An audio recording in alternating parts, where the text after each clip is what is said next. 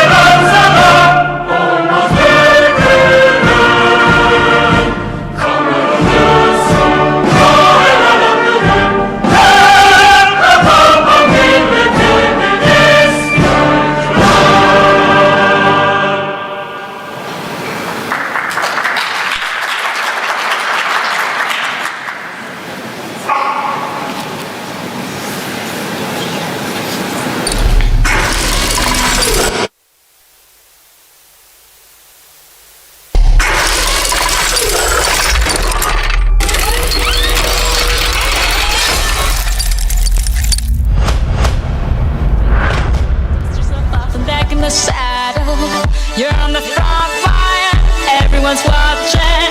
You know it's serious, we're getting closer, this isn't over. The pressure's on, you feel it, but you got it all, believe it. When you fold it up, oh, and if you fold it up, cause this is Africa.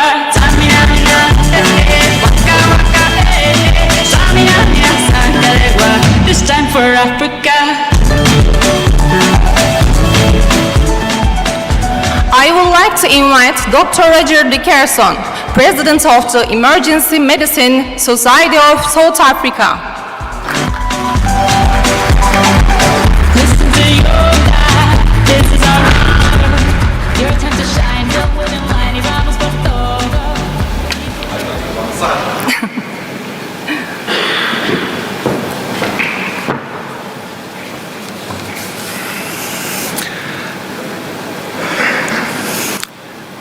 Merhaba Türkiye.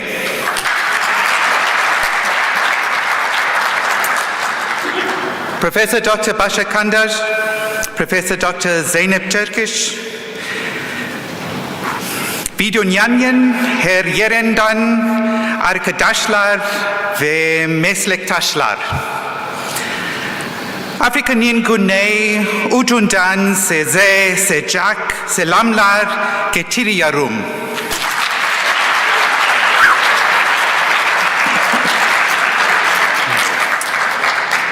Bir kez daha bu harika konferansın bir parçası olmaktan onur ve mutluluk duyuyorum.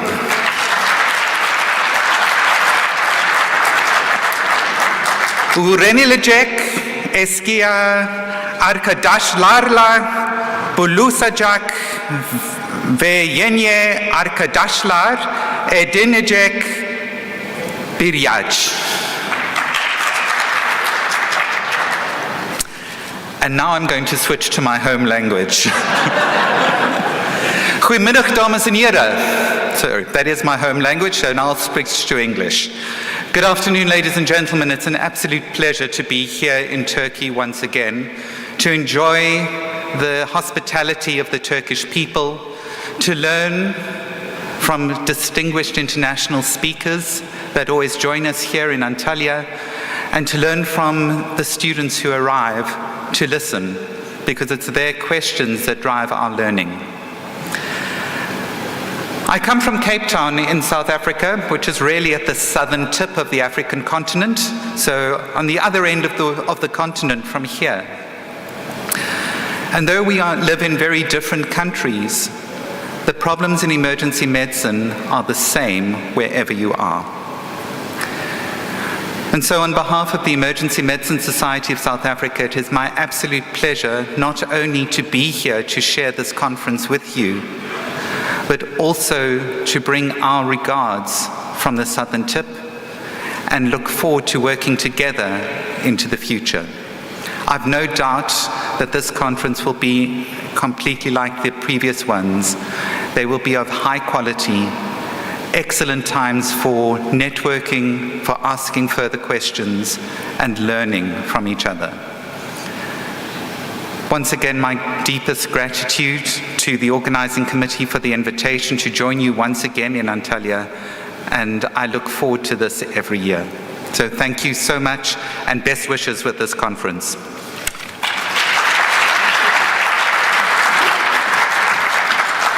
Thank you, Dr. Roger Dickerson, for your opening remarks.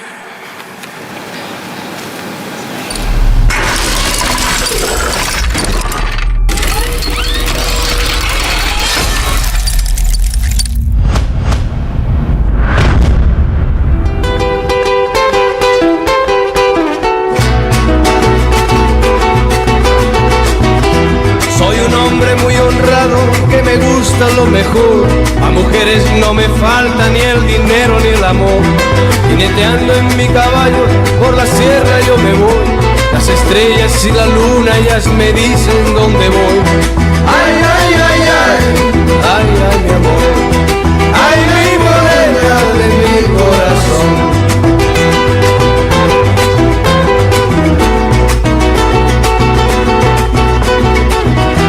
Me gusta tocar guitarra, me gusta cantar el son. Mariachi me acompaña cuando canto mi canción.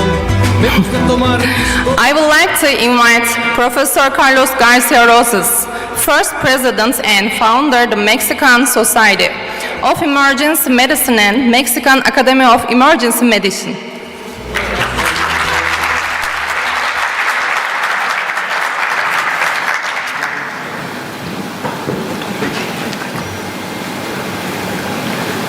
Good afternoon. Thank you very much for inviting me to be here. Bashar, it's a pleasure. Emra, all team of the Society of Turkish, thank you for inviting me to be here. First of all, I want to say that we live in the last 3 years difficult times. We never know that the pandemic will be attacked in that way like we suffer around the world. They show us what important is the emergency medicine around the world. Doesn't matter we are in the north, in the south, in the east, or in the west. The front line of the old system was the emergency room and was the emergency physician. And you are the heroes. And we lose a lot of friends, colleagues, and patients because we don't know how will be this pandemic attack on the humanity. The new times is coming, and we need to change our point of view. We need to be more friendly, more gentle, more help each other to understand how the people suffer in the emergency medicine. Thank you to invite me to be here in this excellent Congress and to share experience and knowledge with my colleagues for other countries and different places around the world. And thank you, and I hope this conference will be great like the other ones. Thank you, and I see you the next days.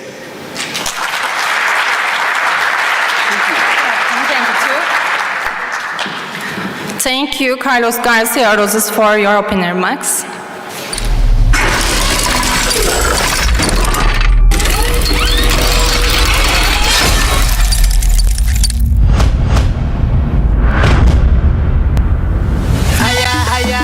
You know what it is, man. Red one.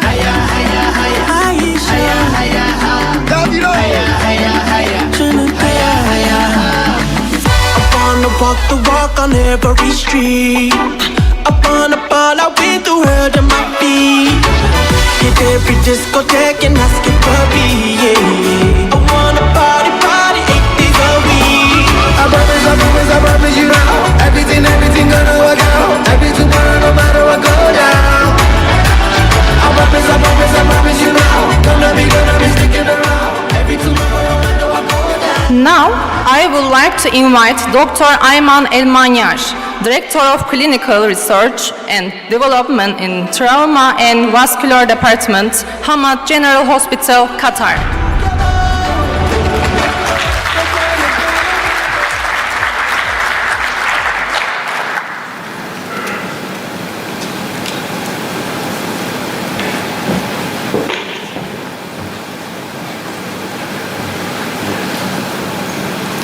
Good evening.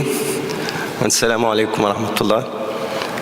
I would like to thank Dr. Bashar and the organizing committee for inviting me to attend such a great congress and to maintain a strong academic and scientific relationship with Hamad General Hospital in Qatar.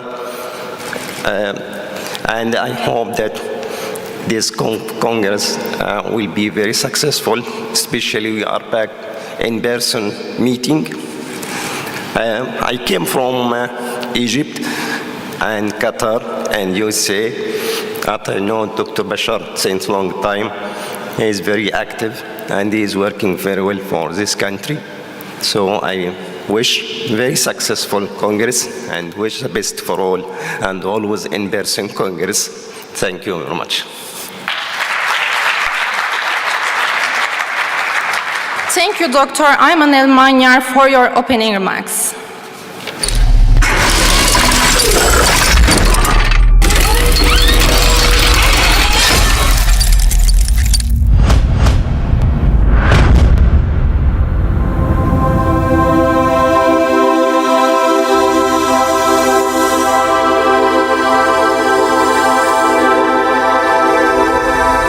Lasciatemi cantare con la chitarra in mano, lasciatemi cantare, sono un italiano. Buongiorno Italia, gli spaghetti al dente e un partigiano come presidente. Con l'autoradio sempre nella mano destra, un canarino sopra la finestra. Buongiorno Italia con i tuoi artisti, con troppa America sui manifesti, con le canzoni, con amore, con il cuore, con più donne, sempre meno suore. Salvatore Di Soma, President, Great Network Italy. Dr. Salvatore couldn't join us for an important reason.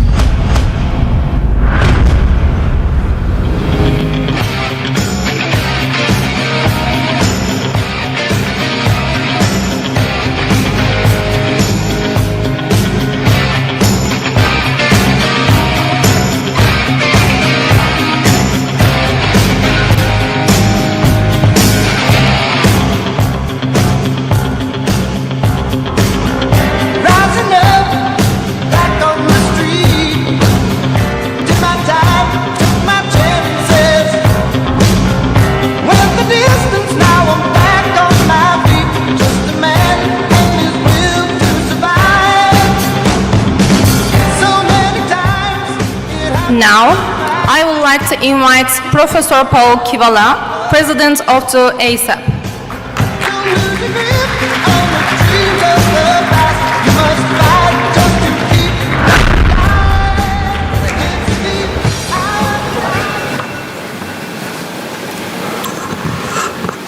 thank you very much. It's a pleasure and an honor, and I'm never always sure what the introduction for me is going to be, but it was very impressive. So I would like to thank the organizing committee and Dr. Kandar and Emery and everyone for having me back again this year. I'm echoing what a lot of the previous speakers said, and I wish I could have done it like my colleague from South Africa in Turkish. But unfortunately, I can say marhaba, and that's about it. I promise you, though, next year I'm going to up my Turkish if I'm invited back. But I have to say, you know, this is just such a wonderful conference, and I learned something from this from each of you, and I hope that I can give just a little bit back to each of you. And I think conferences like this make us all better, make our specialty better, and allow us to take better care of our patients and our communities. As was mentioned before, this has been a very tough time, and you know, to pull together a conference like this again at the end of the pandemic really requires some fantastic leadership. I think the organizing committee has done just such a wonderful job, but I would like to, I heard that do any of you guys follow, there's a TV show called Ted Lasso? It's about a football team in the UK that hires an American football coach to basically take over the program. And so I heard that Dr. Kandar was a big football fan. And in the United States, our football, we have American football. And we call football over here soccer. So in that, I'd like to have Dr. Kandar come up here for me for just a second.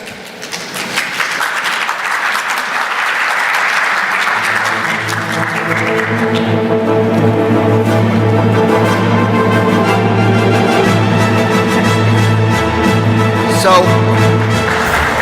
what I've learned is that, you know, to have a very strong team, you really need a leader that's calling the shots. And so I just flew through Los Angeles, and Los Angeles is the home of the World Championship in American football. So what I know it's football, it's a little different football, but what I'd like to give you here is this is a quarterback jersey for the World Championship team. You gotta need a hat. And of course, you need the football. Thank you. So I would just like to end in saying that I'm looking forward to working with all of you, and I have to say I personally learned something from each and one of you every time. So please, I look forward, please come up to me. I look forward to speaking to each and every one of you, and if there's anything that I can do, help, advise, or just listen sometimes is all it takes, please don't hesitate. I look forward to seeing all of you over the next several days, and thank you again for your wonderful Turkish hospitality.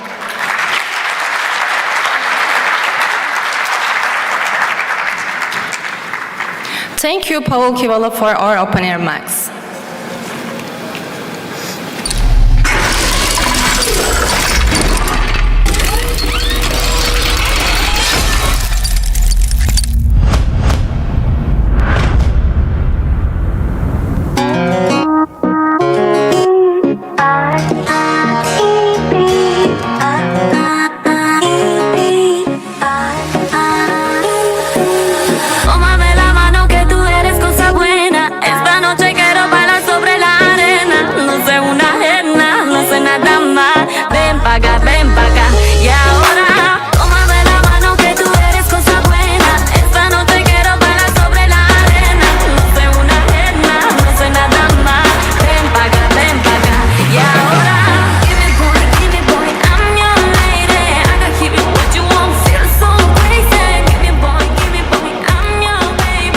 Now, I would like to invite Josep Brugada, who is named by the Spanish cardiologist with Pedro Burgada and Josep Burgada, who reported is as distant. The clinical syndrome is 1992.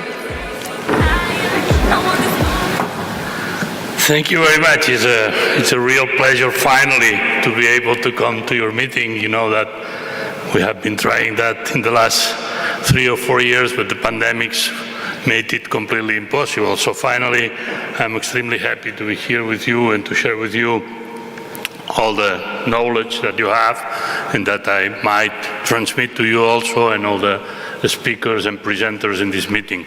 So I really hope that the meeting will be an incredible success. The venue is fantastic.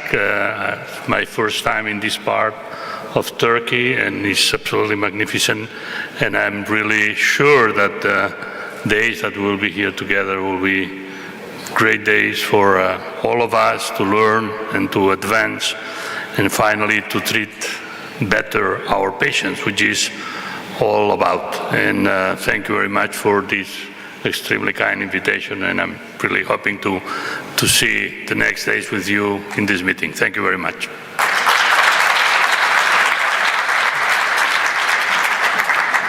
Thank you, Josep Burgada, for your opening remarks.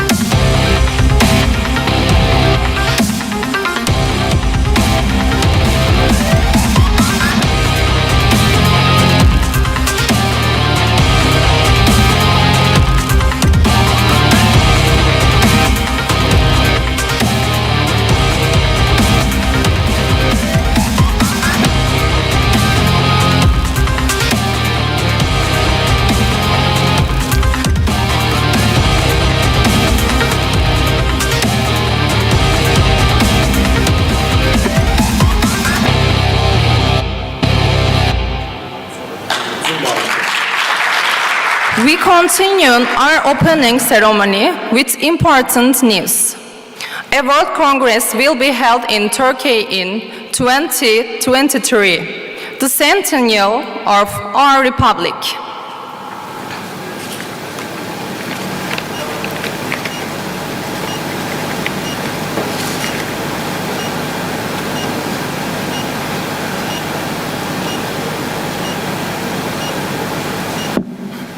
Good evening, everybody.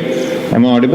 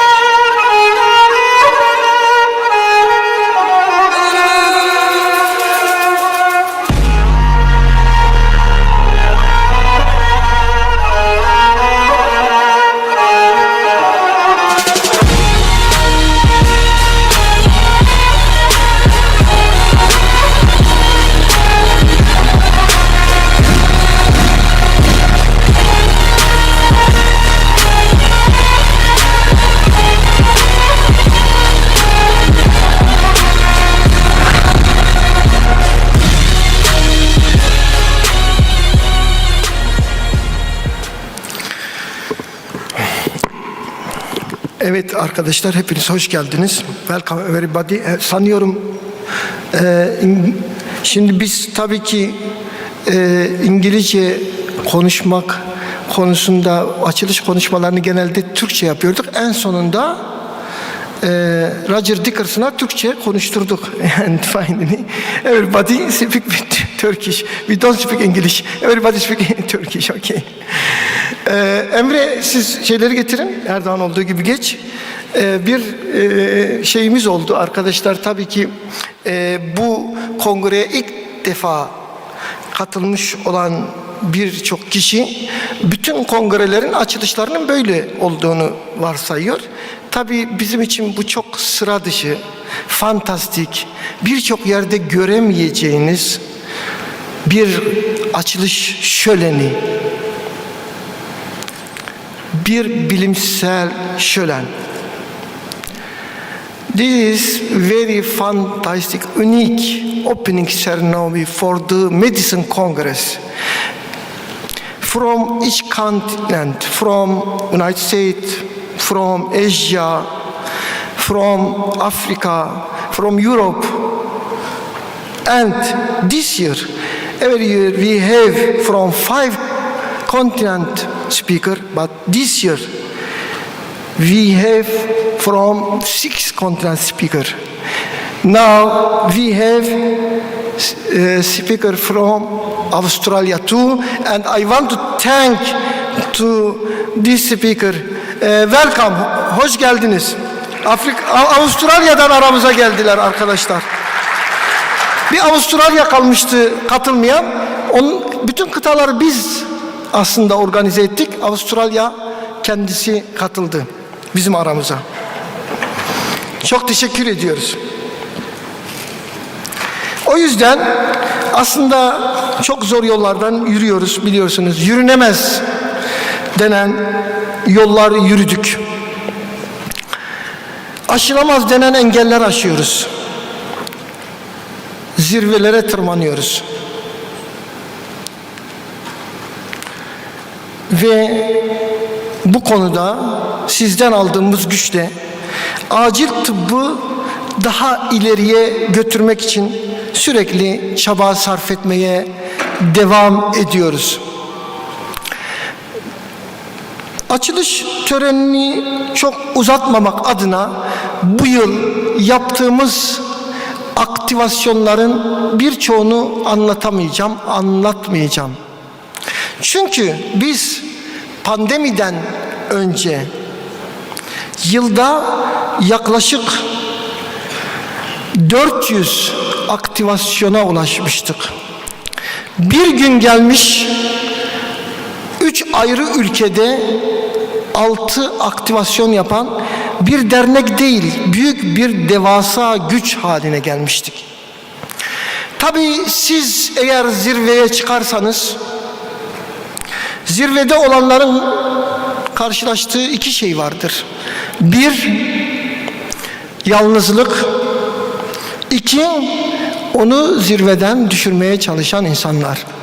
Ve dolayısıyla biz karşılaştığımız sorunları acil tıpta zirvede olduğumuza yoruyoruz.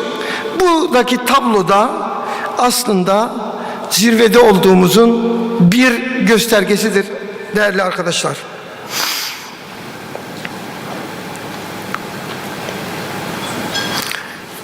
Birçok teşekkür alıyoruz aslında. Değişik ülkelerden, birçok konuşmacıdan bunları göstereceğim bir kısmını. Ama burada Mehmet Gül hocamızın yaptığı teşekkür hiçbir zaman unutamayacağım bir teşekkür. Türk bayrağı altında yaptıklarıyla onurlu bir şekilde dimdik geleceğe emin adımlarla yürüyen adam yorumu yapmıştı. Şimdi Mehmet Gül hocamızla ilgili bir şey anlatacağım da. Mehmet Gül hoca bugün rektör ataması için YÖK'te olması gerekiyordu. YÖK'te rektörlük için görüşmeyi reddedip ATÜDER'de olmayı tercih etti. İşte bizdeki ATÜDER ruhu bu arkadaşlar.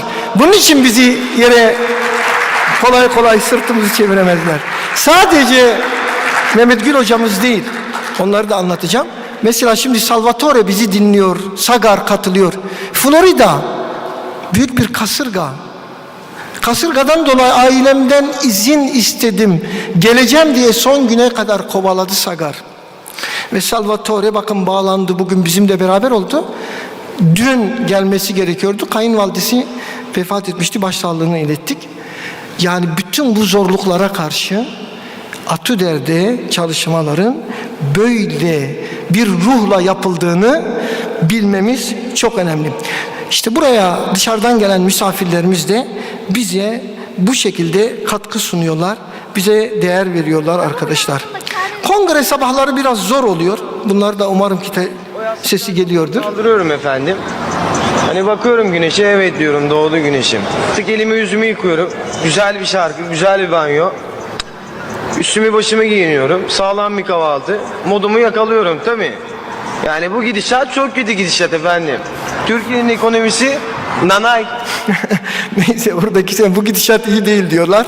Evet, gerçekten sıkıntılı bir gidişat var dünyada. Biliyorsunuz pandemiyi atlattık. Üzerine şimdi savaş, her dakika bir yeni sorun, ekonomik kriz derken bütün bunlarla birlikte mücadele etmek zorunda kaldığımızı ifade ederim. Tabii hayatta bazen bütün seçenekler doğru gibi görünebilir. Burada görüyorsunuz. Bilmem tercüme etme şansımız oluyor mu? 2-0, 2-4. Ama şıklar da böyle. Nereye baksan doğru görüyorsun. Ama bunlar içinde doğruyu seçmek kolay olmuyor.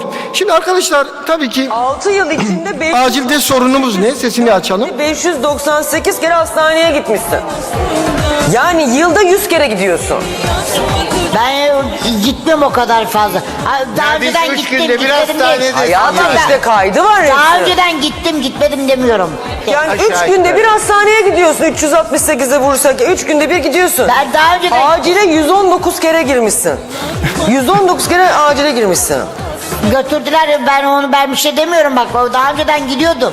Şimdi bir şey söyleyeceğim. Şimdi arkadaşlar gittiği uzmanlık bölümlerini yazmışlar. Tamam, o çok uzun. En son şeyi çıkartmışlar. Gitmediği bölümleri çıkarmışlar.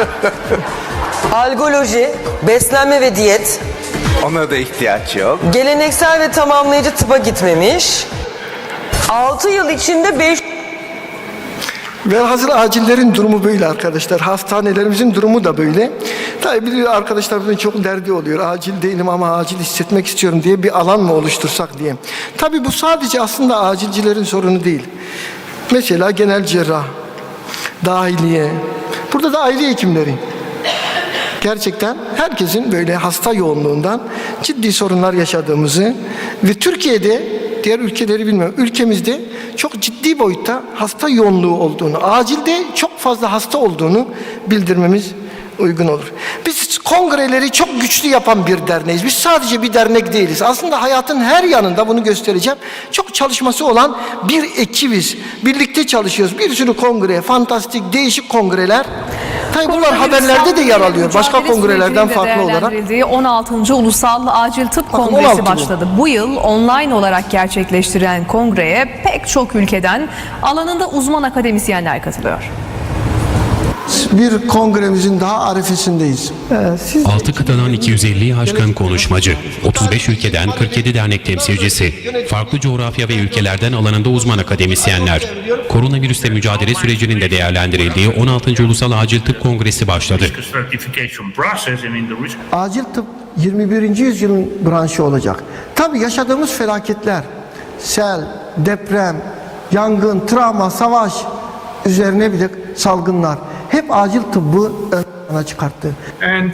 Acil Tıp Uzmanları Derneği öncülüğünde yapılan kongre online olarak gerçekleştiriliyor. Kongreye Amerika Birleşik Devletleri, Rusya, Çin, Hindistan ve Türkiye Cumhuriyetlerden Evet, bunda da şeylerle ilgili genelde kongreden sonra bize bir sürü teşekkürler geliyor. Burada görüyoruz Paul Kivela'nın her zaman olduğu gibi Narenda'nın, ama bunlar içinde en son şuraya bakın arkadaşlar. En son, ya bizim iddiamız bu, Daniel Lopez Tapia'nın.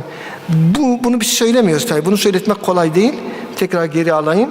Dünyanın en büyük, en geniş konferansı olmaya aday bir konferans olarak hep birlikte ilerliyoruz arkadaşlar.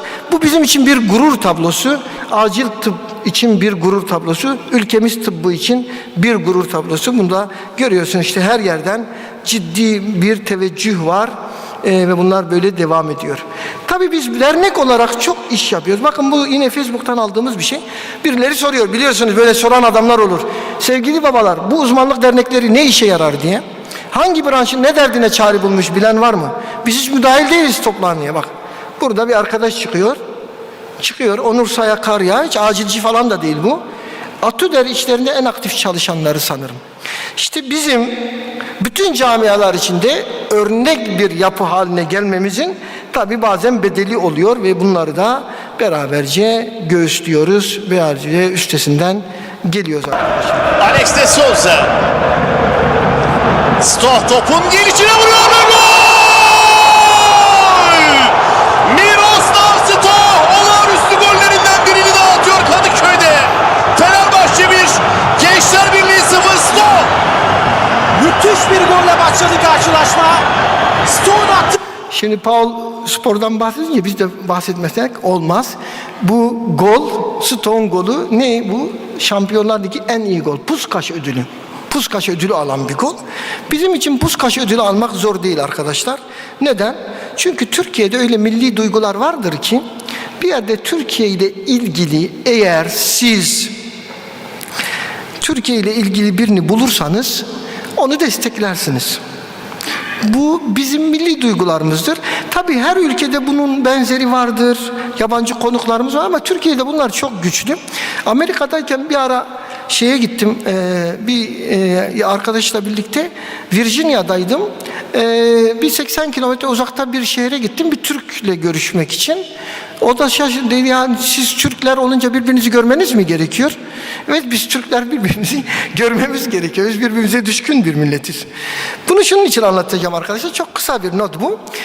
Şimdi biliyorsunuz USAM'le ilgili bazı şeyler anlattılar, durdular falan. USAM'le ilgili kısa bir öykümüz var. O da şu. USAM'de öncelikle böyle kongrelerden sonra bizi başkan adayı göstermek istediler. İstedik, o zaman başkan adayı olacaktık, olduk.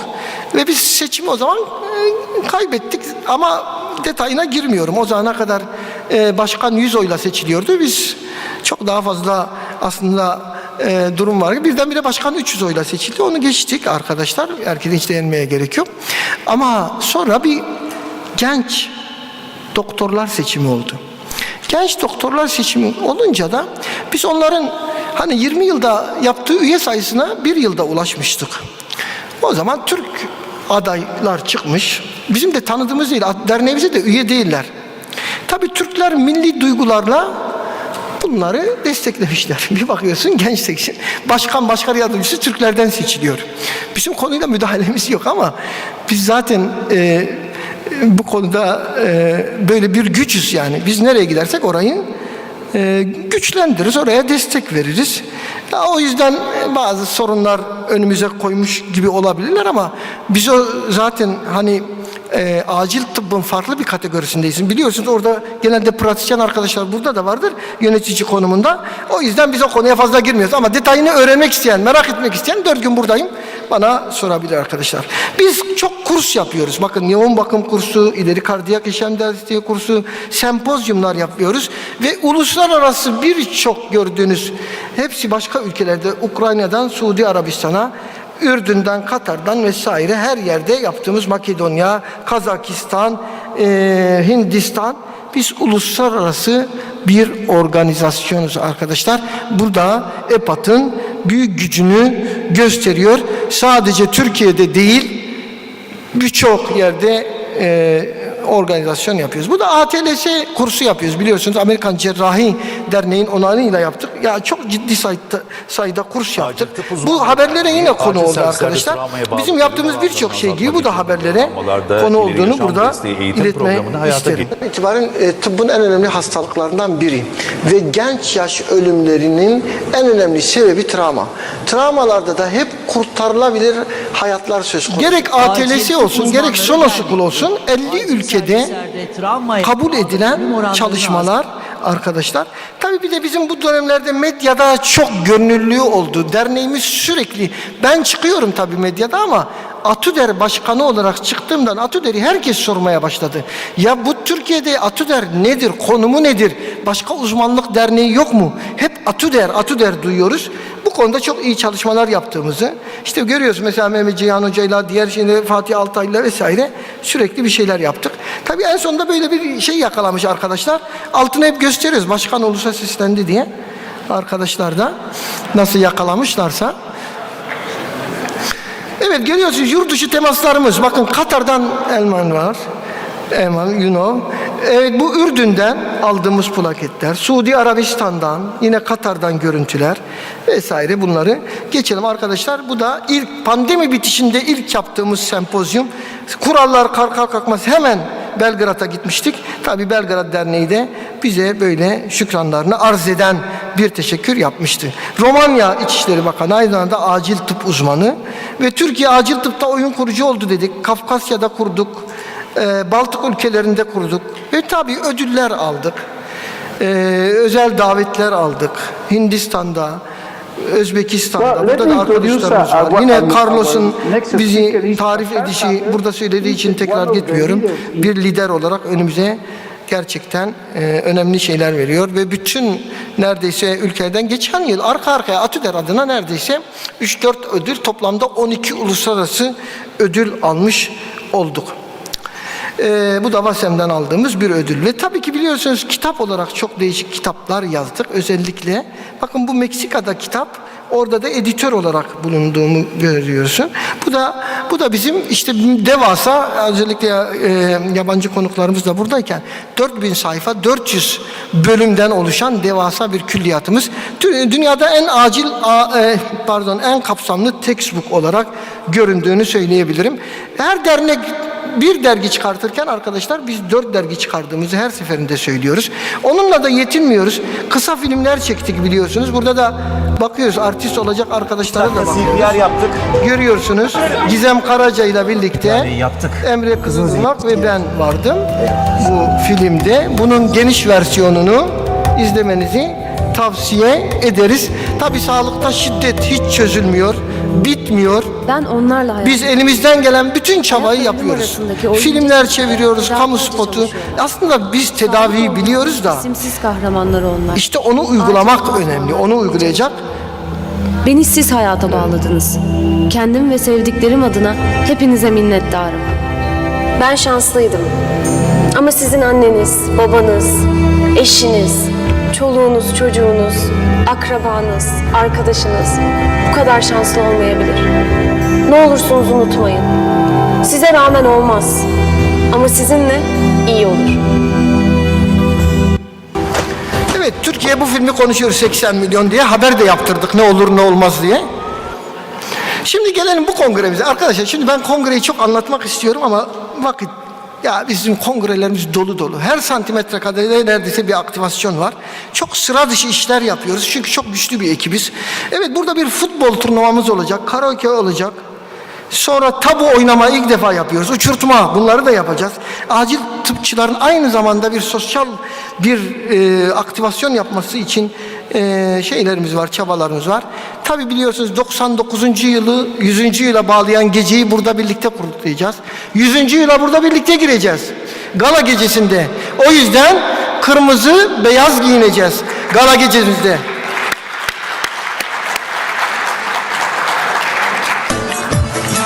Tabii böyle bir performans istiyoruz.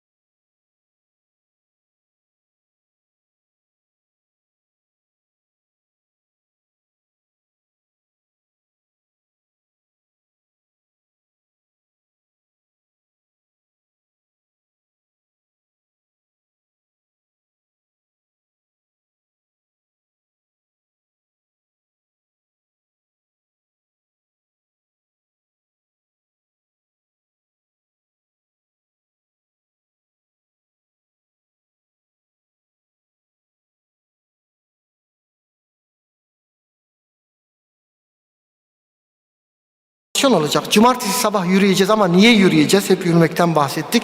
Burada çok güzel bir sosyal sorumluluk projesi var. Ve bu sosyal sorumluluk projesinde bir aplikasyon var. Yanlışla düzeltin. Bu aplikasyonu indiriyoruz. Adımlarımız sayılıyor ve bu adımlar kadar köy çocuklarına bağışlar yapılıyor. İyi anlatabildim mi? Tamam, gayet güzel. Ve bunu siz söylemek ister misiniz? Söylememde sakınca yok değil mi? Seltis. Geçen böyle anlattım yanlış firmanın ismini verdim. Öyle bir şey olmasın. Seltis değil mi? Seltis'le yapıyoruz. Lütfen buna katılalım arkadaşlar. İndirelim. Bu işte birinciliği Zeynep Hoca kimseye bırakmaz, onu söyleyeyim. Zeynep Hoca 17 bin, 18 bin adım atıyor. Bilmiyorum başka atan var mı?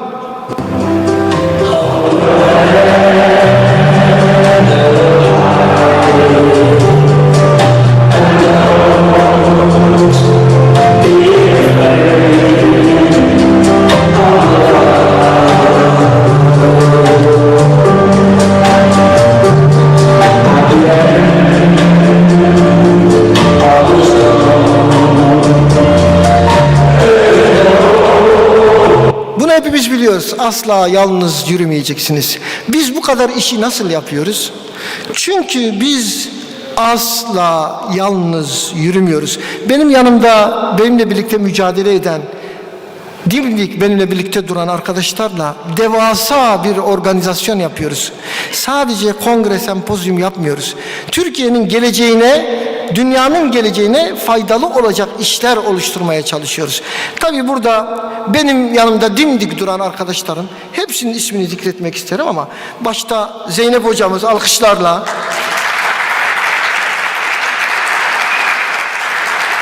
Mehmet Gül hocamız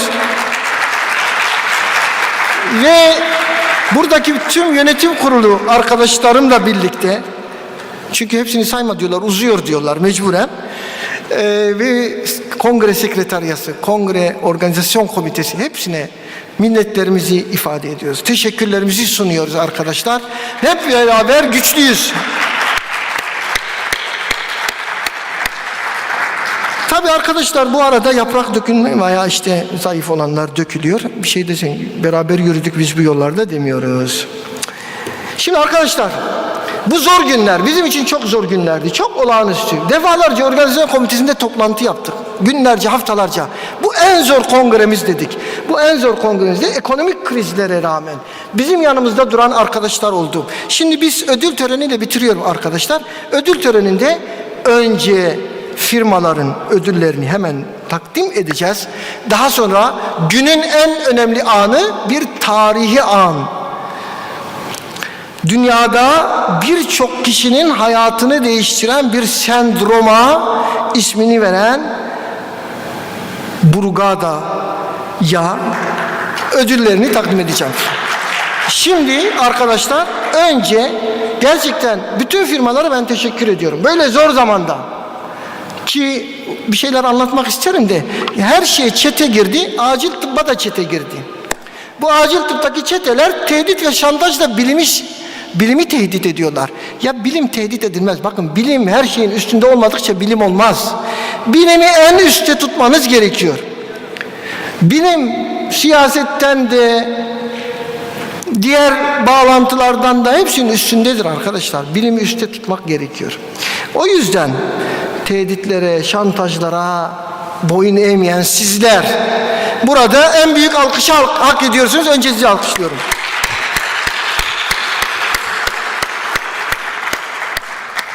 Bu günler değişir. Böyle onunla ilgili bir şey söyleyeceğim. Biz iyi gidiyoruz, merak etmeyin. Şimdi bu günlerde yanımızda duran 3 firmayı diğer firmalar adına temsilen çağırıyorum. Önce bronz, yani üçüncülük, Ricordati Ufuk Bey buradaysa rica ediyorum. Hızlı adımlarla Ufuk Bey.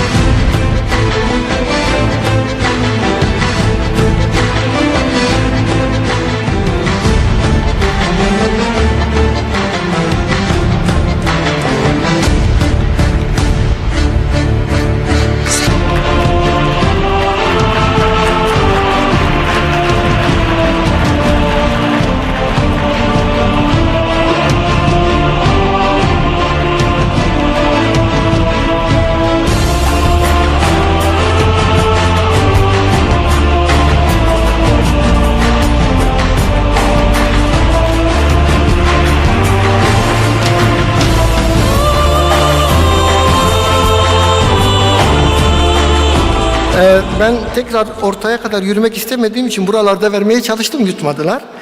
Evet, ikinci yine bu büyük projede de yanımızda olan Celtis firması adına Nurdan Hanım'ı buraya davet ediyorum. Buyurun.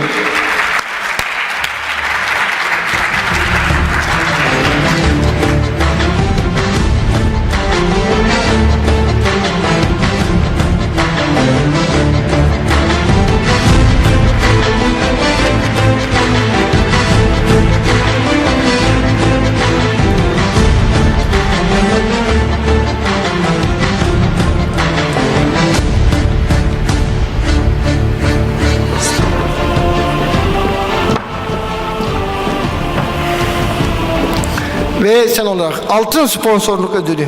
Gerçekten her zaman yanımızda büyük bir güçle durdular. Bütün ekibe teşekkür ediyorum. Menarini Grup, onun adına Aslı Hanım'ı buraya davet ediyorum.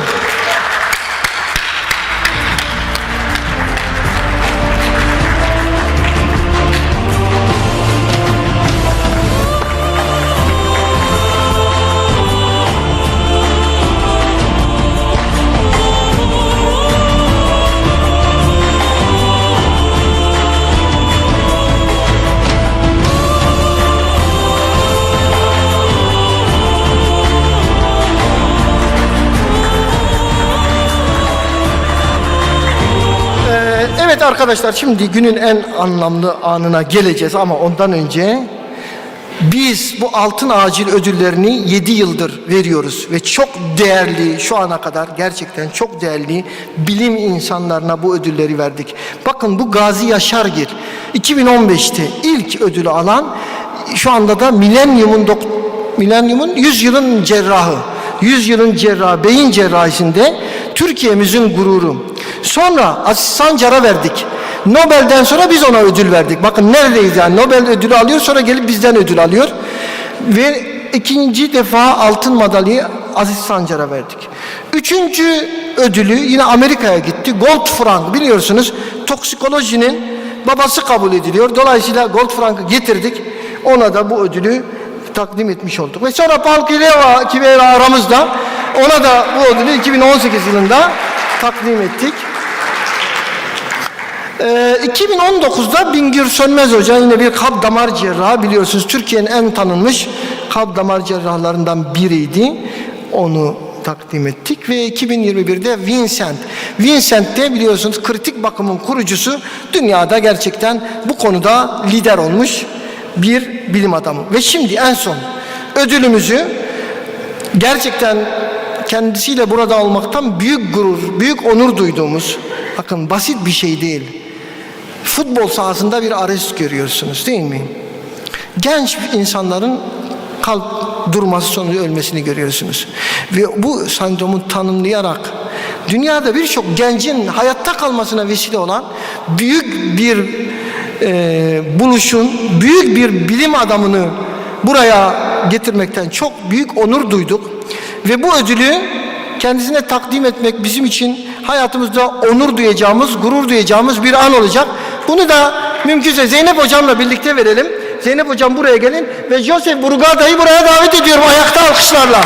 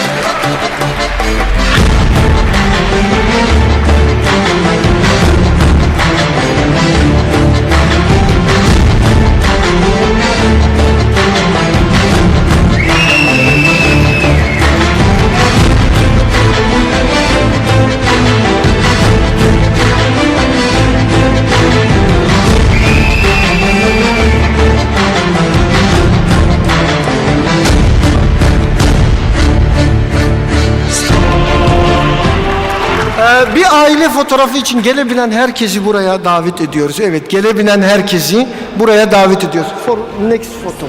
Wait. Evet arkadaşlar, bir hatıra fotoğrafı Burugarda'yla gelebilen herkesi alalım. Evet, gel Halil.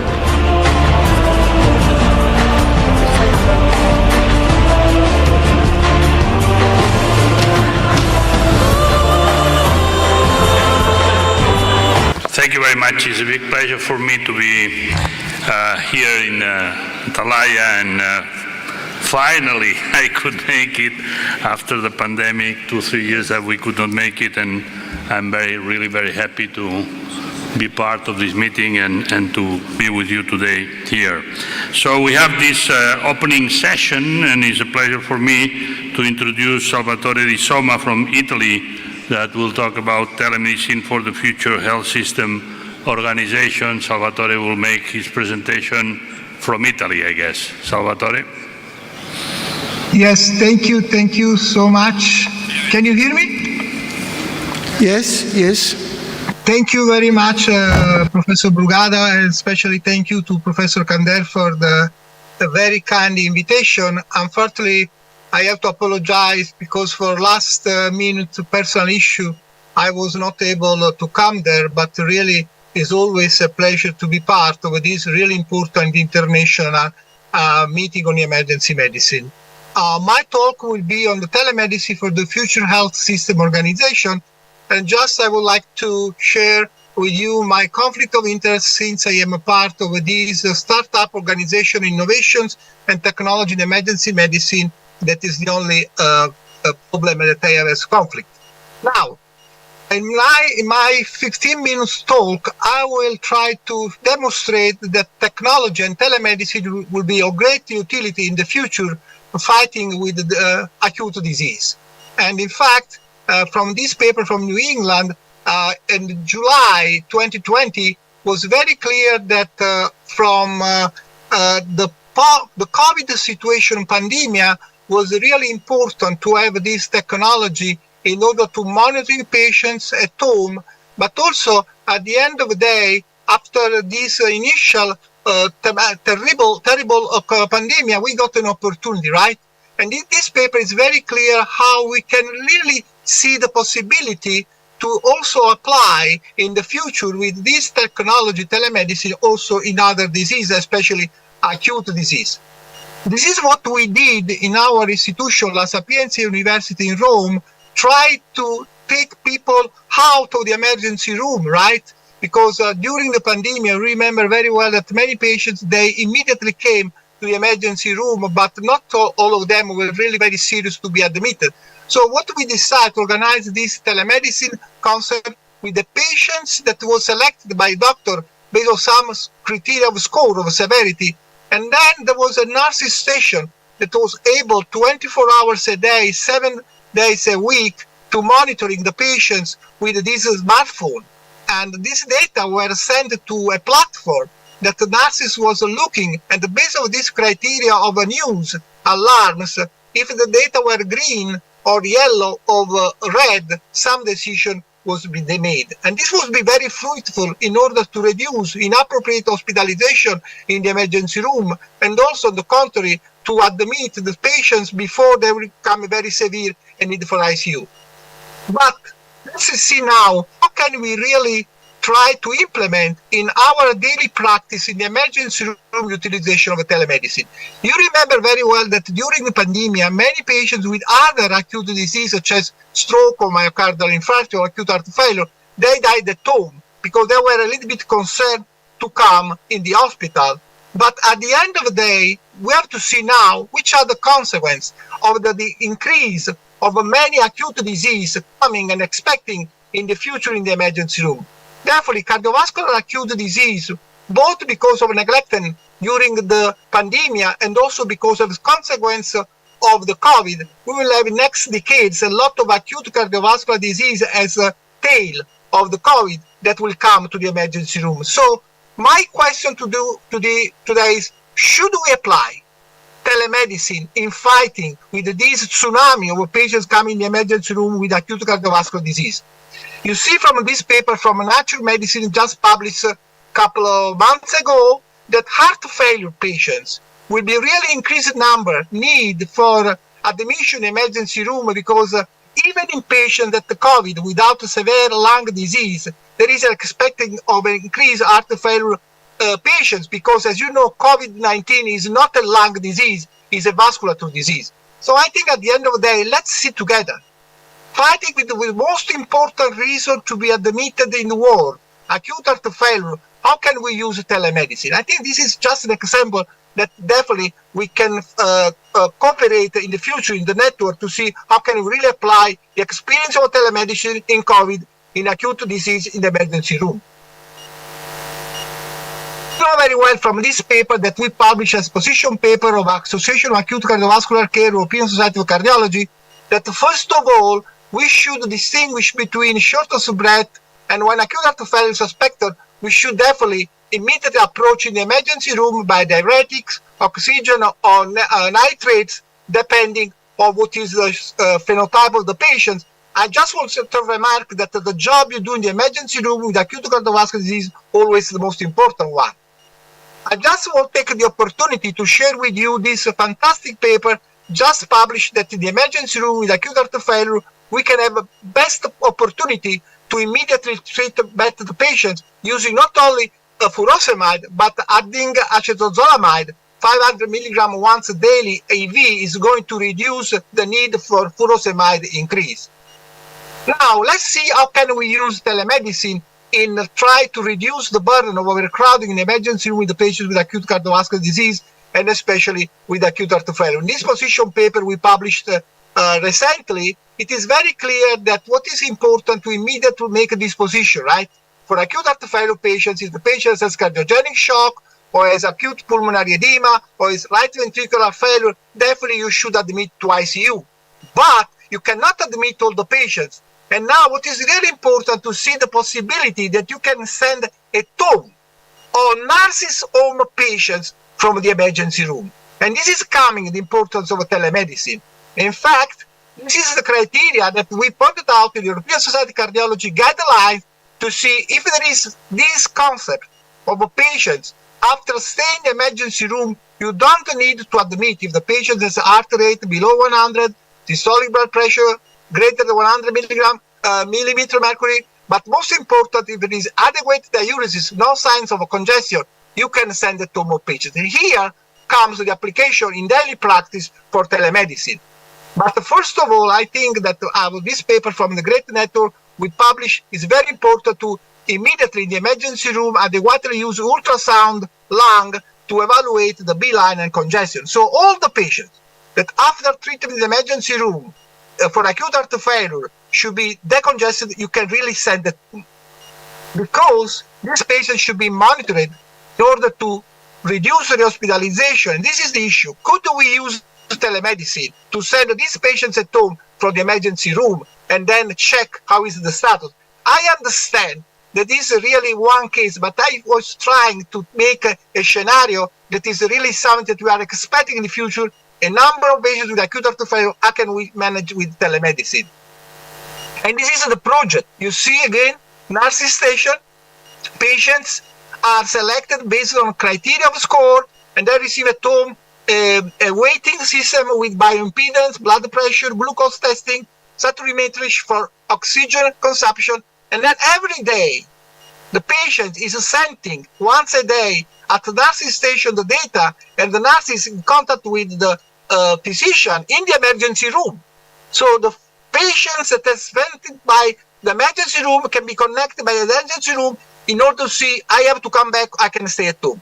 And this is what we did already in our preliminary 200 patients in Rome, where you can see having this monitoring, you can have a lot of information to decide, especially if there is no body water increase, if there is adequate diuresis, to take the patients at home and not into the hospital. I think this is a kind of, let's say, hospital at home that is also possible thanks to telemedicine.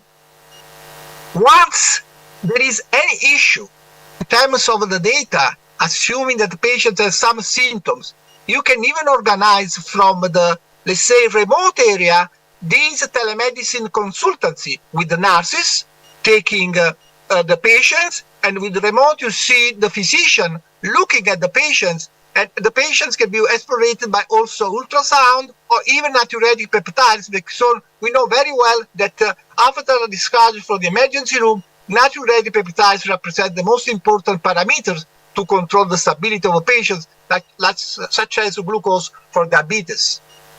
And this also technology improving, because if you really want also to monitor these patients, you know very well that blood pressure in these patients should be an issue. So we have this special watch that we can use in order to better monitoring the patient. So we also need to familiarize with the patient's need in order to make the technology familiar with him. And this is probably the issue, right?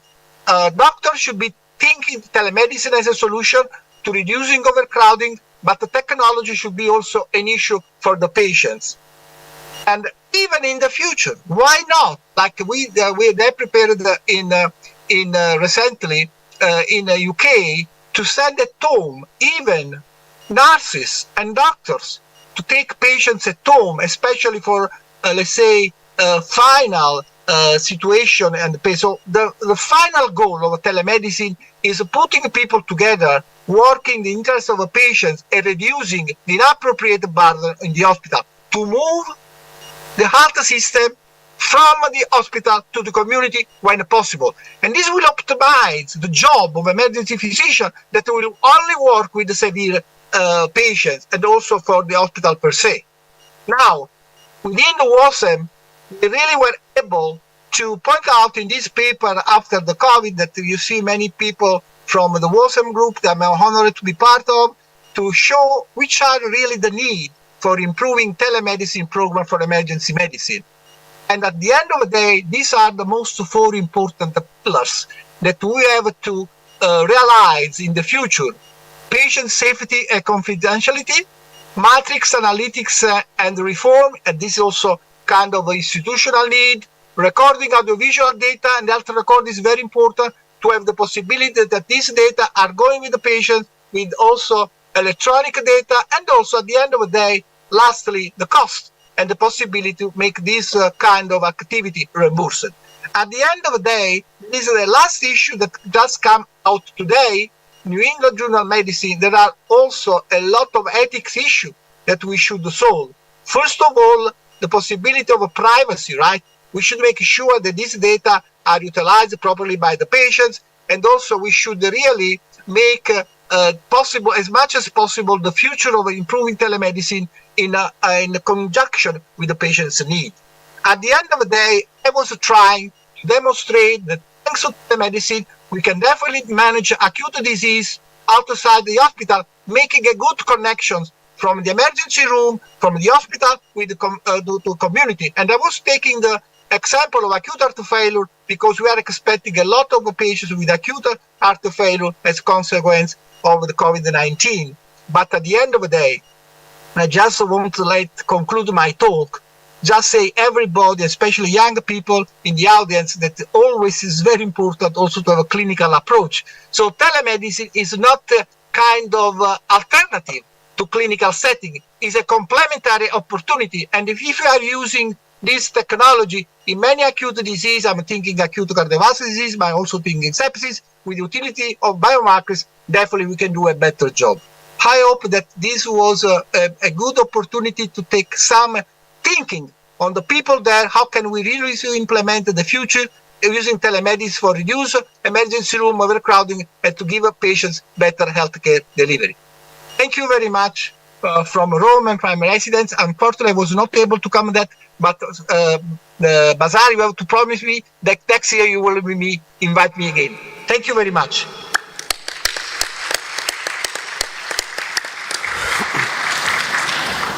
Thank you very much, Salvatore, and please accept our condolences for you. This is in this time, and you can join us. It's very big honor for us. Thank you very much, Salvatore, and in next time we waiting you face to face, I hope, inshallah. Yes. Thank you. Salvatore will have a discussion at the end all together with the three presentations. So now let me introduce Ariel Kibela, that will talk about the lessons learned from the pandemic.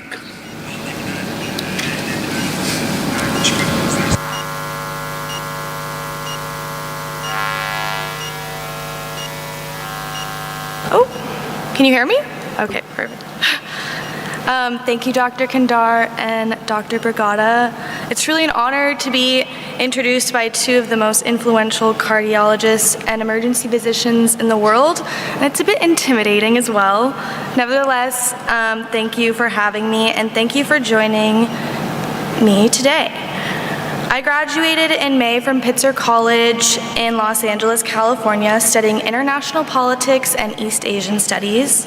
I wrote my thesis comparing East Asian COVID response model to the United States. So that's what I'm going to be talking with y'all today. Oops.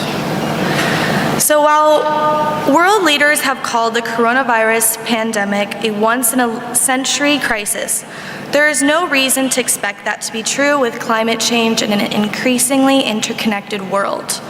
The only thing that is certain is that once this virus is vanished, another will take its place. Pandemics are inevitable. However, the systematic policy failures that accompany the spread of a virus are not.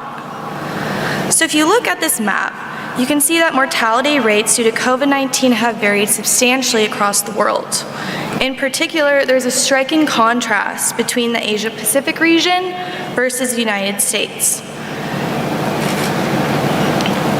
In particular, the East Asian tigers, which are Singapore, Hong Kong, Taiwan, and the Republic of Korea, have received universal praise for their ability to effectively respond to the pandemic. Given their close proximity to the outbreak and relatively low infection and death rates, are really a testament to the government's response to the virus. So let's talk about these governments and their difference to the United States. So the East Asian tigers are considered to be a developmental state, which means they're a welfare state. Because they were late to industrialize, they had to facilitate their own growth, which sometimes meant intervening in market failures and limiting individual rights to do so. The regulatory state is what the United States is considered to be, and that's not a welfare state.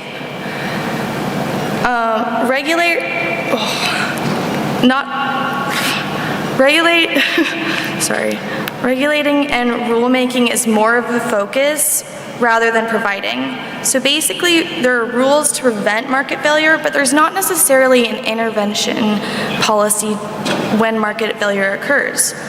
Also, they are not able to override politics in a time of crisis. So the East Asian tigers had a top-to-bottom approach. They started at institutions, and their institutions were made up of skilled technocrats and very educated elites. So these people made all the policies. Next, the institutions really partnered with had a public-private partnership, which means they connected with their companies and invested in companies to get things done. This created a trusting society. So when it comes to pandemic preparation, COVID-19 is not the first epidemic that has spread through East Asia. SARS spread rapidly across the region in 2002. While the global death toll of SARS was much lower compared to COVID-19, the SARS outbreak inflicted huge GDP losses to the tigers. So after the virus hit, the governments realized they needed to invest and create a protocol for other public health crises. So they all decided to create an institution to step up in case of a virus. So if warning of an illness arises, it acts as an operational command point for direct communication among central, regional, and local authorities. These disease prevention agencies are particularly robust because they can override politics in a time of crisis. They also used H1N1 and MERS to really practice these crisis management techniques. Masks also became a norm during this time, and they used masks a lot during COVID-19. So when word came out that COVID-19 had been spreading, institutions issued strict travel controls. And this was not recommended by the World Health Organization at the time. They then used transparent and clear messaging to the public through apps and websites. They instituted school closures and mandated mask wearing and lockdowns. Next, these government institutions banned private companies from exporting masks and invested in companies to ramp up private mask making. They then worked with companies to produce test kits and contact tracing application apps. While the Tiger's response to COVID-19 demonstrates the importance of a strong institution and private partnership, they are all insufficient without public support. So in Asia, there's a strong culture of Confucianism and collectivism, and this really emphasizes the importance of protecting elders, social responsibility, and it had a strong sense of duty. A number of scholars point to these cultural responses to really explain the success of East Asian tigers. But I argue that focusing solely on this simplifies the picture of public trust in government. Moreover, citing cultural values as evidence of the success in these countries really excuses the United States' failures. So I argue that this collectivist and law-abiding citizenship can really be outproven, as these countries have a very strong sense of history and activism and opposition towards political authority. I believe that really it came down to public trust that was gained through the government's ability to appear credible, consistent, and transparent when providing information to the public. Moreover, in a number of these places, testing became mandatory. Isolation and quarantine was enforced with fines for people who did not adhere to the standards. There were also fines for people who did not comply with mask wearing. So the United States prevails as the #1 global leader in COVID-19 deaths. The American botched response to the virus really reveals the nation's insufficient preparation, divided leadership, delayed response, regulatory failures, and a lot of political posturing as well. So taking a look at institutional hurdles, the Center for Disease Control and Prevention, the CDC, and the US Food and Drug Administration, the FDA, made it illegal for private labs and even local public agencies to jump into action with their own solutions for test making. Instead of enlisting the private sector early on in the pandemic, like the East Asian Tigers did, the US officials relied on test kits prepared by the CDC, and many of which proved faulty. So for at least 5 weeks, the United States had no idea where COVID-19 was. Another issue was that in the 10th Amendment, this made it impossible for the federal government to really have a national mandate that applied to every single state. So each state was kind of doing their own thing. Another issue was poor leadership. PREDICT, which is a research program for pandemics and epidemics, was disbanded and defunded during the presidential transition. And the Defense Production Act, which basically tells companies what to do in time of a crisis, was not used to its full potential. And also there was very unclear messaging to the public. So this obviously created a lot of public distrust. So if citizens do not trust their government, they're more likely to question or disobey government orders. Moreover, testing was not instituted was not mandatory, and it was on a voluntary basis. So whoever wanted to get tested could get tested, but they weren't telling people to go get tested. Moreover, there was no universal mask mandate, and contact tracing efforts were only instilled recently. So if you see here, this is some of the reason why the United States prevails at the top for COVID-19 deaths. So quickly jumping over to vaccines, the United States was one of the first countries to develop a vaccine. However, this led to a lot of vaccine nationalisms. The United States basically hoarded a bunch of vaccines, and there was also a lot of vaccine hesitancy. So a lot of American citizens weren't very trusting in their government. On the contrary, East Asian tigers had a bit more of a difficult time getting access to the vaccine, and also due to geopolitical conflicts, they had another issue just getting the vaccine. However, they were still able to overcome hesitancy, unlike the United States. So looking at this map, or this graph, you can see that Singapore, South Korea, Hong Kong, and Taiwan really are at the top of vaccines and compared to the United States. So some ways that they were able to overcome hesitancy is they really trusted their health organization. They persuaded elderly to get vaccinated quickly. They fought fake news, and they made vaccines widely accessible. On the contrary, the United States, many people were wary of the safety of the vaccine. The vaccine became very political, became an argument of Democratic versus Republican sort of conflict, and there was a ton of social media misinformation. There was also an issue with racial concerns in many different groups.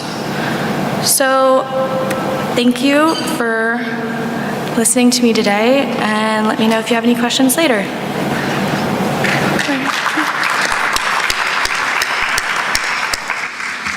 Thank you very much, Ariel. I think we will take question and the rest of discussion. Yes. And I want to invite the last speaker, Paul Kivala. He always part of our Intercontinental Congress. Welcome again, Paul Kivala, please.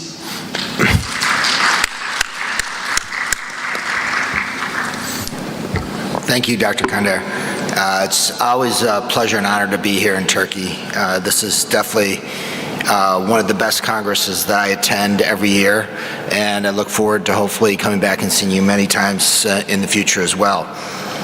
I'm going to be talking today about wearable technology in the emergency department and EMS, and this kind of goes a lot with the pandemic.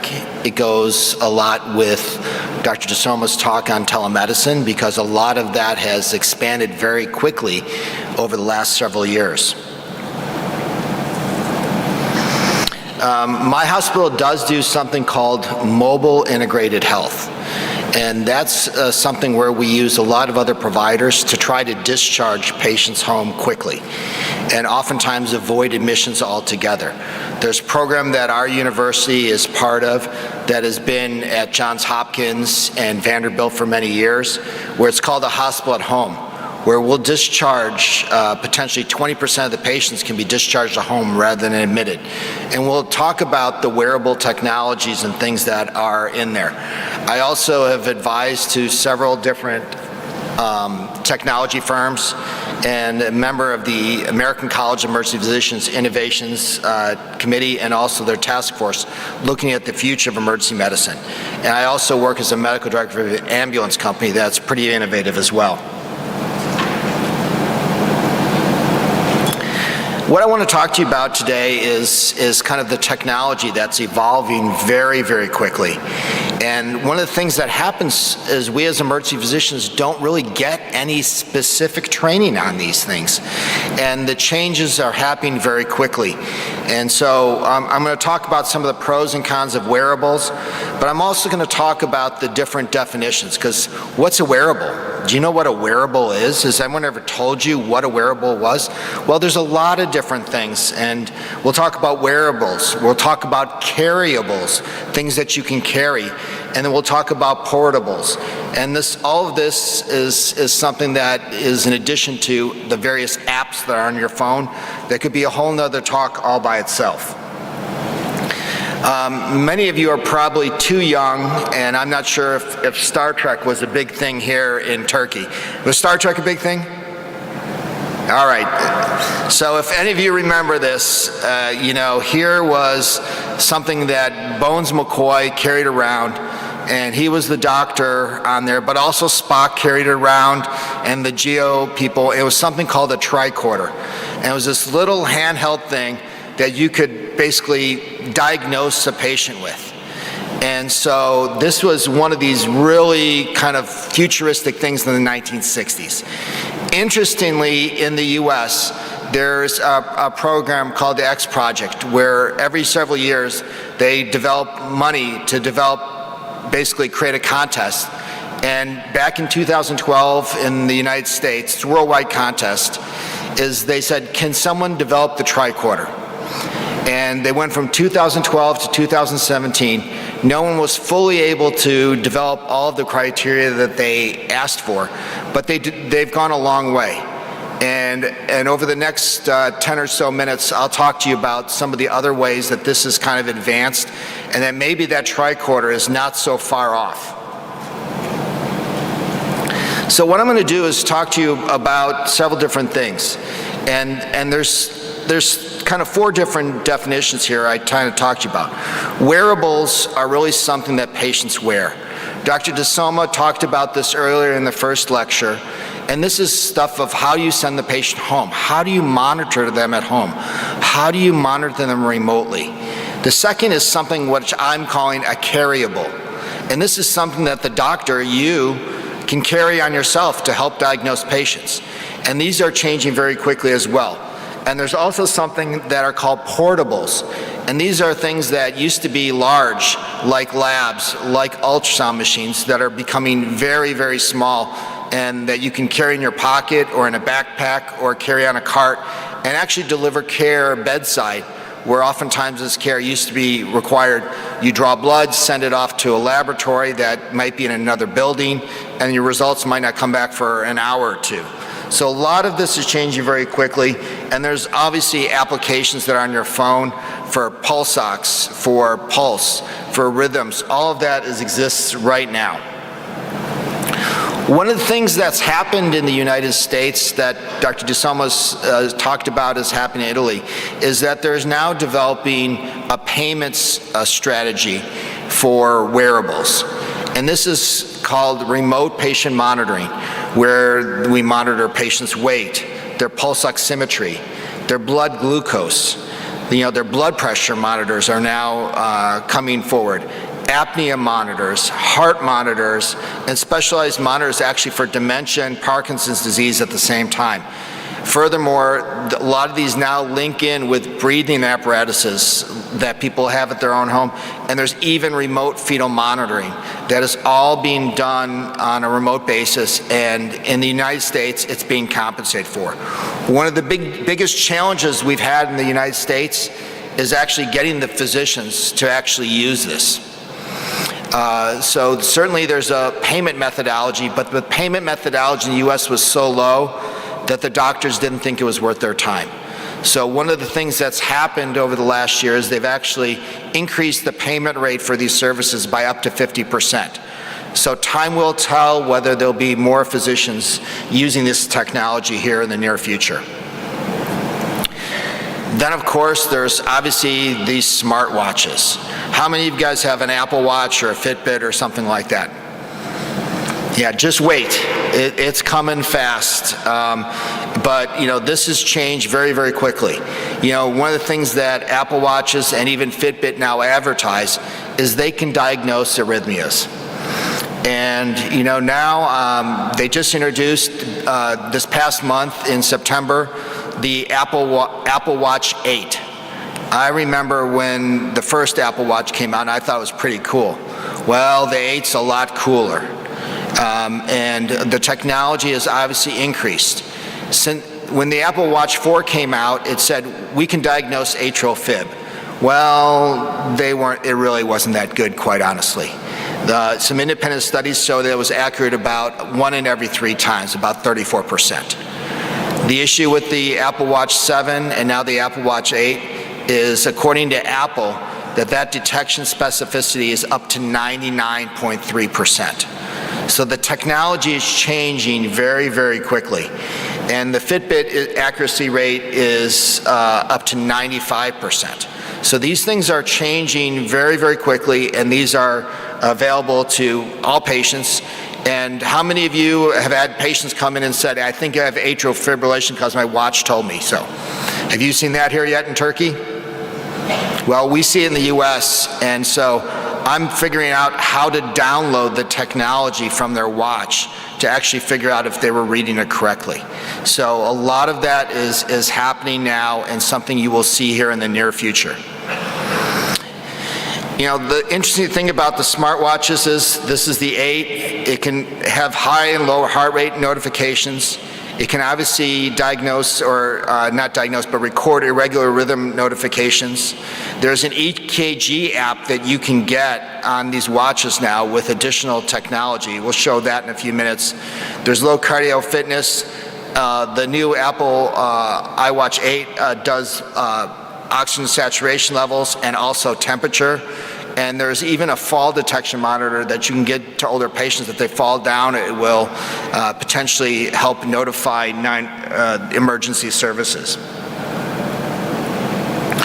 One of the things that we do see in the United States quite a bit now is glucose assessments and LVADs, or LVADs, or left ventricular assist devices. And so we are now using these, and we're learning how to record these. How do we use these to monitor patients' blood sugars without sticking them for additional blood, and making sure that their cardiac assist devices are actually working appropriately. The interesting thing is when the Apple Watch 8 came out, there was a big rumor that the Apple Watch 8 was going to be able to test your blood sugar measurement without poking you. Turns out the Apple 8 came out and it wasn't ready for prime time. So is it going to be ready for the Apple Watch 9, which is supposed to be out in somewhere between 12 and 18 months? Time will tell, but clearly the technology is getting very, very close to be doing remote monitoring of blood sugar and other things without even sticking the patient. So the real question, I guess it comes down to for us as physicians in the room is this stethoscope obsolete? Is something going to replace it? And I don't know if you've seen these. Again, I bought one of these a few years ago, and this is called an Echo. It's a stethoscope that will, number one, it can transmit the sounds to your smartphone. It can also do an EKG tracing, and it can potentially even interpret what the sounds mean. It does it mostly for cardiology, but now it says it's working on algorithms for lung sounds as well. So there's the potential of being able to do this in low volume or in inadequate situations. This is a patient that I took care of when I was working on ski patrol. And this person came in with chest pain, and with my stethoscope, I was able to diagnose the patient as having an acute myocardial infarction. I'm not sure if you can see these too well here, but the lead on the left is the anterior leads, and if I placed it on the left side of the patient's chest wall, those are the lateral leads. So I saw ST elevation in the anterior leads and depression in the lateral leads, and I called for an ambulance, and it turned out the patient had a heart attack. So I was right in using my device. So these things are changing very, very quickly. The other thing that exists out there are portable ultrasound machines. These are becoming more and more handy, particularly in our younger physicians. We can use it to look at the heart. We can look at it to look at bones, joints, muscles. We can do it for a fast exam in the abdomen. We're using it to help start IVs. And we're now looking at it for more and more for lung assessment. So I can argue with you that very, very soon, if not already, the stethoscope is obsolete. There's so many things that these devices can do, and maybe we should be carrying these and certainly learning about these more and more. The other thing that happens is that we have devices that we can place on a patient. to cardiac monitor them if they go home, if we're concerned about an arrhythmia. And these are, number one, they can be placed on the skin like this. They can also be injected underneath the skin and last up to 3 years. So these are things that can be done very quickly, efficiently. Another thing that we talked about a little bit briefly, that this can be even ordered by patients now, supposedly, is that this will tack onto your iPhone or to your iWatch and do continued cardiac monitoring and EKG. So you could be looking at if somebody's at high risk and they want to go home, they could actually wear this and determine if they're having a myocardial event. One of the newest things that I saw at the latest ACEP conference is something, there's several different things, BrainScope's one of them, BrainView, there's many others on the market now, and these are instant EEGs. And this is something's placed, leads are placed on the head, and in a few minutes you can determine if there's asymmetry or irregular brain activity. So how could this work? You could sit there and say in the field, if someone had a severe headache or head trauma, you could put this on them, and if there was asymmetric activity, you'd be worried about a bleed. If there was hyperactivity, you could be worried about a seizure. All of those things could potentially, or whether someone had a stroke, can even be detected on these devices. So at our hospital, sometimes patients wait 4 hours for a CAT scan. Potentially, this is a device that we're looking at right now to determine who needs the CAT scan first. When we have to figure out who needs it first or second or third, this is one of the devices that's available. The other thing that's been around for quite some time, but probably underutilized, are smart glasses. There's multiple devices. The main issue has always been connectivity, but this is improving very, very quickly. And we even have some of our paramedics using commercially available body cams. So you can kind of see what's available there. They can be head mounted, they can be chest mounted, and so you can actually get an idea of what's happening. The newest technology is smart bandages that are put over wounds, and these can detect if there's temperature changes, there's pH changes, which is one of the earlier evidence of infections, and they even are potentially looking at having certain antibiotics and everything being able to be infused by these. I only have a few seconds left here, but the last thing I'm going to talk to you about are the portables. These are happening very, very quickly. We used to send off lab. Now some of these portables, you can draw blood and put this in a little connectivity that you can have on your belt, and this can get you a hemoglobin or hematocrit in under a minute, and get you a pH in a minute. It can get you a carbon monoxide level in a minute. And soon they're talking about getting other measures like troponins and lactic acid levels very, very quickly. So I'm going to finish here and just tell you that as emergency physicians and emergency medicine, we must embrace innovation. Thank you, and I look forward to taking any questions you may have.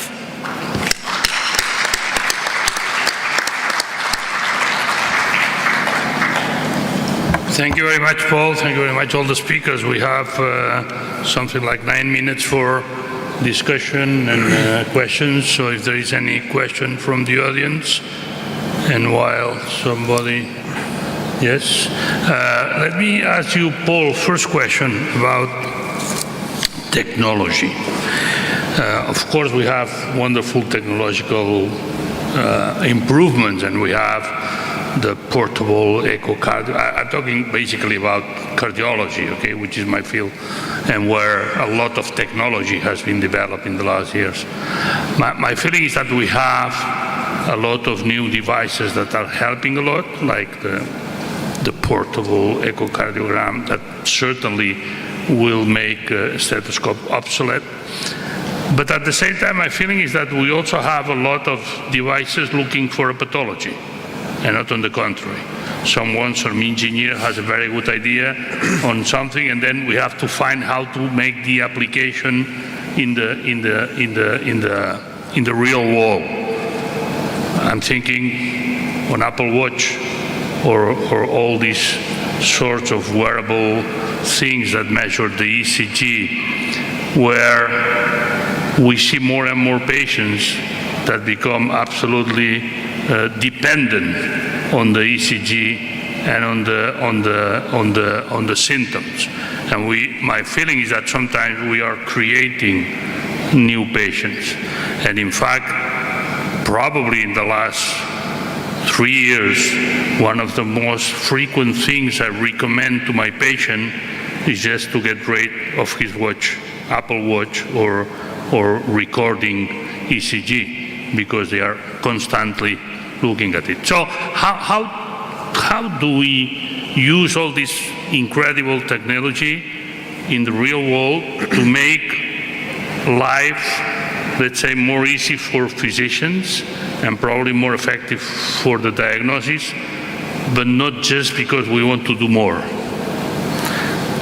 Dr. Brugada, that is a great question. And I think this is one of the challenges we face, is that we don't have the training on these devices.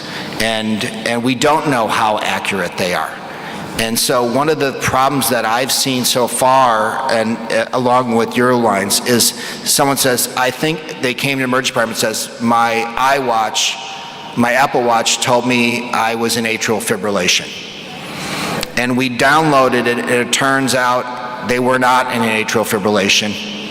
We watched them in the emergency department soon, but when we got to look at their tracing, their watch was on very loose, and it was bouncing around. And when it bounced around, it looked like it was irregular. So I think one of the things that we have to do is we have to educate our patients. We have to work with our manufacturers. Our manufacturers have to work with us, because some of these things are very good. There's great technology there, but again, it's how do you use this? How do you not create new problems or new diseases that don't exist? And I think that is one of the challenges that we're going to have to work together as a specialty. We're going to have to talk about this, of of doing more studies on these, but also to make it easy for us to interpret this, is how do you get this off of somebody's Apple Watch if they have it? I don't know if too many of us have ever looked at that. And I think that's something that needs to be part of our training as we go forward, is how do we use this in an effective way? Did that answer your question? Sure. If I can, how do you perceive that we are going to arrange the legal issues that will come with that? Because many patients, when we give them a home monitoring system, whatever that monitors them, they are strongly believers that we are watching them 24 hours a day and that we will react immediately if something happens. And this is not true. We are not doing that. We're not going to do that. We don't have the capability to do that. And if, for whatever reason, we decide to do that, we will get big legal problems. How do you perceive that? Yeah, I think the legalities of how do we send these patients home, at least I can speak in the United States, is being worked out. And what we do is we do shared decision-making with the patients. We give them options of what they can do or can't do, the advantages and disadvantages.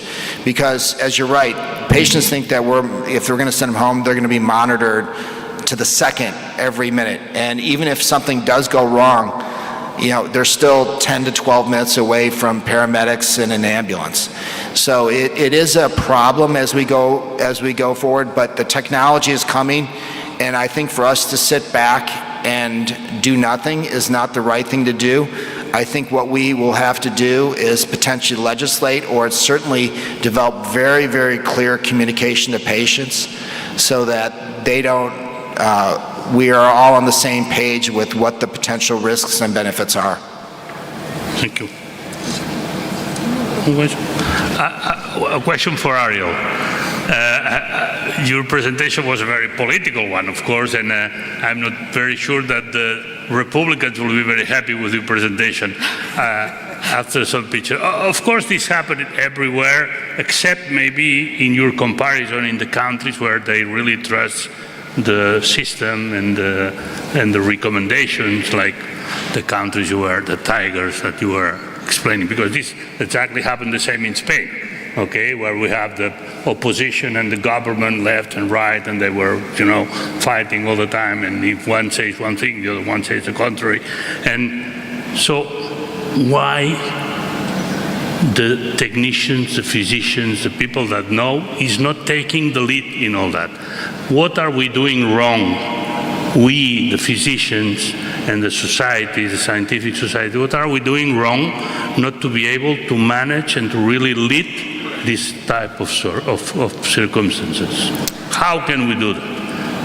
Well, I think the main issue comes down to creating like an institution at the top that can really provide transparent messaging to everyone, which doesn't allow for people to make their own path and do their own thing.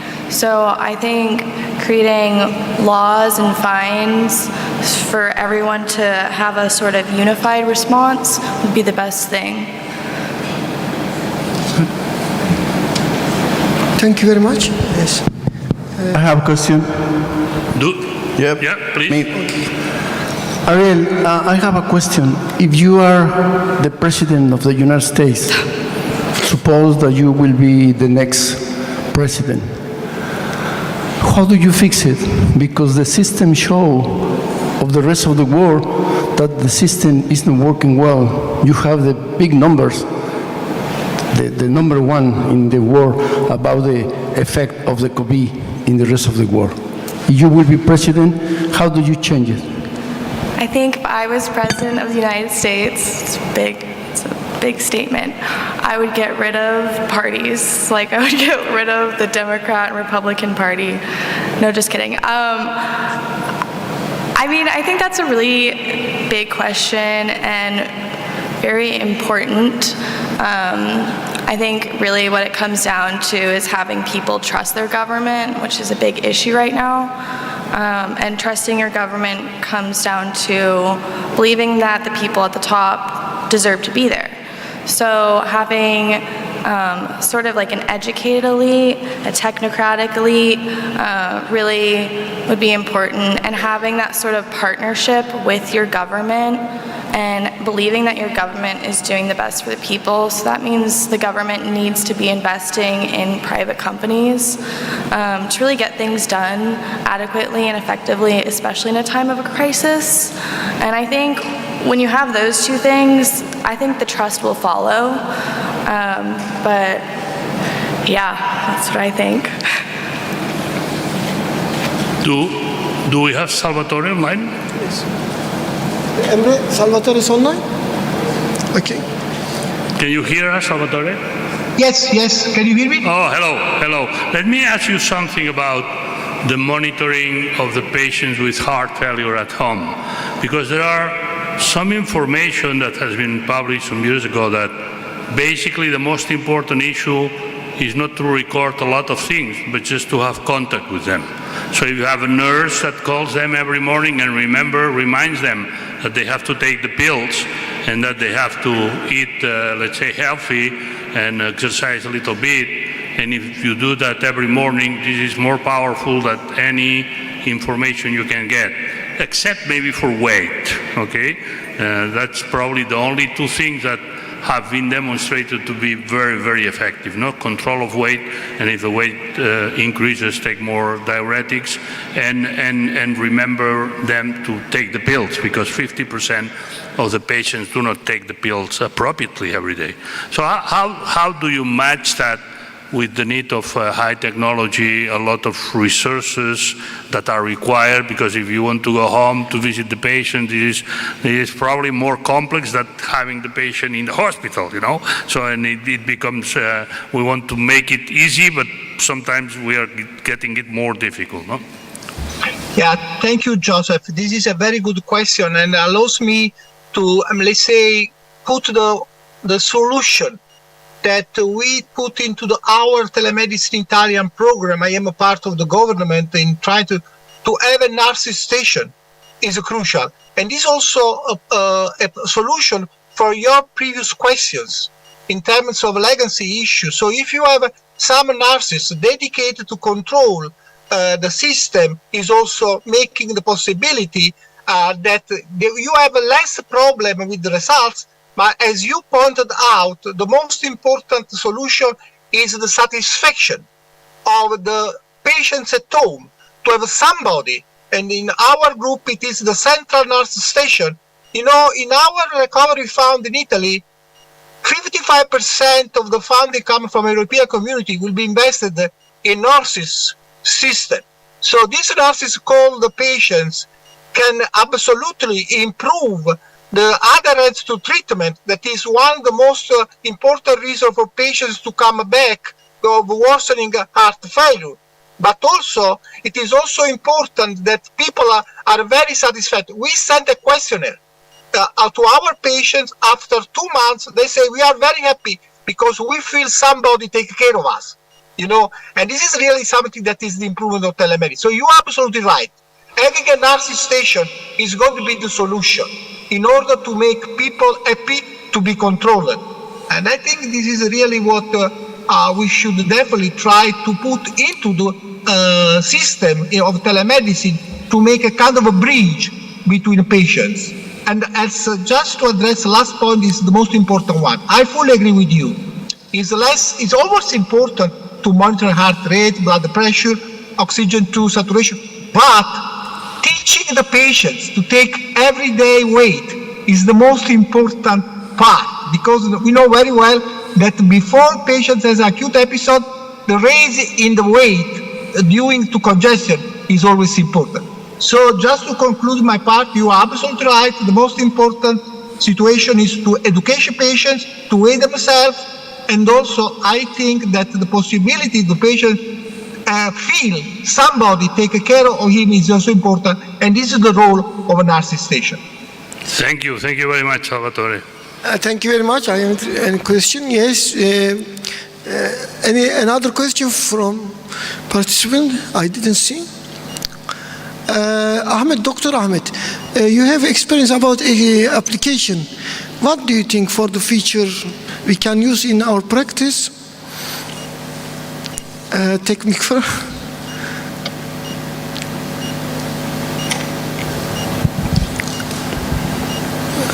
I use scoring system apps mainly in my phone, but maybe in the future I was really interested about the glucose monitor without the pinprick, but I don't see how it's coming to the iWatch before it's developed as a glucose monitor separately without a stick. Do you know if that technology exists currently?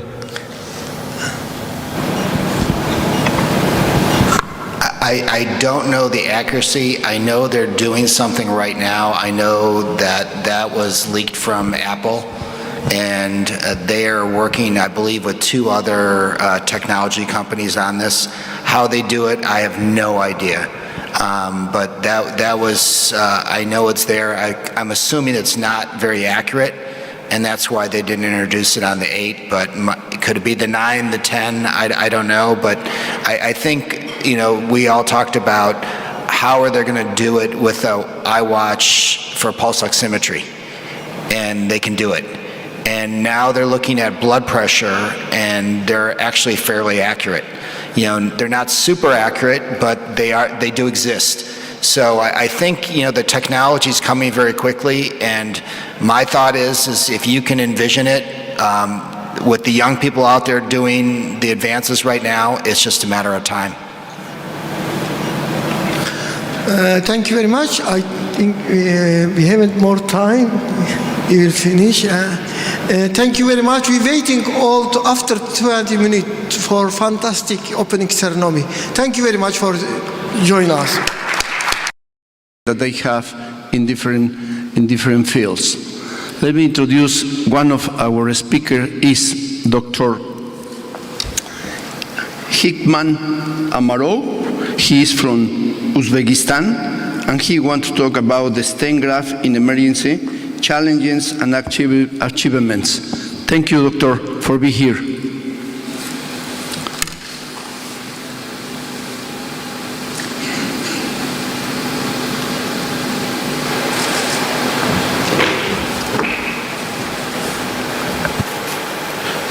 Herkese günaydın, merhabalar.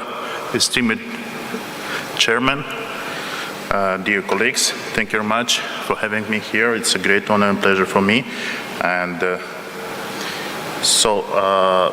I would like just to present our small experience in stent grafting in emergency cases. So the frequency of the occurrence of the aortic disease continued to increase in our country too, and with an incidence of 5 to 10 cases per each 100,000 populations. So recently the global severity of the disease 2010 project has shown that the global case fatality rate for aortic aneurysm and aorta dissection increased from almost 2.5 to almost 3 per each 100,000 inhabitants within 20 years with a male prevalence.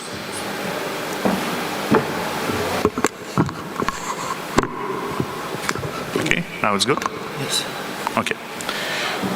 So, and as long as the issues of the abdominal aorta are more or less solved in our hospital, which is one of the biggest emergency hospitals in my country, we would like to focus our efforts on the ascending and the descending thoracic aorta, which so far is still issue to be solved and get to be closed. So we all remain the aortic wall histology and what the peculiarities it has and what dissection can cause for the fatal catastrophe. And there are two main classifications of aortic aneurysms, as you know. There are by Stanford and by DeBakey. And mostly the aneurysm of the valsalva sinus, aneurysm of ascending, as I said, aorta, aortic arch, the descending aorta aneurysms, abdominal aortic aneurysm, and aneurysm of combined localization or general. And of course, it's caused to rupture and the very, very, very sudden death. So let me demonstrate some cases from our hospital. The 3 patients, mostly male, which referred us with several stages of the thoracic aortal aneurysms and what we succeed to do with them. So the first patient is a male, 40 years old. All the patients appeared to the emergency this year. So the male, 40 years old, with a periodic pain in the chest, increased blood pressure and infirmity. So, of course, it's male again and a beta blocker consumer and suffered in history chest injury due to the accident. This is just to be noticed.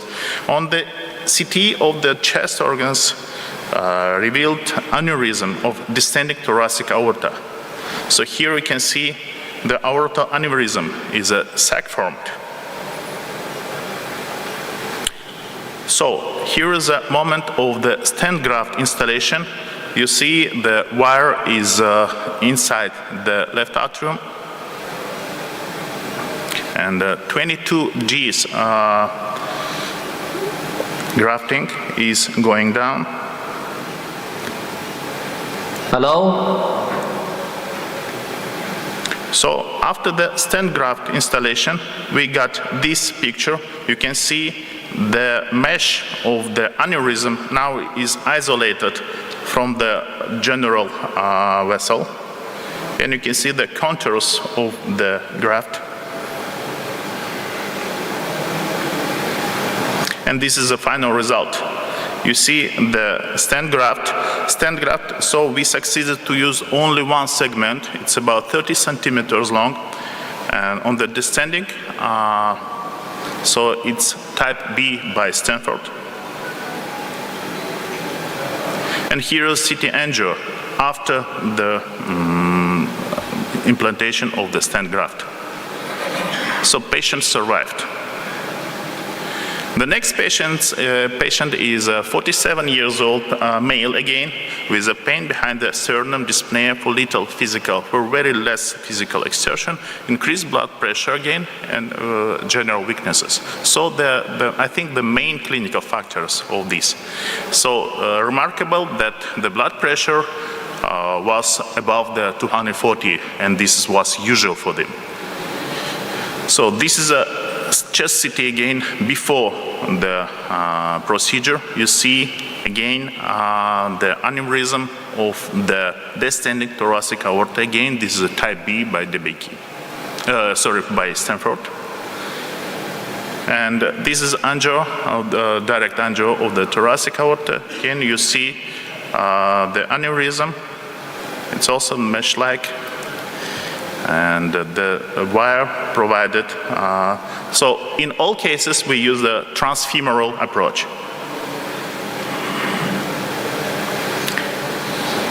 So this is angio for abdominal aorta.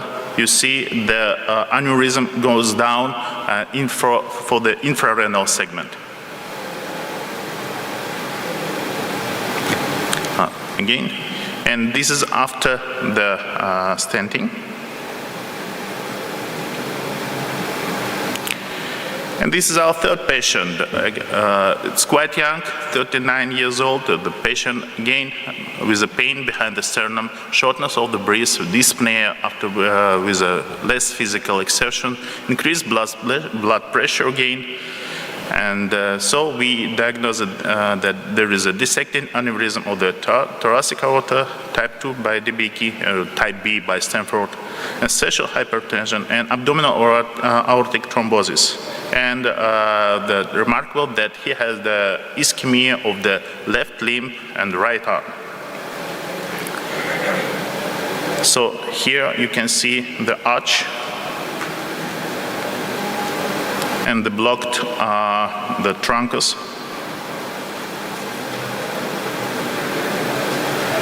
Now it's restored.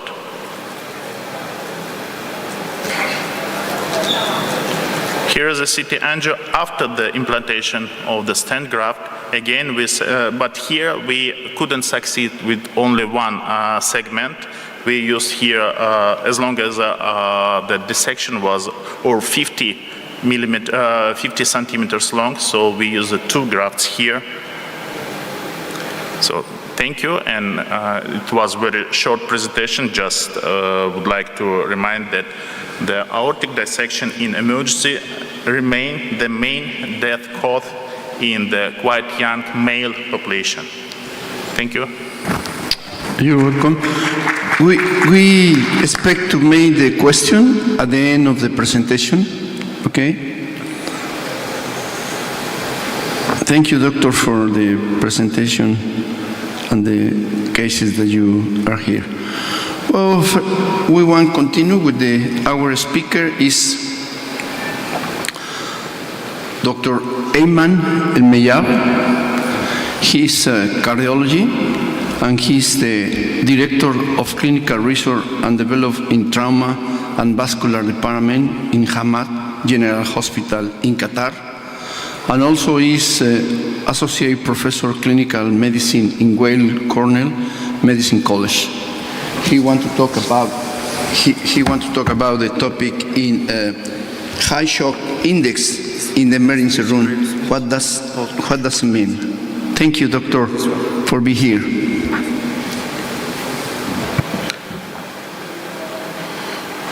Thank you. Good morning.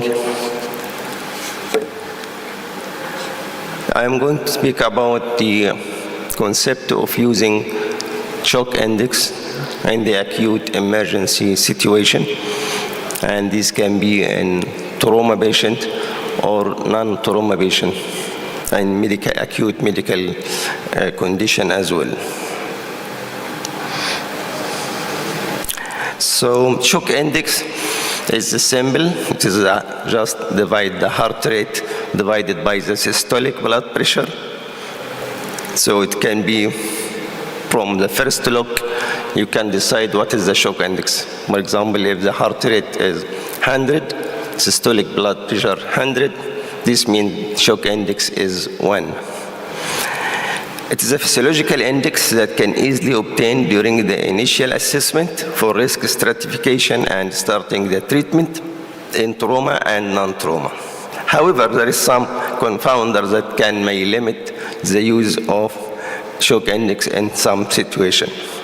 And to cover or to overcome this shortcoming, shock index can be integrated with point of care blood test or point of care ultrasound. So shock index can be used alone. You can depend on shock index alone as assessment tool. Some people can use the reverse of the shock index. They make it systolic blood pressure divided by the heart rate. Some people can use it as called delta shock index. Delta shock index means I will check the shock index now and after 1 hour and see what happened. The change is in positive or negative. And this delta or change is reflecting the severity and the outcome of the patient. Some people are using diastolic shock index. They are not using systolic. They use heart rate divided by diastolic blood pressure. But this one is especially important if you are looking for the vasodilatation effect, especially in case like sepsis. So we are not going to talk about any one of this. We are talking about shock index alone, which is heart rate divided by systolic blood pressure. The second issue is to use a shock index as a part of a tool that happen in what this score called the ABC score. They use shock index with other parameters, simple parameters. We also in Qatar proposed a new score which called Facila score. We use the shock index in addition to serum lactate and ultrasound exam in the emergency, what's called the FAST exam. Bioshock index, we used this also as a new tool in Qatar, which use in brain injury, traumatic brain injury. We use the shock index linked to the result of cardiac troponin. We found that cardiac troponin and brain injury is reflecting the mortality of the patient. It increases the mortality 3 times. Other people can use the age-adjusted shock index because shock index can vary with age. It is not in young like adult, like old. So they multiply shock index by the age. And another people can use with the mean arterial pressure. But the last two need some calculation. So the use of shock index can be in the pre-hospital situation, in the emergency can do it, in the AMS, or on arrival to emergency, or can be in the ICU. What is the normal value for shock index? It is between 0.5 to 0.6. Anything above 0.7 is high shock index, and anything below 0.5 is low shock index. We are focusing on the higher value. Although the low is important, but there is no too much study about the low shock index. Only focus on the high shock index. So what is the idea of this shock index? Why we focus on this? Because shock index, heart rate and systolic blood pressure. Heart rate is reflecting the hypovolemia. And when the patient loses blood, the heart starts to beat faster. So there is a heart rate which indicates something, especially bleeding. Also, when they bleed too much, the blood pressure becomes too low, so there is hypovolemia and hypotension. So the shock index will increase if the hypotension becomes more than the increase in the heart rate. So when we lose more than 30% of blood, according to the SALS classification, the mortality will increase up to 23%. So it is important to look for the heart rate and systolic blood pressure in the trauma patient. So we use the shock index in chest trauma, and we classify patient who has less than 0.8 and more than 0.8. And we found that in chest trauma, the patient who has shock index more than 0.8, they need chest intervention quickly, they need blood transfusion, massive transfusion, and the mortality is increasing. It reached 7% in comparison to less 1% if the shock index is less than 0.8. Also used in pelvic trauma. So in pelvic trauma, which is mainly due to bleeding around the fractured bone, the shock index can predict the need for transfusion, blood transfusion. And it can predict early shock and correlated with the saturation and lactate. So we divide our patient here, but using cutoff of 0.9. So patient with pelvic fracture and shock index more than 0.9, they need massive transfusion in 8%, and the mortality increase up to 13%. And the predictive value of shock index, we can see the negative predictive value is 98%. So this means that if the shock index is less than 0.9, the patient will not need any transfusion. So you can rule out easily by using the shock index in pelvic fracture. Also, shock index is correlated very well with the amount of blood transfusion. And you can see from this figure how the need for transfusion is increasing with increase the cutoff of shock index. So 0.8, 0.9, 1, and so on. This means more need for blood transfusion. The second one is the integrated shock index. As I told you, there is what's called Facila score. Facila is coming from fast scan, shock index, and the serum lactate. So we have 3 parameters which can easily taken during the emergency triage. And in a few seconds you can get the result. And according to this, Facila score more than 4, it has higher mortality and also the need for Acil. The patient need to go for surgery emergency and he needs massive transfusion, as you see in the curve. The increase in the Facila, the increase in the need for massive transfusion or any blood transfusion. Also, when we compare Facila with the other scoring like rapid or ABC score, we found that Facila have good area under the curve. So we already published this in the World Journal of Surgery. The bioshock index, I said in brain injury, we link the shock index with the troponin because we found shock index is not predictor in traumatic brain injury. But when we link it to the troponin, we found the mortality is very high.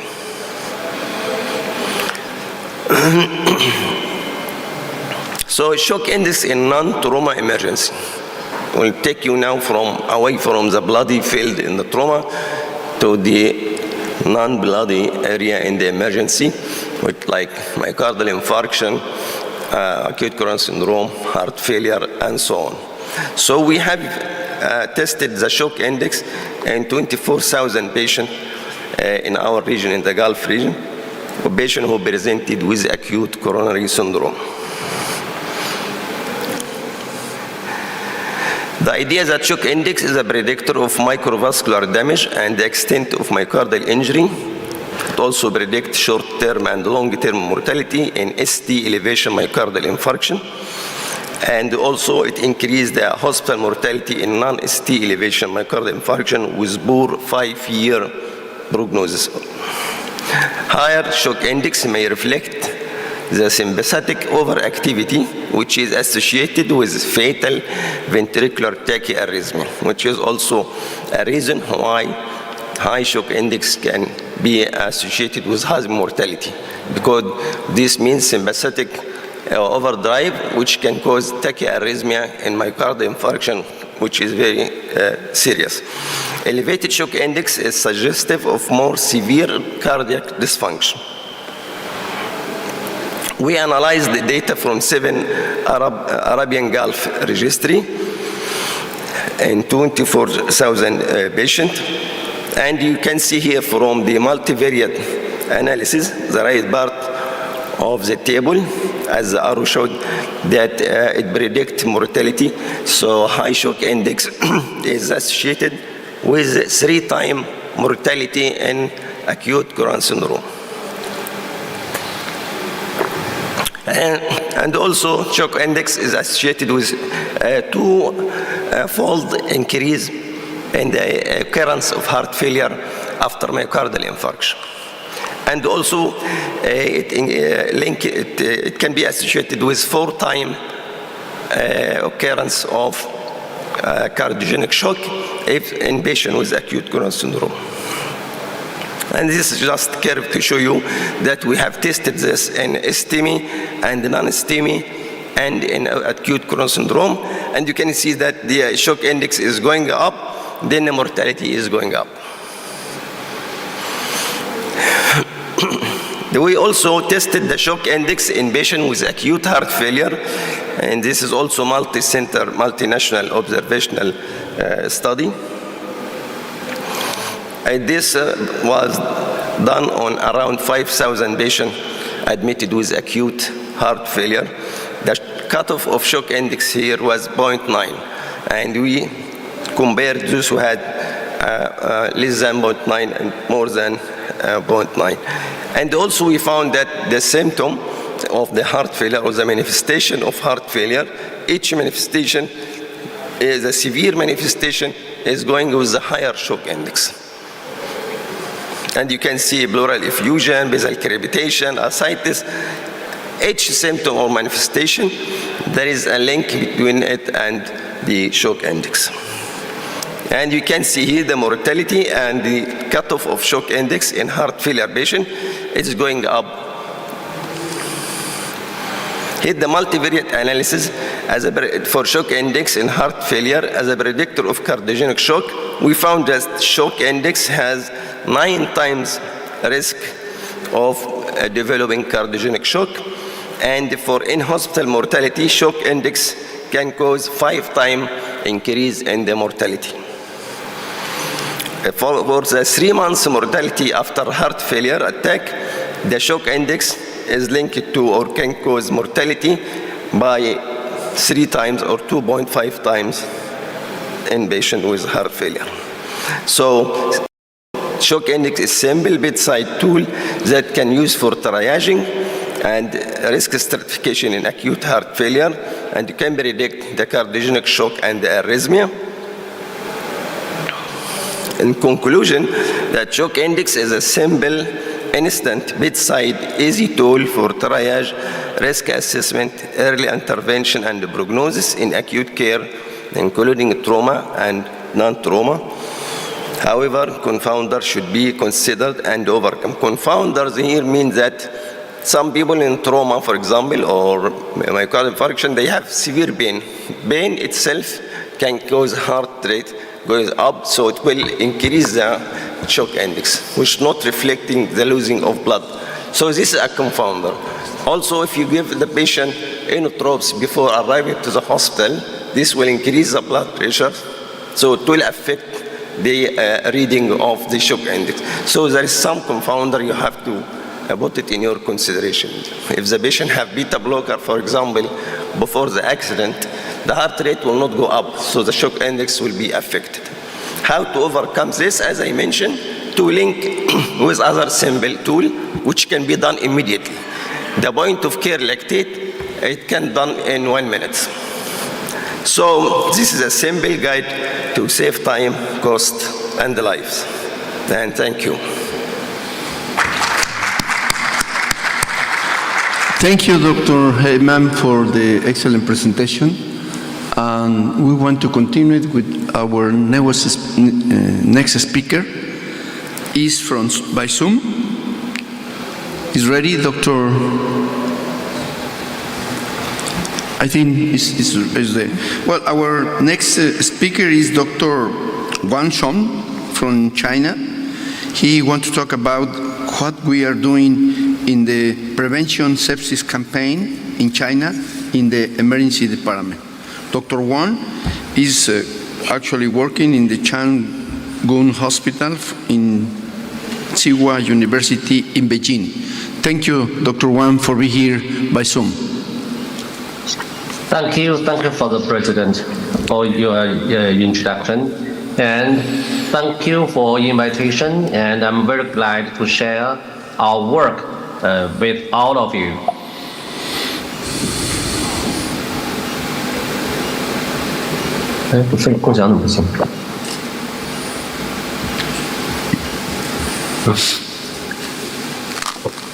Okay, can you see the slide?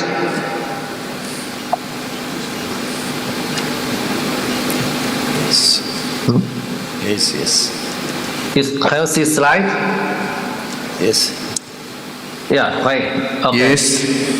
Oh, I want to spend some time to introduce the program Preventing Sepsis Champion in China. You know, 1 million people suffer from sepsis around the world each year, and in the developed country, its average cost of treatment for the sepsis patient more than 20,000 British pounds. The lethality of sepsis is also terrible, with a 90-day mortality as high as about 35%. As the disease worsens, it can raise to 50%. In China, approximately 23 million people have to be treated in ICU for sepsis each year.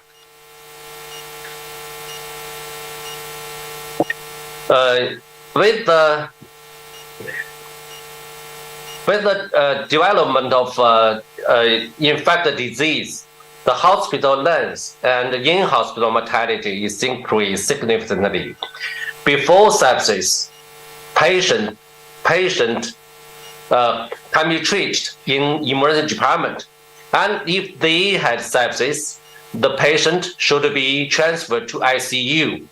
According to the survey, 18% of patients with infection initially present to emergency department, but only 50% patients with sepsis fully received emergency care protocols recommended by the Center of the Medicare and Medicaid Services. Based on this, the concept of PICC was proposed at the Nanjing Jinling Emergency Medical Forum in May 2018, and the expert group was organized to write an expert consensus on sepsis prevention and interruption in emergency medicine in China at the annual meeting of the Chinese Medical Association of Emergency Medicine.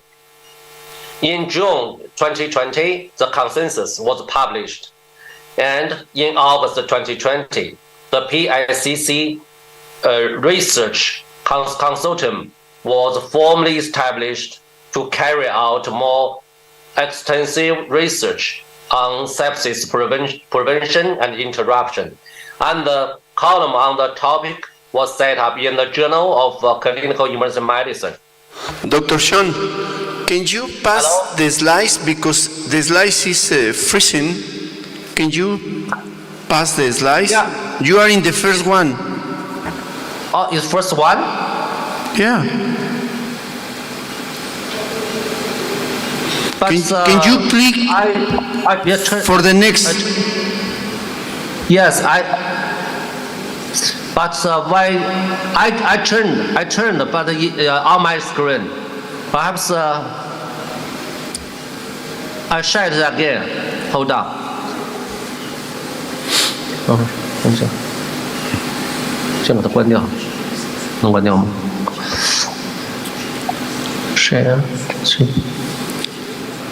Share the screen and then click. Yeah. Again.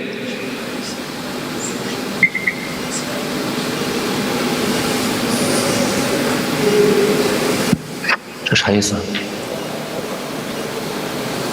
？I'm sorry. Okay. Can you see? I see. Okay. Okay. 要不就别全屏了，全屏我估计它是不是就 Is it changed? Now we are in the diagnosis of sepsis. Is the The 8? diagnosis of sepsis? Yeah, we are in the 8. Slide number 8. Okay. Yes. 8.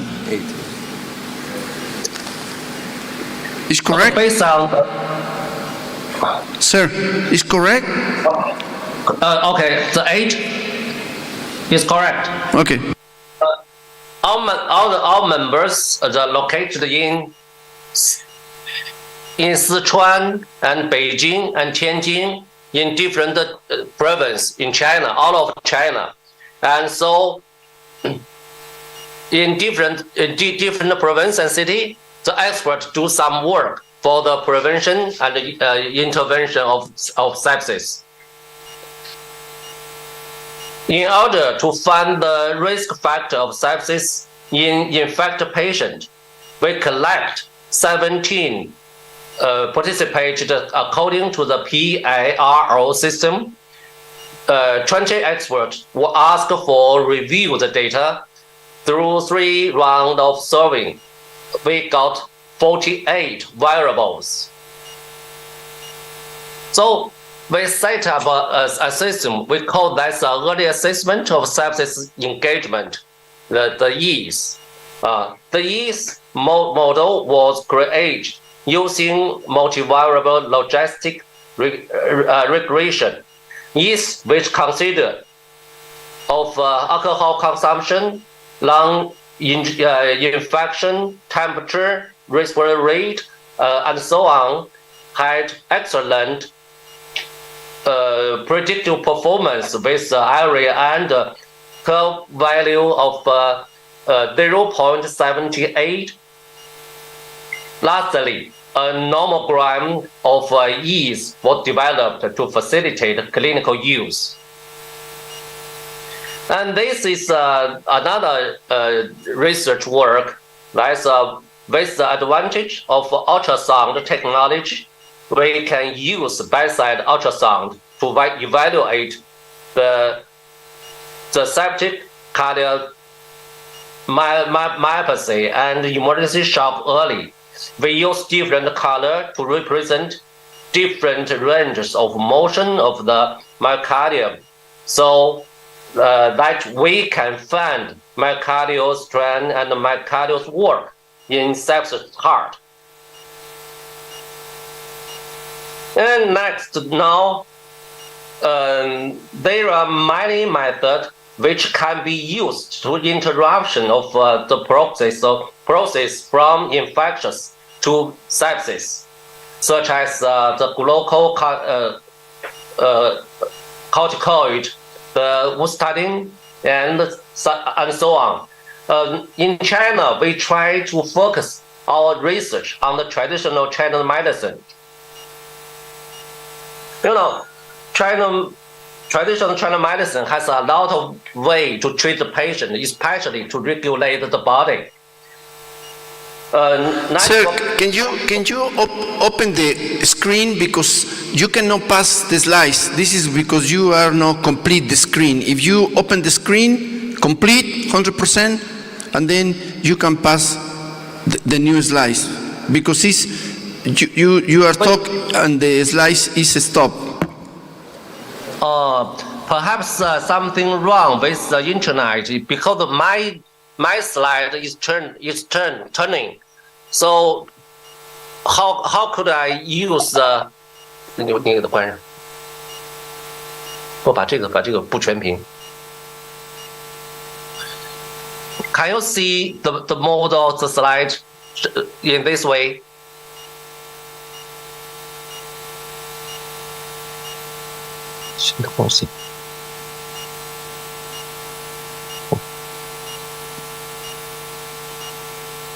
Can you see the slide?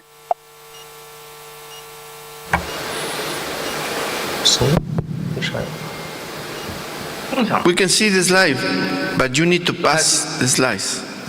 Okay. Can you see the slide more? Yes. Okay. Perhaps we cannot use the full screen. If that the slide fixed, it cannot move on your screen. Okay. So can I use this model?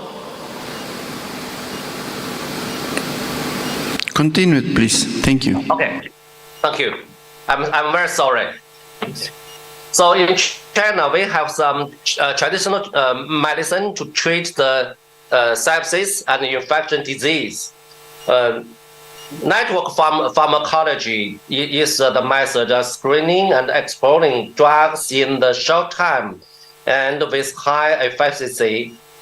Especially, it is a drug that responds to multiple targets or multiple drugs to the correspondent to one target, thus producing better therapeutic effect on the diseases. The disease target drug network diagram constituted by network pharmacology is in line with the idea of unity of the heaven to man in traditional Chinese medicine. We use the pharmacologic database and analysis platform of TCM system to the composition of 热毒宁 is a kind of Chinese traditional medicine, RDN, and we use GO analysis of KEG pathway enrichment analysis of the gene symbol associated with sepsis. We use molecular blocking and molecular dynamic stimulation to measure the binding tightness of the stability of the quercetin and sepsis target molecules. And finally, we found that the quercetin, one of the compounds of 热毒宁, can protect endothelial cell with the PI3K AKT pathway acting on AKT1 in sepsis state. And as confirmed by Western blot and cellular immunofluorescence PAK2 and PI3K level increase and apoptosis associated protein level cascade 3 expression decreased in LPS-induced sepsis cell after the addition of 热毒宁 intervention compared with the sepsis group. And another research is routine can prevent septic cardiomyopathy by reducing mitochondrial damage in cardiomyocyte and inhibiting cardiomyocyte apoptosis. A result had republished in the journal Frontier in Physiology in 2022. And we have some basic research. Glycocalyx is the multifunctional layer in valley-like cellular structure covering the surface of the endocellular cell, which can regulate leukocyte adhesion, migration, and inhibit intravascular thrombosis by affecting microvascular tone and regulating endothelial permeability. And it is a key factor in the regulation of intra and extravascular fluid balance. The glycocalyx catabolic fraction was elevated the patient with sepsis compared with those with no septic infection. Silicon-1 was moderately associated with albumin damage, oxygen index, and duration of the invasive mechanical ventilation. And HS was associated with oxygenation index and calculative positive fluid balance in the first 3 days of ICU admission. In mechanism of endothelial barrier injury, glycocoagulants change from infection to sepsis. Destruction of glycocoagulants by autophagy in sepsis. In sepsis, stage 3 mediate autopsy leading to the degradation of glycocoagulants in endothelial cell.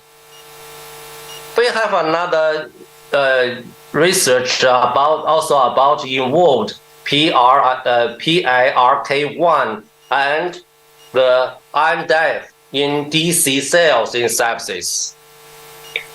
So this is the long river in China. We call it the Yangtze River. It's a very famous river in China. In our mind, the infection is the start of the out of the response of the body, but it's small. According to the water down to the river to the sea is become very large. With the release of the sepsis 3 guidelines, the diagnostic value of organ dysfunction in the course of the disease has been emphasized more clinically, which is summarized a life-threatening organ dysfunction caused by the dysfunctional response to the organ to infection. However, there are many pathophysiological aspects in the process from infection to sepsis, which make it possible to prevent and interrupt sepsis in emergency department. The pathophysiological mechanism involved the progressive from infection to sepsis are extremely complex, covering immuno dysregulation, inflammation factor storm, vascular endotracheal damage, capillary leakage, microcirculation, coagulation, and many other aspects. The main studies in our group currently include regulation of immune response, barrier protection of endothelial cells. In order to ensure the implementation of the program, we also structured a platform. We share our project philosophy with our colleagues through events such as Talking Inflammation Storm and Sepsis Prevention and Intervention Summit. Also, we have established a special research fund in Tsinghua University to provide research support and collaboration opportunity for more colleagues. In order to publicize our work, we have opened an official account on WeChat and established a website to publish information in time manner. We also set up a column on sepsis prevention and interruption in the Journal of Clinical Emergency Medicine. So I want to spread the concept of the sepsis prevention and interruption into all of China and out of the world, because it's very important for the patient with infection to prevent their from the sepsis and prevent their from the death. And I hope cooperate with all of the experts in Europe. Thank you for your attention. Thank you, Dr. Swan, for your presentation. We open the question. If you have for the public any question, please raise your hand. All of you were in the emergency room? Raise your hand who were in the emergency room. Just one? Okay, go ahead. Thank you, Doctor, for your nice presentation. I have two questions, one for Dr. Alimov and another one for Dr. Ayman. As you know, we are as emergency physician, still chest pain at emergency is a challenging. and we should to exclude the life-threatening condition of chest pain. And as you know, Dr. Alimov, maybe aortic dissection, the gold standard, it is only by angiography. My question, after we excluded of acute coronary syndrome, it is from your experience as a stent graft, each patient with chest pain, he should to do CT angio, or it is dependent on the cases? This is my question for you. And for Dr. Ayman, I'm very happy about your lectures. My question for you, if the patient inserted intraventricular device defibrillator, the shock index, it will be accurate or there is special consideration? Thank you. First of all, come and sit.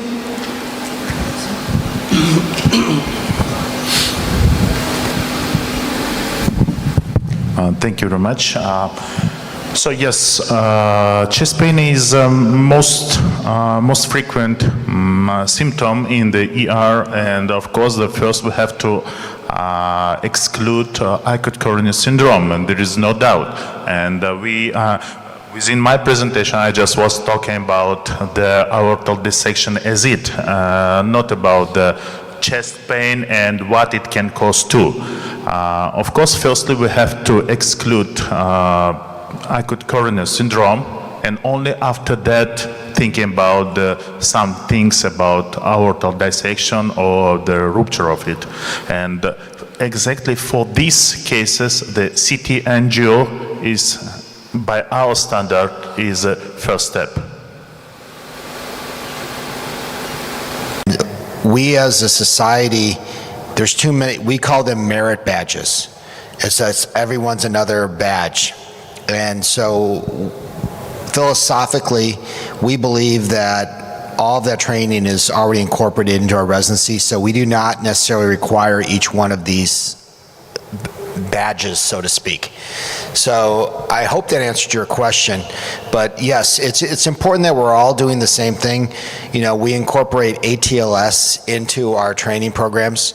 We obviously do ACLS, we do periodic updates for all of our doctors, not just our doctors in training, but our doctors beyond training. And so once they get certified in emergency medicine, you know, every 7 to 10 years, they have to recertify. This used to be a big problem for us in the US, but now what we do is we do a little bit each year. And we find that to be a better situation than having to retake a test every 7 to 10 years.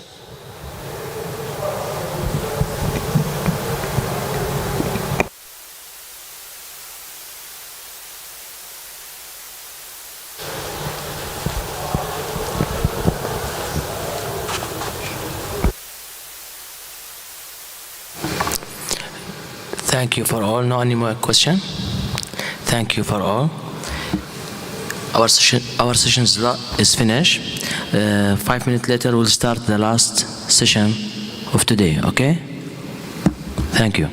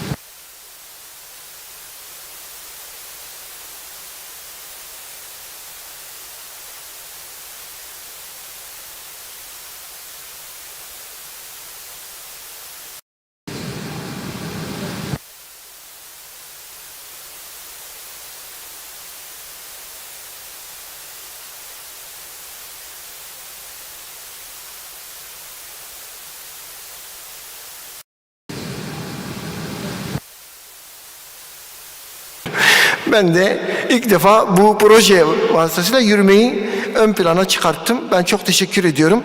Çünkü projenin katkısı gerçekten çok önemli bir sosyal proje. O yüzden de yani böyle bir katkıda bizim de payımız olsun. Atuder'le birlikte böyle bir çalışmayı da yaptığınız için ben firmaya özellikle çok teşekkür ediyorum ve şükranlarımızı arz ediyoruz. Çok teşekkürler. Şimdi evet. Yürümek önemli, biliyorsun. Açılışta 2-3 defa yürümekten bahsettim. 20 yıldır beraber yürüdük biz bu yollarda var. Şimdi Liverpool, biliyorsunuz, asla yalnız yürümeyeceksiniz, onu göstermiştim. Yürümeyi nasıl yaptığınız önemli. Bu yüzden de özellikle bu bölümü de hani acilleri nasıl adım adım inceleyebiliriz, başka bakış açıları sunabilir miyiz? Onunla başlayacağız. Evet arkadaşlar, şimdi hepimiz acilde yıllarca birçok şeyle karşılaşıyoruz.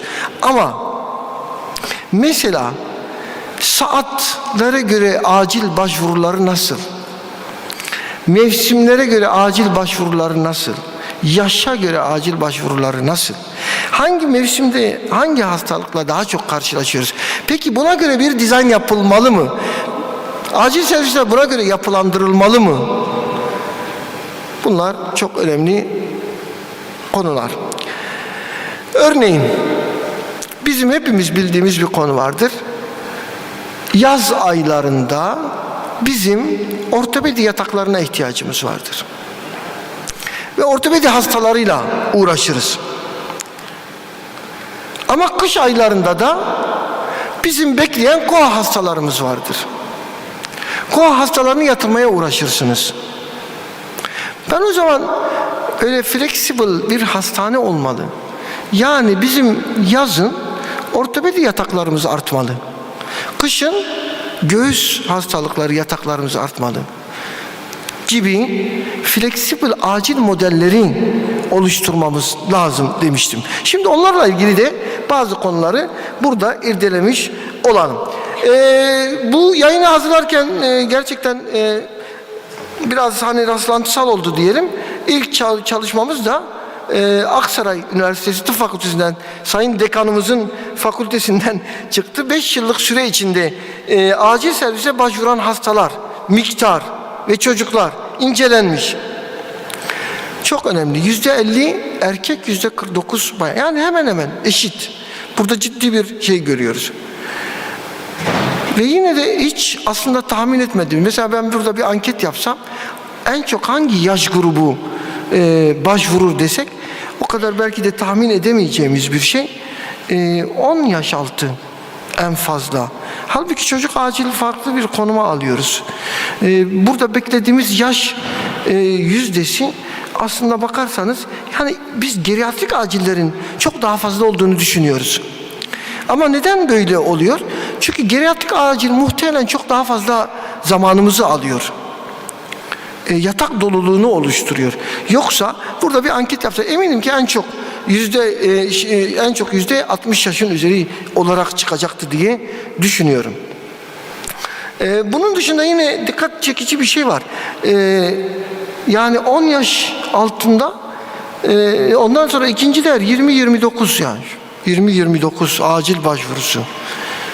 Bunlar üzerinde düşünmemiz gerekir. Tabii bunu yeşil alana göre falan hesaplamak lazım. Hepimizin tahmin edeceği, doğru tahmin edeceği bir şey var. En çok başvuru 16-24 prime time. Peki bundan nasıl bir sonuç çıkartalım? Bakın burada da flexible yani esnek çalışma saatleri oluşturulması lazım. Yani 16-24 teki ekip daha dinamik, sayısı daha fazla, daha güçlü bir ekip olması lazım. Burada bir sürü ana bilim dalı başkanı ve idareci arkadaşlar var. Onlara söyleyeyim. Bu istatistikler önemli istatistikler. Hepimiz yaşıyoruz bunları. 16-24 arası. 16-24 arası en çok ihtiyacımız var.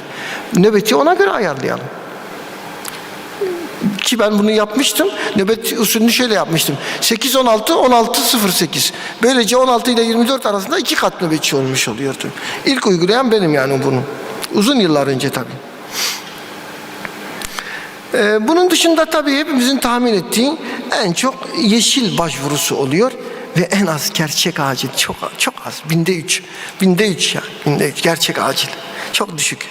Ama maalesef yeşil alan başvuruları çok ciddi boyutta. Bunun üzerinde de çok analiz yapmamız lazım. Çünkü acil servislerin eğitiminden tutun yapılanmasına kadar bunlara dikkat etmemiz lazım. Bir de çok önemli yine bahsettik mevsimsel aylarla ilgili başvuru oranları genellikle hep Ocak ayının yüksek olduğunu biliyoruz. Pandemiden önce, pandemiden sonra bunları da gördük. Peki hastalık gruplarına bakarsak acilde en fazla gördüğümüz hastalık grubu solunum sistemiyle ilgili. Bunu her zaman zaten biz de görebiliyoruz. Bunun dışında yine öne çıkan kardiyovasküler sistem var ve buna göre de tedbirlerin alınması, solunumla ilgili acil servis yapılanmaların ön plana çıkartılması, ayrıca eğitimin tedavilerinde bu konuda mutlaka göz önüne alınması lazım.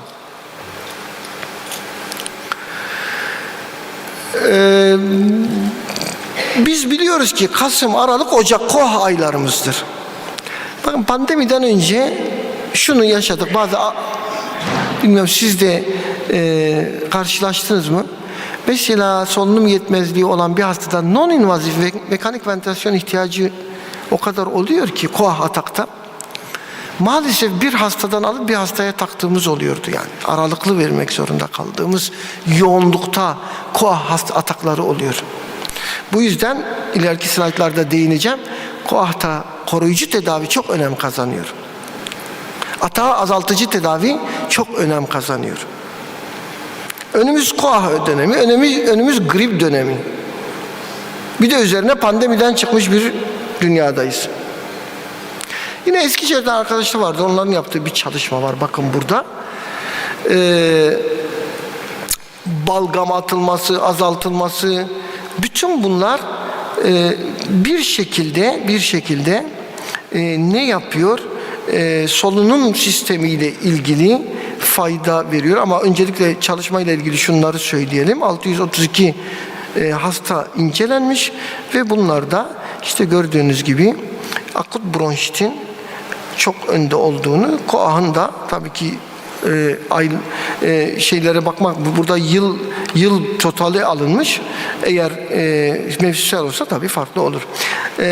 Atak çok fazla başvuru oluyor. Özellikle bu aylarda dedik.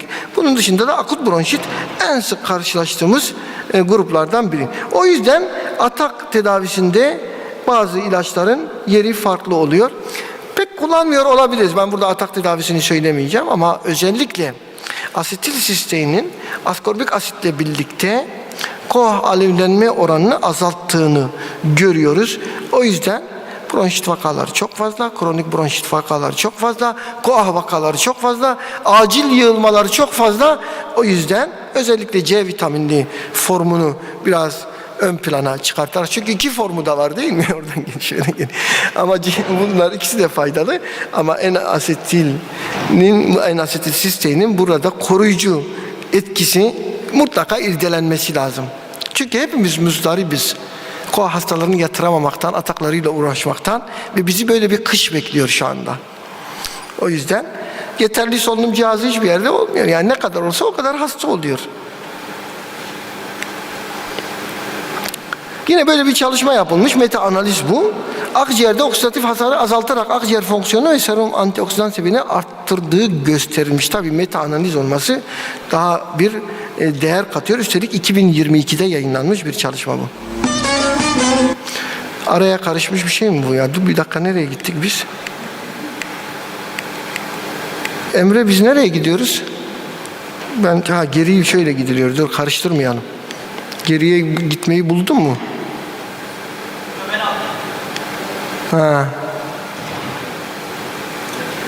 Yardım alacağız her zamanki gibi. Başa kadar gittik, tekrar gözden geçiriyoruz. Tamam. Ama şurada anlaşıldıysa bir sürü iş başına geliyor ama bu bir halk türküsü. En sonunda bir nezle ya da grip götürüyor. O yüzden nezle veya gribi hafife almayalım. Tedavisini hafife almayalım. Gerçekten Covid de bize bunu gösterdi. Bakın onu bulursanız dinleyin. Gerçekten çok güzel bir halk türküsü. Her şey geliyor başına. Adamın akciğeriyle ciğer böbreğini de alıyorlar. Kanser diyorlar ama bir grip götürüyor. O yüzden kışa hazır gidiyoruz, gribe gidiyoruz. Gribi zaten Covid bize ne kadar bedelinin olduğunu öğretti. Ama şurada arkadaşlar ben hep şunu söyledim. Ya grip olunca gerçekten vücudun direnci çok önem kazanıyor. Bunu hatırlarsanız Covid'de aslında birçok defa ya medyada da gazetelerde de ilettim. Birçok şey söylediler tedavide. Klorokin verdiler, favipiravir. Ben hep itiraz ettim. Onun için başıma geliyor her şey. İtiraz ettim. Dedim ya bununla ilgili bir çalışma yok ki. Nitekim sonra kaldırıldı. Bütün yapılan tedaviler 2 yere dayandı. Bakın 2 yere dayandı. O 2 yerden birisi sizin aldığınız virüs miktarı.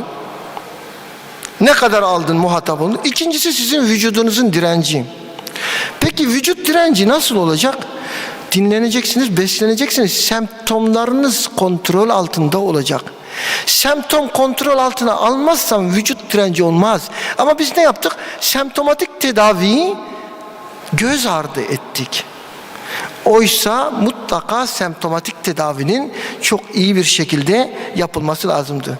O yüzden arkadaşlar burada grip özellikle ciddi bir hastalık, ölüme de sebep olabilir. Burada çok dikkatli olmamız gerekiyor.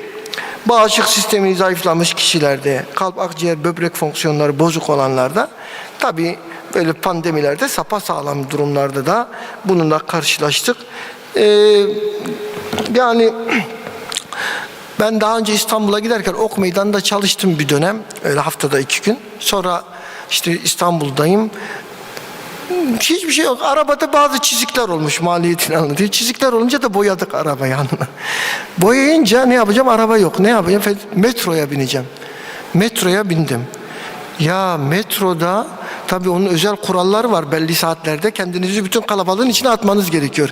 Ve çok uzun bir mesafe. Yani orada gribi hayal edemedim. Yani grip, bir pnömoni hayal edilemez. Yani bu nasıl bir ortam? Yani tabii ondan sonra hastaneler dolar taşar.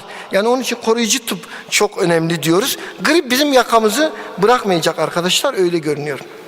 İşte bu kritik dönemde, kritik bir dönem, özellikle yeni böyle şeyden çıkmışken, Covid-19'dan, eğer H1N1 yakalıyorsak mutlaka aktif tedavi etmemiz gerekir arkadaşlar. O yüzden buna pratik bir algoritma oluşturmamız lazım. Yani eğer siz akut influenzadan şüpheleniyorsanız mutlaka oseltamiviri de eklememiz uygun olacak. Çünkü pandemi sonrası risk faktörleri daha çok artmış durumda. O yüzden hani daha belki kendi geçer vesaire olmaz. Bakın burada bir özelliği daha var.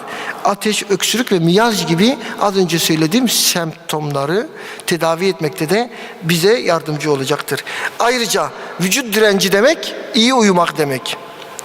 Uyku düzenini arttırmakta önemli, viral yayılmayı önlemekte önemli. Dolayısıyla bunu mutlaka yapalım. Özellikle acilde burada çalışan arkadaşlarımız var. İkinci basamaklarda biz çocuk acili, erişkin acili ayırmıyoruz. Acil tıp uzmanlarımızın, asistanlarımızın çoğu uzman oldukları zaman bir de gidiyorlar. Ne yapıyorlar? Çocuk pediatri acili de bakıyorlar ki burada pratisyen arkadaşlarımız da var. O yüzden de influenza tedavisi onlarda da bir şey kazanıyor, önem kazanıyor. Orada da şahsi tedavilerin daha uygun olduğu görülüyor. Sadece oseltamivirin özellikle pediatrik yaş grubunda daha rahat alınabildi ki çocuklara ilaç vermek en önemli şey görünüyor. Bunun dışında biliyorsunuz koah atak tedavilerinden bahsettik. Soğuk hava şartlarında bunlar artacaktır. Ayrıca kapalı ortamlar bizim zaten hepimizin yaşadığı şeyler. Bu yüzden de atak tedavisinde mutlaka neyi kullanıyoruz? izopropium bromürle salbutamolu, tabii onu biliyorsunuz, hemen anlıyorsunuz ne dediğimi. Bunları diğerlerine göre daha etkin oldu. Hepimiz kullandığımız için biliyoruz. Sadece belki hani isimler aşina değil, onu da çalışmalarımızla isimleri de biraz daha aşina hale getireceğiz. Özellikle GNA 2022'ye göre burada da hem acil servisteki tedavi açısından önem kazandığını, hastaneye yatışın azaldığını, ki az önce onu söyledim, yatak bulmak çok zor KOAH hastalarına. Hastaneye yatışı azaltan tedaviler bize çok faydalı. Bunları hiçbir zaman unutmayalım arkadaşlar. 2022 GNA'ya göre de bu tedaviyi yapmamız lazım. Yine GOLD'da da aynı şekilde her iki ilacın monoterapisine göre birlikte kullanımlarının çok daha uygun olabileceğini görüyoruz. Bu yüzden bunu öneriyoruz. Değil mi Ayşe Hanım? Doğru söylüyorum. Tamam. Mevsimler geçişlerden bahsediyorduk. Evet, acilde kış ayrı, yaz ayrı, bahar ayları ayrı. Bunları biraz daha toparlayacağız. Süreyi de düzgün kullanacağız. Merak etmeyin. Bunlar arasında hastalıklar hiç dikkatinizi çekti mi? Mesela ben bu soruyu vizitlerde soruyorum. Onu söyleyeceğim slaytlarda, ama giz kanamasının mevsimi var mı? Sizce? Mevsimi olur mu? Bazı hastalıkların mevsimi yok. Ama bazılarının var. Kimse bilemedi. Önceden biz biliyorduk. Gastrointestinal sistemin kanamalarının da bir mevsimi var. Onu da birazdan anlatacağım. Şimdi arkadaşlar, bu solunum yolları enfeksiyonlarında antibiyotik kullanımı çok tartışmalı, biliyorsunuz. Ülkemizde hep gündeme geliyor. Ama özellikle üst solunum yolu enfeksiyonunda bakteriyel eğer düşünüyorsak mutlaka antibiyotik kullanmayı unutmamamız lazım. Antibiyotik kullanımını azaltacağız diye de hastaların hayatını riske atamayız. Yani şimdi gereksiz hastaya antibiyotik vermek ne kadar zararlıysa gerekli hastaya vermemek daha zararlı. Gerekli hastaya vermemek ondan da daha zararlı. Onu iyi ölçümlememiz mutlaka gerekiyor. Çünkü biliyorsunuz ki siz de çok iyi yaşıyorsunuz. Bizim sepsis vakalarımızın çoğu pnömosepsistir. Ve üst solunum yollarıyla başlamıştır. O yüzden bu konuda çok dikkat etmemiz lazım. Yine çalışmalar bunu gösteriyor ki etkin sefodoksim en çok tanıdığımız 3. kuşaklardan biri ve oldukça etkili olduğunu deneyimlerinizde de çalışmalarla da görüyorsunuz. 3. kuşak antibiyotiklerin şöyle bir özelliği var. Hani gram negatif etkin ön plandadır. Gram pozitif etkinliği biraz zayıftır. Ama burada öyle bir şey görmüyoruz. Burada gram pozitif etkinliğinde güçlü olduğunu söylediğimiz ilaç grubundan biri. Özellikle az solunum yolu enfeksiyonlarında seçkin bir ilaç. Bunu da buradan tekrar söylemiş olalım. Yine kronik kalp hastalığı ve solunum sistemi hastalıkları ve bu hastalıklara bağlı ölümlerin soğuklarda daha fazla olduğunu görüyoruz. Bunun dışında da kazalar, düşmeler ve yaralanmalarda kış aylarında da bir artış görebiliyoruz. Peki acilde hemen her reçetede ne görebiliyoruz? Non-steroid antiinflamatuarlar. Bu yüzden de özellikle düşmelerde, çarpmalarda mutlaka reçetelerimizde oluyor. Az önce bahsettiğim semptomatik tedavide de mutlaka bu ağrı kesicilerin bir şekilde reçete edildiğini biliyoruz. Bunun için de tabii neler önemli? Hızlı etki etsin, yan etkisi az olsun. İki şey istiyoruz. Bir, hızlı etki etsin. İki, yan etkisi az olsun. Bunu incelemek lazım. Burada da işte görüyorsunuz gerçekten 1909 hasta bu konuda parasitamolle kombinasyonun daha iyi olduğu gösterildi. O yüzden de dexketoprofen trometamolla birlikte kombinasyonun etkili olduğu ve bizim de deneyimimiz var zaten, ben soruyorum. Bu konularda iyiyiz. Bunun dışında alerjik problemler bizi ilkbaharda bekliyor. Alerjik rinit, alerjik solunum yolu problemleri ve astım dahil, onlar da şeylerde görüyoruz arkadaşlar. İlkbahar aylarında özellikle atopik yapıda çok insanımız var ve bunların da ciddi bir şekilde tedaviye ihtiyacı oluyor. Yine burada söyleyebileceğimiz semptomatik konularda özellikle alerjik rinitte hapşırma, kaşıntı, burun tıkanıklığı ve rinore gibi birden fazla semptom var ve bunları kontrol altına almakta pseudoefedrin de içeren preparatların kullanılmasında fayda var ama biz bunları gripte de üst solunum yolu enfeksiyonlarında da semptomları kontrol altına almak için önerdiğimizi söyleyelim. Yine az önce bahsettiğim arkadaşlar ilkbaharda ne olur? Stres faktörleri vesaire mide kanamaları. Mide kanamalarında da mutlaka PPI'larla kontrol altına almamız gerekiyor. Ve burada da dikkat ederseniz acilde bir infüzyon tedavisi yapıyoruz. Bunu hep söylüyorum. Burada tekrar söyleyeyim. PPI'da infüzyon tedavisi ayrı bir önem arz ediyor. Çünkü acildeyken ne yapıyoruz? Mide pH'ini 6'da tutmaya çalışıyoruz. Neden 6'da tutmaya çalışıyoruz? Çünkü pıhtılaşma faktörlerinin en iyi çalıştığı şey o. Onu da ancak infüzyonla sağlarsınız.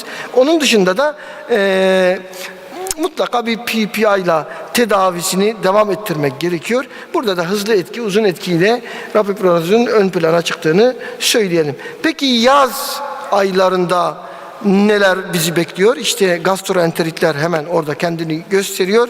İdrar yolu enfeksiyonları biraz daha yaz aylarında önümüze daha fazla çıkıyor arkadaşlar. Bunlarda da neler yapabiliriz? Gastroenterit tedavilerinde özellikle çocuklarda bu daha ciddi bir sorun. Kaybettiği sıvının mutlaka verilmesi lazım. Ama işte semptomatik tedaviler orada da önem kazanabilir. İdrar yolu enfeksiyonları ise pielonefrite zemin açacak ve bunlar ÜSE gibi değil. Yani hani viral olduğunu düşünmüyoruz. Burada mutlaka antibiyotik vermemiz lazım. Orada da yine cefpodoksimin etkin bir antibiyotik olduğunu burada iletebiliriz. Şimdi arkadaşlar sonuç olarak bu da benim anlatmak istediğim aslında yaşlara göre acil servisler değerlendirilmeli. Hasta başvurularına göre acil servisler yapılandırılmalı. Saatlere göre acil servisler yapılandırılmalı. Ve hastalıklara göre de bizim eğitimlerimiz planlanmalıdır. Mesela az önce verdiğim örnek, biz kış aylarında koahla uğraşıyoruz. Yaz aylarında ortopedi vakalarıyla uğraşıyoruz. Yaz aylarında femur kırığı 15 gün ameliyat etmeyi bekliyor. Kış aylarında koah hastalarımız yer bulamıyor. Bunun için planlamaları mutlaka buna göre yapmamız, eğitimlerimizi de buna göre tazelememiz gerekir. Mesela kış aylarına girince eğitim konuları farklı olmalı. Yaz aylarına girince farklı olmalı. En önemlisi idarecilerin bu konuda mutlaka bilgilendirilmesi gerekiyor. Acil servis dizaynının bu konuda güzel yapılması bize fayda verecektir. Bir konuyu yine özellikle vurgulamak istiyorum arkadaşlar. Verdiğimiz tedavilerin önemini bilelim ve hastaların semptomatik tedavilerinin çok önemli olduğunu unutmayalım. Covid pandemisi döneminde bu konu biraz fazla gündeme geldi. Şöyle düşünün, hasta geliyor Covid tanısı için yapıyor, test yapıyor. Covid negatif çıkıyor, eve gönderiliyor. Ama Covid negatif hasta niye sana geldi? Semptomu var. Semptom için tedavi yok. Çünkü Covid polikliniği ayrı. Orada ilaç yazılmıyor. Oraya git. 4 defa kuyruğa giriyor adam. Bu yüzden de semptomatik tedavilerde biz geri kaldık. Bunun bir alışkanlık haline gelmemesi lazım. Mutlaka semptomatik tedavilere önem verelim. Gerekli hastalarda antibiyotik tedavilerine önem verelim. Ve bu konudaki yaklaşımlarımızı da mevsimsel olabileceğini, yaşlara göre farklı olabileceğini bilmemiz gerekiyor. Bu sosyal sorumluluk projesi kapsamında da uydu sempozyumunda bana konuşma fırsatı verdiği için ve bu önemli konuyu gündemimize taşıdığı için Celtis İlaç'a ben çok teşekkür ediyorum. Soru ve katkılarınız varsa buradayım Sayın Başkan. Çok teşekkür ederiz Sayın Başkanım. Başkandan başkana diyor ya. Güzel sunumunuz için. Ben salondan katkı, destek ya da farklı bir şey olursa onları alabiliriz. Tam da bu kış öncesi bir dönemde kış hazırlığı diyor ya, kış hazırlığı açısından alert olmamız gereken hastalık gruplarıyla ilgili ve özellikle ülkemizin farklı bölgelerinde. Sinop'tan gelen var mı aramızda? Bir tane gelmeye yakalamışız. Bir acil uzmanı arkadaşımız söylemişti de Türkiye'de en yaşlı nüfusun olduğu şehir diye Sinop. Ne kadar doğru biliyorum da. Yani daha çok geriatrik hastaların ağırlıklı geldiği bir yer. Tabii böyle ülkemizde çok farklı yerlerde çok farklı hasta profili olmakla birlikte acil servisler tüm hastalıklar için her mevsimde zaman zaman farklı hastalıkların gelebildiği, başvuru yaptığı yerler. Dolayısıyla farklı deneyimler de olabilir. Salondan katkı anlamında, bu anlamda. Sayın Başkanım, siz tahmin ediyor muydunuz mesela en çok başvurunun 20-28 yaş arasında olduğunu, ki sizin yayınınızda böyle çıkmış? Evet. Yayını yaparken 20-28 yaş arası en fazla başvuru. İşte ben de onu diyecektim. Yani bölge bölge, şehir şehir. Şimdi ben Sinop örneğini verdim ama ülkemizde çok farklı. Mesela hakikaten önümüzdeki kongrelerde de acaba böyle bir şeyimiz olur mu? Bölgesel, atıyorum X bölgesinde şu hastalıklar veya daha fazla, daha yoğun karşılaştım. Türkiye çok farklı bir şey var. Heterojen bir yapısı var. Bilmiyorum, o çalışmada çok şeyim yok ama muhtemelen o şekilde. Evet. Evet Hasan.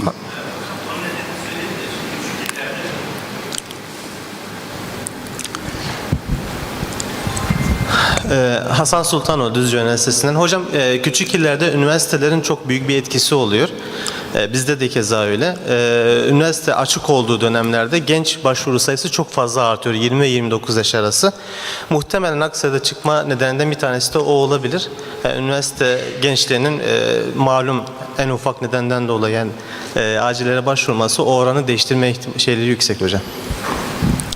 Evet. Sanıyorum çok önemli bir nokta, çünkü biz bu konuda deneyimimiz oldu. Bizim aslında tabii ki çok merkezli yapacağımız çalışmalar bu konuda bize ışık tutar. Bunlar içinde de muhtemelen geriatrik aciller ön plana çıkacaktır. Ama şunu da unutmamak lazım. Gerçekten sayı olarak yeşil alan çok fazla sayıları etkilediği için muhtemelen yeşil alana başvurularda da değişik yaş grupları olabilir. Yani hani geriatri çok fazla yeşil alana gitmiyor. Dikkat ederseniz burada aslında çok önemli bir istatistik de vardı. Bu bizim için de önemli tabii yine de. 1'de 3 gerçek acil. Mesela Amerika Birleşik Devletleri'nde arkadaşlar bu semptomlara baktığımızda şuuru kapalı bir şekilde komayla başvuranların oranı %20'ymiş acil servise. %20. Bizde kaç? Biz 1'de 3 falan yani. Yani acil servisler yapılanması böyle. Ama şimdi bu sorun şöyle bir şeyi getirmiyor. Yani bazı arkadaşlar özellikle eğitim konusunda diyorlar ki hocam biz yeşil alan hastaları bize bir şey katmıyor. Hayır, yeşil alan çok önemli bir alan. Neden biliyor musunuz? Çünkü dispepsiyle giden ve MI çıkan hasta yeşil alanda. Baş ağrısıyla gidip anevrizma çıkan hasta da yeşil alanda. Bunları ayırt etmek bir uzmanlık işi. Bunu göz ardı etmememiz lazım. Evet, daha basit hasta grubu olabilir ama aynı zamanda yeşil alana başvururlar. Bunun tabii ki hastane öncesine taşınması, acile bir süzgeç oluşturulması, bir bariyer oluşturulması çok önemli. Ama maalesef bunu sağlayamadık. Bu koşullarda da nasıl olur bilemem. Mutlaka sistemin yeniden aciller üzerine yapılanması lazım. Ya benim merak ettiğim bir konu da yani hani az önce bahsettiğim ortopedi göğüs yataklarının sayılarının veya değiştirilmesi gibi bir uygulama, ya mevsimlere göre yatak sayılarında değişiklikler planlayan klinikler oluyor mu, yoksa sadece idari inisiyatifle mi boş olan yatağa yatır şeklinde mi gidiyor?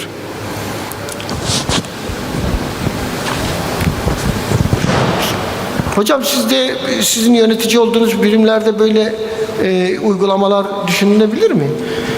Düşünülebilir. Şu anda birçok tahmin ediyorum yani salondan pek şey gelmedi ama farklı uygulamalar olmakla birlikte çoğunlukla acildeki bu yeni işte yönerge ve şeyden dolayı hastalar hastanenin uygun bir şekilde değil mi? Uygun yerlerine yatırılabiliyor bildiğim kadarıyla. O zaman hocam ya bu şeyler buradan birçok sonuç çıkartabileceğimizi söyleyebilirim. Yani bu istatistiklerin bize yol göstereceğini, bu istatistiklere göre yapılanma olacağını Mehmet hocam da sabah gösterdi. Bir tebliğ çıktı biliyorsunuz. O tebliğde 20 yıllık mücadeleden sonra kritik bakım ünitelerinin acilde yapılanması onayı çıktı. Sessiz sedasız bir devrim olacak acil servislerde. Bu çok önemli bir konuydu. Onu da buradan ileteyim. Hocam çekiliş zamanı geldi mi? Herhalde Çekiliş, en önemli zamanı çekiliş zamanı yani. Evet. Çekiliş zamanı. Tabii yürümeler de ödüllü değil mi? En son 1, 2, 3'e ödül var mı? Var. Tamam, herkesi bekliyoruz cumartesi sabahı. Ben hızlı yürürüm. Hızlı yürümenin bir faydası yok değil mi? Adım sayısı önemli. Yapma ya. O zaman adımları küçük atmak önemli. Adımları küçük atmak mı iyi? Pekala. Evet, çekilişi Mehmet hocamız yapıyorsunuz değil mi Sayın Başkan? Sunumun başında söylemiştik sürprizlerle dolu bir toplantı diye. Şimdi bu şanslı katılımcıyı bulmak için bayağı bir karıştırdım şöyle. Biraz kendimi arıyorum da. Evet arkadaşlar. Tek bir çekiliş yapacağız değil mi hocam? Bir tane yedek çek istersen. Önce yedeği çek, olmaz. Bir tane çek, olmazsa yedeği. Şöyle en sıkı sarılmış bir tanesini çıkardım. Heyecanla bekliyoruz. Boşmuş. Pardon. Evet. Çalışayım. Doktor yazsa herhalde. Doktor Muhammed Çakas. Muhammed Çakas burada mı? Tamam. Muhammed ne istiyorsun?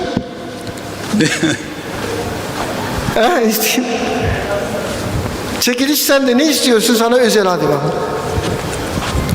İlk çekiliş olduğu için. Ama canım yani şeyli bir şey iste yani şimdi. Kurallara göre bir şey iste. Evet. Kongre isteyebiliyor muyuz? Evet. Ya mümkünse kongre isteyebiliyor muyuz? Ağanın eli tutulmaz. İstiyor. Evet. İstiyorsunuz. Seneye VASEM Kongresi'ne kaydınızı yapıyoruz. Teşekkür ederiz. Tamam. Not alalım bak, unutturmayın bize o zaman. Menderes Bey'e ismini yazdır. Tamam. VASEM Kongresi'ne kayıtlısın. İlk üyemiz, ilk kongre katılımcısı sensin. Teşekkür ederim. İyi, başka bir şey istemedi yani. İyi. Ne istese vereceğiz. Evet. Peki çok teşekkürler. Var mı hocam? Hemen şeye başlamamız lazım. Arkadaşlar burada diğer sunum devam edecek. Katılımlarınız bize mutluluk veriyor. Biliyoruz tabii burada takım elbiseyle ders dinlemek kolay değil. Dışarıda değişik bir ortam var. Ama yine de burada bulunmazdan çok mutlu oluyoruz. Burada bulunun, devam ediyoruz. Diğer tarafta görevli olanlar da çıkabilirler. Çok teşekkürler. Evet. I'll ask him to introduce himself in a moment. We are looking forward to the session. Just some rules of engagement. Each of our speakers has prepared a presentation which will run for 10 minutes each, and then we'll be able to have a 20-minute discussion thereafter amongst all of the panelists, looking at this very important topic of concerns for the future of emergency medicine in the various areas. So with that, I'm going to hand over to my colleague to introduce himself. Good morning, everybody. My name is Anwar Lawadi. I'm from Kuwait. My background is emergency medicine, international EMS, global health and public health, and disaster medicine. I would like to thank the organizing committee for this, wonderful opportunity, and to meet colleagues from, internationally to share all these experiences. We also would like to thank also Roger for the introduction, and without further ado, we'll start the session. Right, so our first speaker is coming from India. Srinath Kumar is an emergency physician. He has been a pioneer of emergency medicine within the Indian region, and he is passionate about the work that he does. And I'm also told he is a fantabulous ballroom dancer. So time to dust off those twinkle toes and get him out to the stage.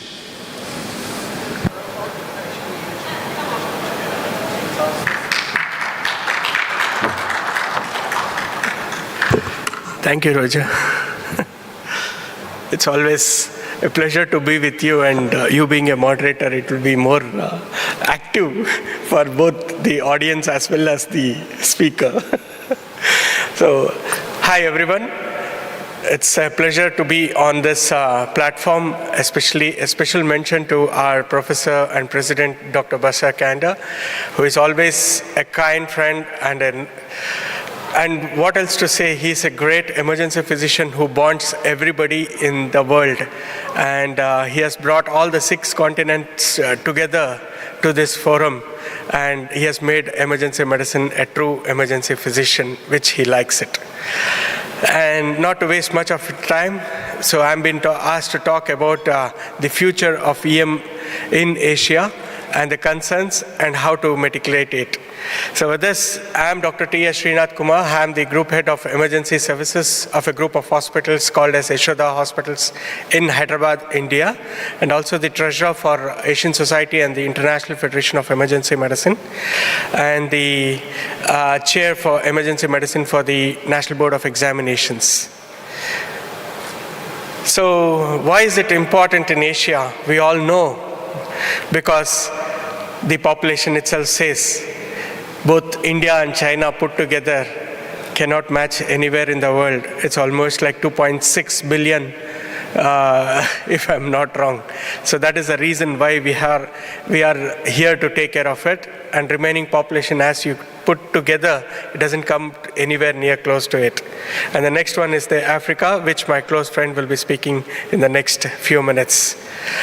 And we know in Asia there are multiple countries, and each country itself is a continent, and EM itself as a specialty was not recognized 30 years back or 40 years back, even before we have not been anything, before we were born also. And this is the whole platform you can see where all India, the EM is being recognized, and 27 as per 2019 data, that's what it says. And to develop any specialty, it is important that it phases through 3 phases. That's what every time we keep saying. That is a primary stage where the various specialties apart from the emergency medicine come together, they make a platform, they create the syllabus, they give it across. And then the secondary stage is the economic structure, because every subject itself has its own importance by itself. And then lastly, when such societies form up, every country has its own society. They form, they create the curriculum, they create all the things which is required, and they submit it to the legislative structure, that is the national health policy.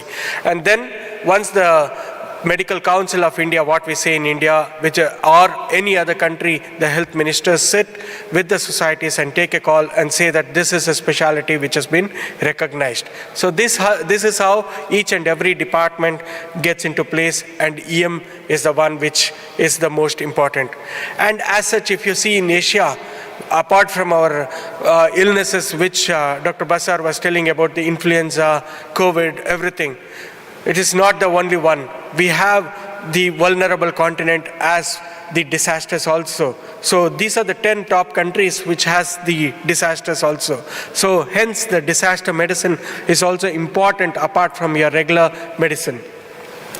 And this data I have taken up from the Asian Society, where they have put up a good background of every country which has been developed as an EM as a specialty.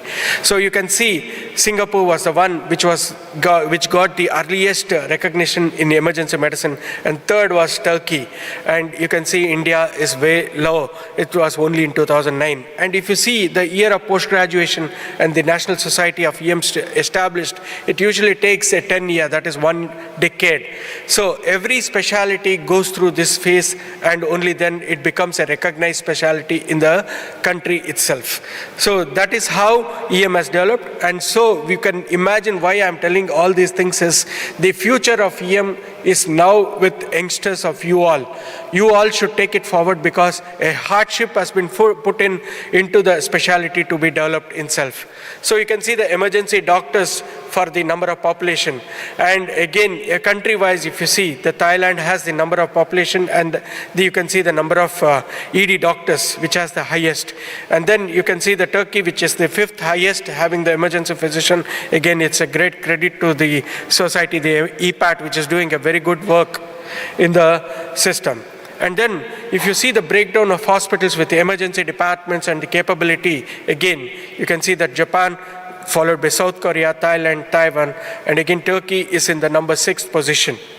And India, we could not get the data because not many emergency physicians are there. We could see only one in maybe in 10 million or per crore. That's how it has been going on as per the current data. And this slide will show you the whole of Asia, which has a emergency care systems for universal health coverage. And this is how it has been developed. And with this one slide, we can see that how a tertiary care illness or an acutely ill patient or an injured patient which comes to the ED department and what happens in the ED department itself. And that is how the timeline, and that is where it is. And when I went into each and every country, it shows its own importance and its own problems which has been facing. And then the dispatch capabilities. Every country has a national ambulance system like 911 in US.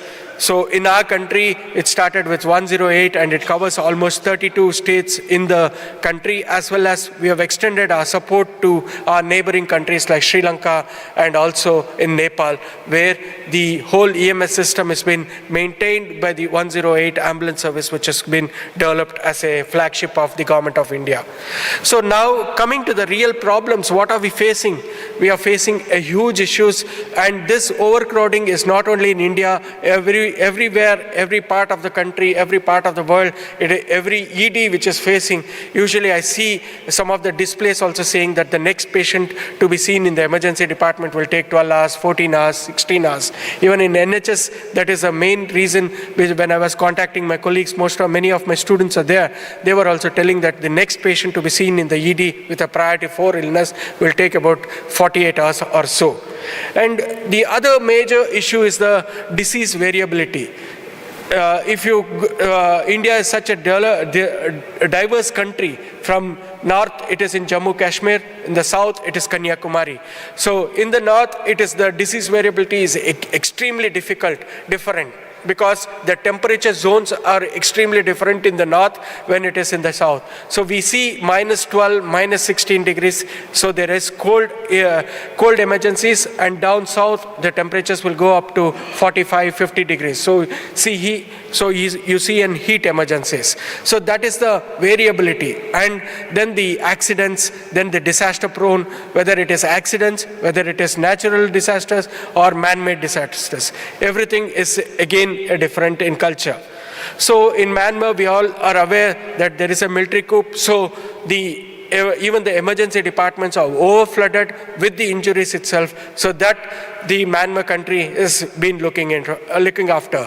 And recently in Sri Lanka, we all know that there was an emergency which was being declared, and so many of the EDs were shut down, and the ED physicians had to flee the country, and also some of them who are there during the COVID also could not be able to manage the situation. And of course now, post-emergency, they have come up with a good plan. They're taking the support of the WHO, they're taking the support of all the SAARC countries and developing back their nation into normalcy. In Philippines, we see now and then it is the disasters which is happening, hurricanes, the earthquakes, everything. So they are more into the disaster-prone area, and they are being taking into that considerations.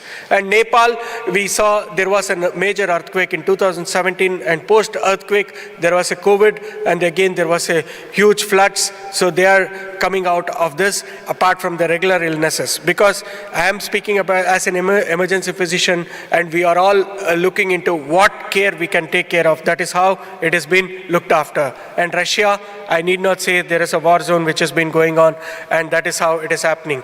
And with Pakistan, there are a lot of mass casualties apart from the regular illnesses. So they are recouping with the mass casualties which they are looking into. Middle East, it is the majorly, when I went into the most of the countries of the Middle East, the first and foremost is the heat-related injuries. Second is substance is next common thing. The third one was the orthopedic injuries, trauma, high intensity traumas. These were the main things which we could see there, and that is how it has been looked into. And then EM in Japan and Taiwan, the population is growing.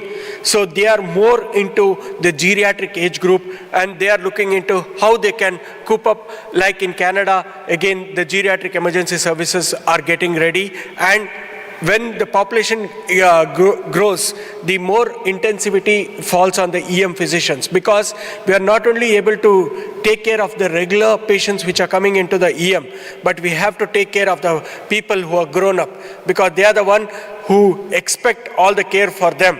And when it is there, to triage them, to look into them, and again to mitigate them is very, very important, because a subdural hemorrhage in the case of an elderly patient is not the same as an adult patient, because for them it's a regular thing. And when you take a CT scan and see that it is a chronic infarct which they have there rather than the acute infarct. Whereas in an adult which is the 25 to 45 years age group, the relevance will be entirely different. Like this, when you look into the airway for the geriatric age group, it is entirely different. So like this, they are developing their own skills which is required for the geriatric EM. And Singapore and Malaysia you can see that it was well-developed systems right away in the 1983 itself. As per the Western standards, they're growing up. And then there also the same thing, the geriatric age group is one which is getting into the picture. And lastly, we are in Turkey and we all know what are the issues going on. I saw yesterday, I saw today, what are the things is major is overcrowding. Everybody wants to visit an emergency department because it is free in care, and then when they come to the emergency department, they want everything to be done on their table itself. So this major issues are being seen. When you put everything in common, there are four things which I would like to tell. One is overcrowding. Second is the infectious diseases which we are just coming out of COVID. 3 waves, 4 waves, 5th wave is gone through, but we have forgotten our regular medicine. The regular medicine is your non-infectious diseases, that is your hypertension, diabetes. These are the two things and which is going in for the myocardial infarction and the stroke illnesses. So this four, which is the non-communicable diseases, which is still a major burden for emergency departments. And post-COVID, we have seen a spurt in the cases of these four illnesses again. So that we have to overcome. And how can we overcome? There are 5 things which I always keep telling: A, B, C, D, E, airway, breathing, circulation, disability, and exposure. In the same way, it is nothing but we have to look into and mitigate our own plans. How can we do it? It's a very simple one. I just looked into A for aggression. Being in emergency department, we should be aggressive for the illness, look into the plan and detail it and do it. So B is for branding yourself, because most of the emergency departments feel that we are not being brandized, we are not being taken into consideration, we are not being looked into. So branding ourselves, like what Professor Bashar used to keep on telling in his communication skills, it's very important to communicate ourselves. That is what is C.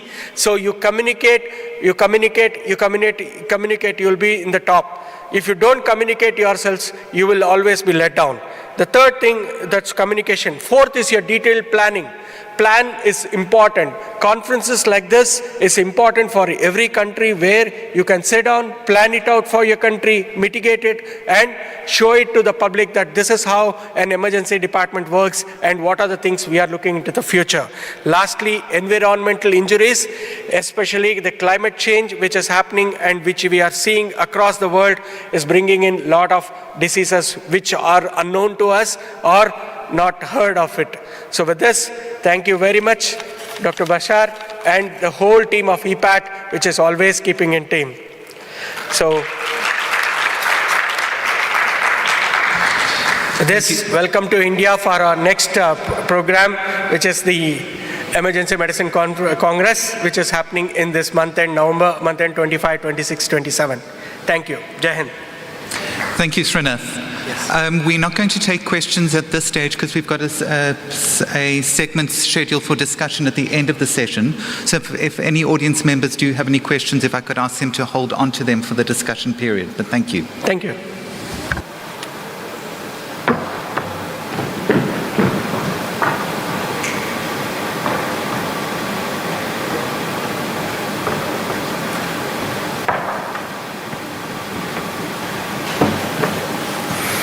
I've realized that I don't walk across the stage with half as much flair as Prof. Canlı does.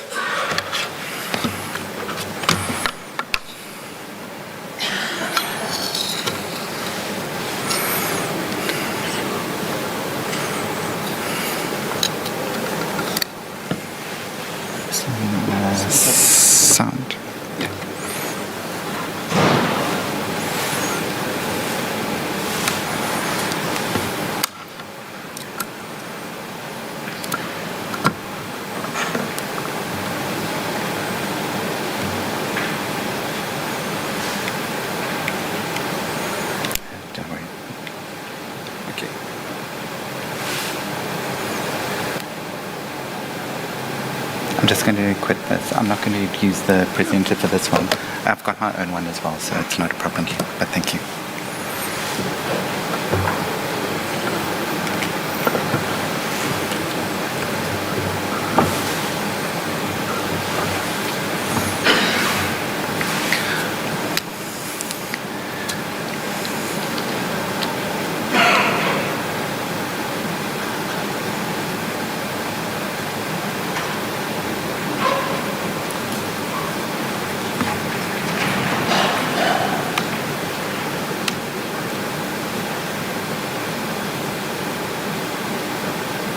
Yeah, that's picked it up now.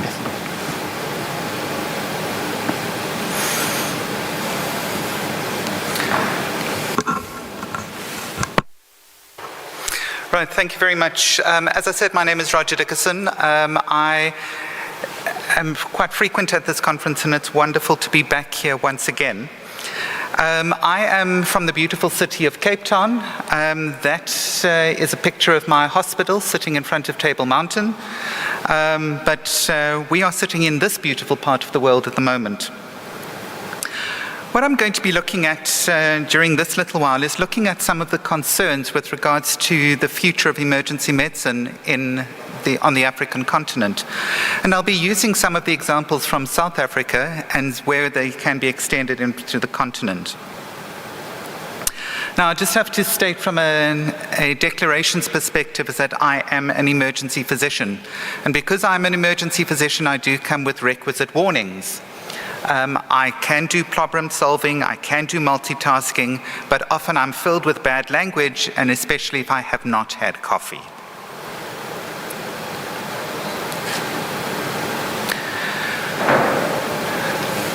So this appeared in a newspaper recently. And admittedly, when I saw this, my first thought was this at my hospital? When I found out that no, it wasn't at my hospital, I then started to look and I thought, only 3, knowing how much overcrowding is crippling emergency departments across the world. And then I looked at the waiting time of 12 hours and thought, in some instances, these patients are lucky it wasn't longer. But what really came to the truth was that it wasn't referring to emergency departments at all. And it was simply now that not only are there queues at emergency department doors, but there are literally queues to get to the summit of Everest. And I think that's the difficulty. We are all faced with large patient volumes. And you say, it's okay, we can handle this. It's okay, let me take a step back. Take a step back. So you do. And you take another step back. And another step back. And you realize these are the patients who are needing our care. And how do we, as emergency medicine, cope with this? And I think this is one of the big difficulties, is that if we don't cope with it, it's going to lead to death. And that is something that scares me. It's something that keeps me awake at night. It's not about the numbers of sick patients in my department. It's about the numbers of patients waiting to get into it, because they are really an unknown quantity. We don't know yet what's wrong with them, what their severity of illness is, and what we can do about it. So, if we look at most of our hospitals, I'm sure your emergency department looks like this. Squeaky clean, more beds than patients. Anyone? Certainly not like this on the African continent. In the African continent, this is what our hospitals look like, where we've got stretchers in hallways. And it's become so formalized that the stretcher positions are even numbered so we can find them easier. But let's take a step back. This is an internal medicine resident in her natural habitat. Okay? And I've got a photograph of an emergency medicine resident in their natural habitat. I've just realized that that looks very much like Professor Zainab. Do you wear your hair out to the side, Prof?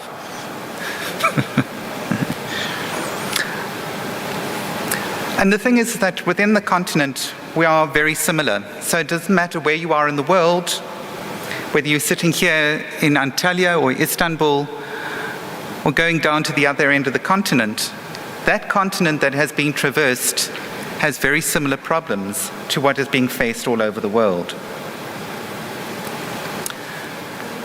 Emergency medicine is the new kid on the block when you compare it to other disciplines. And as the new kid on the block, we tend to make mistakes. We go from being the baby, not taken seriously. We then become the toddler. And just like any toddler, we always want to say, sorry, I don't think the sound is coming through.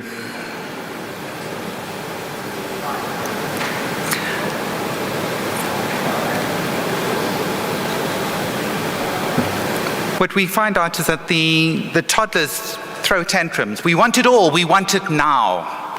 So we throw a tantrum. And then when we get it, it's a bit of a problem. Because once we've got it, we're the nasty teenagers. And the nasty teenagers who can't learn from anybody. And so we've then got to say, we need to make a decision. We need to be able to see what are we going to do going forward to ensure that we don't make the mistakes that others have made in their development. The difficulty for emergency medicine is that our decision-making trees are never like this. Our decision-making trees look more like this. And trying to make an appropriate decision in the midst of chaos is never easy. We hope that we will make the appropriate decisions, and when we do, we get really excited. But we need to learn from the others, how others have done it. So what now?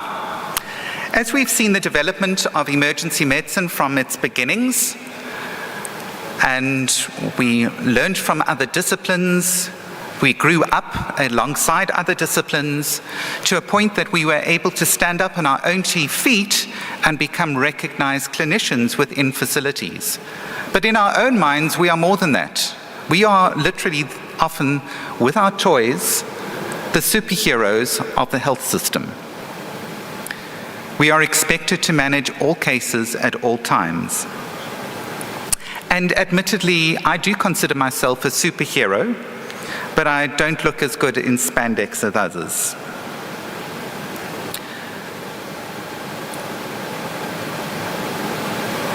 But that can be our own kryptonite. And our own kryptonite is what is going to destroy our specialty. And that is what makes me concerned on our continent. Because we need to look at the life after, and understanding that if we don't do something now, there might not be life after. Because many of our residents are starting to think, if I'm able to get through the specialty program and finish, then what? Is there life after my residency? And let's look at the realities that our residents are faced. Firstly, from a time perspective. Unlike most disciplines, emergency medicine has to function at a high level right round the clock against our circadian rhythms. But in addition to this, it has a tremendous impact on a normal family life, on social lives, when emergency physicians are spending 2/3 of their working careers outside of normal working hours. I've mentioned the patient loads already, but that places additional strain on any individual. And the uncertainty of when that flood will hit adds additional stress. Then there is inevitable conflict, and that conflict may be between divisions, so between disciplines within a facility. It may be between colleagues, and often, unfortunately, these days, it's often conflict between patients and the clinical teams. And we are seeing increased numbers of severe assaults occurring of clinical staff nursing staff, medical staff, by patients and family members of patients. We have the turf wars, now that we are an established discipline, having to fight for what we believe in our disciplines. The access block. At this stage, I've just received the updated stats from my unit this morning. We are outnumbered by a 2-to-1 factor, so there are more than 2 patients per emergency department bed waiting for beds in the ward, let alone the amount of patients that we are trying to meet. And in all of this, our residents are needing to try and balance life and work. And this is generally what a resident looks like at the end of their residency. They start out young and eager, but they are often quite jaded by the time that they end it. And that is something that concerns me, is what exactly are we going to do to ensure that this does not happen again? And this is being reported all over the world with regards to the stresses that emergency physicians are feeling. And that makes me worry. It keeps me up at night. The burnout in emergency medicine in our country is extreme. And most of our clinical specialists are looking to exit the specialty after only 10 to 15 years practicing as a specialist, because they just can't balance it all. And it's also not knowing what's around the corner. In addition to your regular loads, there are things like wars.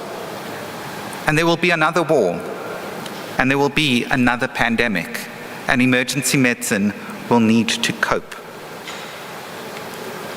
Because as was mentioned yesterday, emergency medicine is the front line.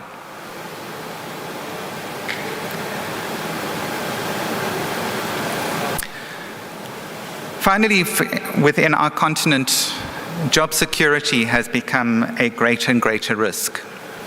With financial meltdowns occurring all over, there are often not specialist posts for our residents to go into once they have graduated. And because of this, we see that many of these specialists that we've spent a lot of resources training are leaving the countries and leaving the continent simply in order to put food on the table. It makes me worry. This photograph is quite a unique one. This was the night shift welcoming the day shift and trying to impart their words of wisdom of what they'd learned overnight. So I've painted quite a bleak picture about emergency medicine on the African continent, that we are literally hanging on by our fingernails to keep services together. But it's not all doom and gloom.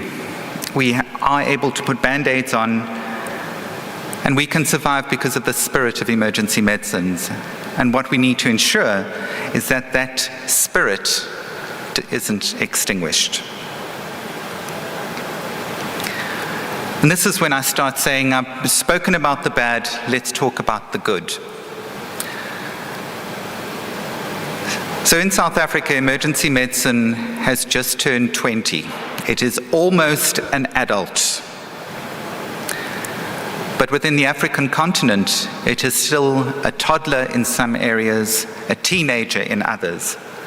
But what has assisted is the formation of the African Federation for Emergency Medicine.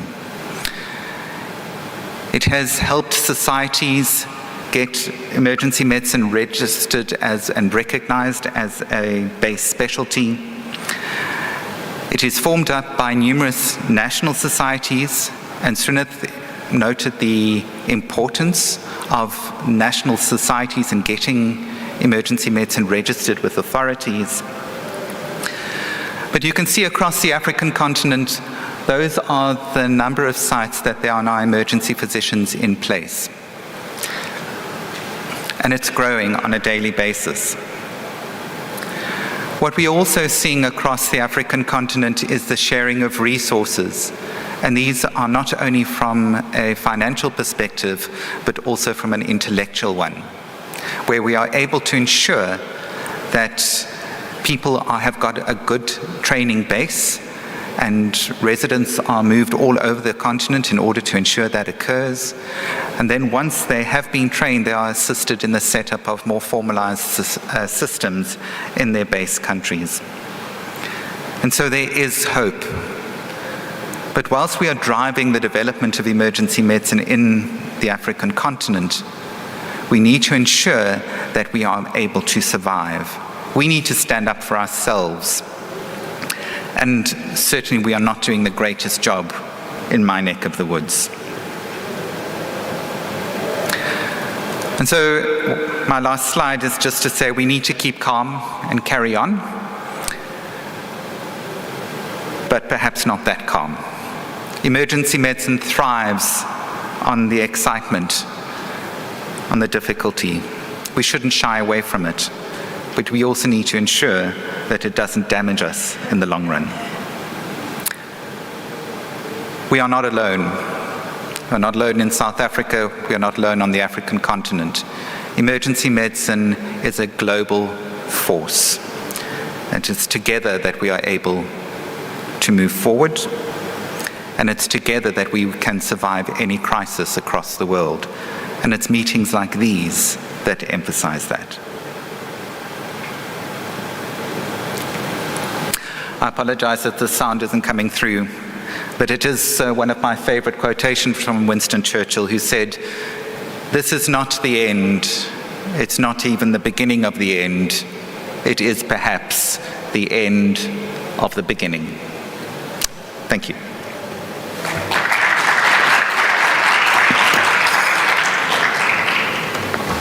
Next is Dr. Paul Cabela from the United States.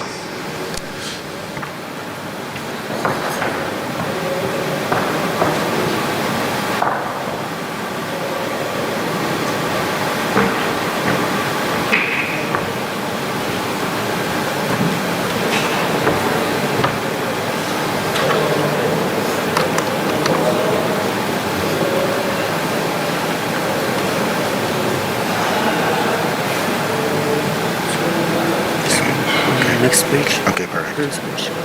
Laser. Okay.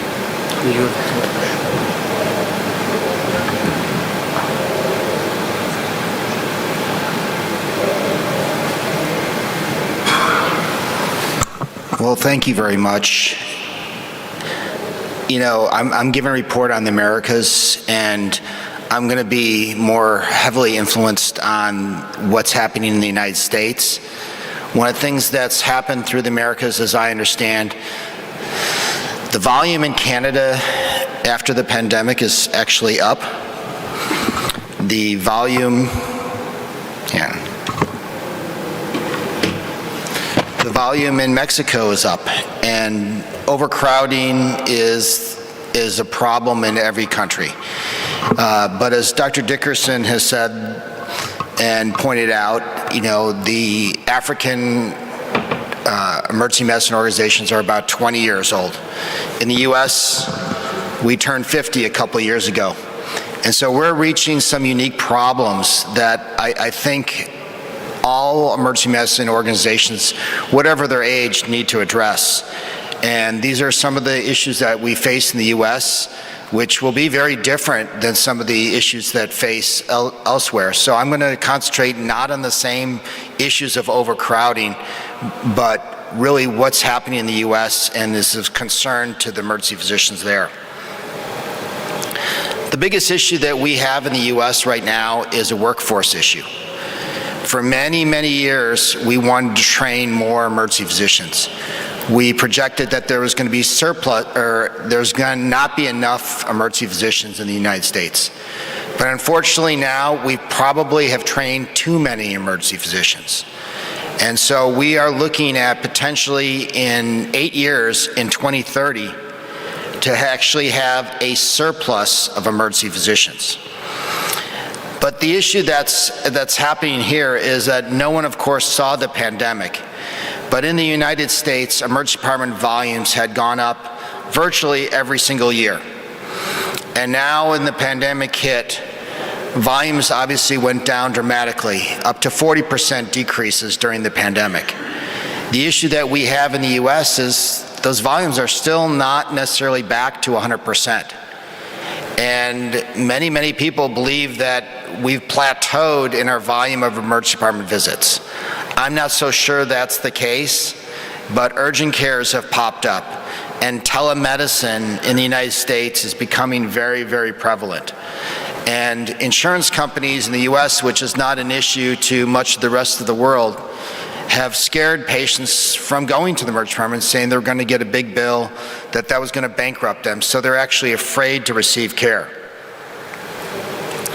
As I mentioned, there's these alternative delivery places. Telemedicine is taking off in the United States. It's amazing how many people will talk to their doctor on their phone now, rather than coming to the emergency department. You know, ED volumes are close, but again, our patients are much sicker than they ever were. The other thing that's happened in the US is that we are always in the US, there's somebody trying to make things less expensive. And so oftentimes in some emergency departments, doctors are being replaced by what are called physician assistants. Whereas instead of receiving 4 years of college, 4 years of med school, and 3 to 4 years of residency or 12 years of training, these people receive 2 years of training, or 3 years of training, or 4 years of training.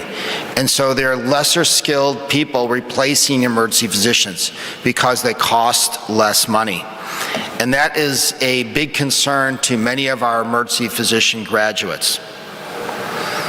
Emergency medicine, again, as we came up through youth, we became one of the most popular specialties in the United States.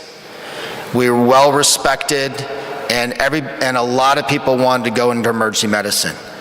And hence, a lot of programs started popping up. And so the number of residents that we were graduating 10 years ago to today, it's almost doubled in the last 10 years. So now, perhaps we are training too many emergency physicians, which is a serious potential problem in the United States. The big question here is what's the need going to be? Are our estimates correct? What we've seen during the pandemic is a lot of emergency physicians basically quitting, saying, I'm not going to do this anymore. So perhaps we are going to have attrition, as Dr. Dickerson warned us about, that people are getting burned out and they don't want to go back to do their job. But this, again, is something that we're watching very closely. One of the biggest issues that's affect the United States has nothing to do with emergency physicians itself. It has to do with our nurses. Our nurses quit in huge numbers during the pandemic. And so now the reason that we have so much overcrowding is we don't have anywhere to send them after the emergency department. There are no beds in the hospital, or if there are beds, there's no nurses to staff those beds. So patients that are admitted are backing up our emergency departments. We have the capacity now in our emergency departments to see the patients if we could just get the patients out of the emergency department. Oftentimes, 2/3 of our beds and our hallways are occupied with patients needing to be admitted to the hospital, but there's nowhere for them to go. Another issue that's happening in the United States is the way that the US payment system works for hospitals. It's now bankrupting the majority of the hospitals in the United States. So we are going to be looking for some type of healthcare reform here to make sure that our hospitals stay open. Right now, almost half the hospitals in the United States are losing money. And this is a dramatic change from 4 years ago. So they started right prior to the pandemic, but during the pandemic it made it worse, but there was bailout money and monies to fund that. But now as COVID is over, the realities of the payment process are coming into place, and a lot of hospitals are at risk of closing. And certainly one of the issues is our graduates want to work in urban and suburban areas. They don't want to work in rural areas.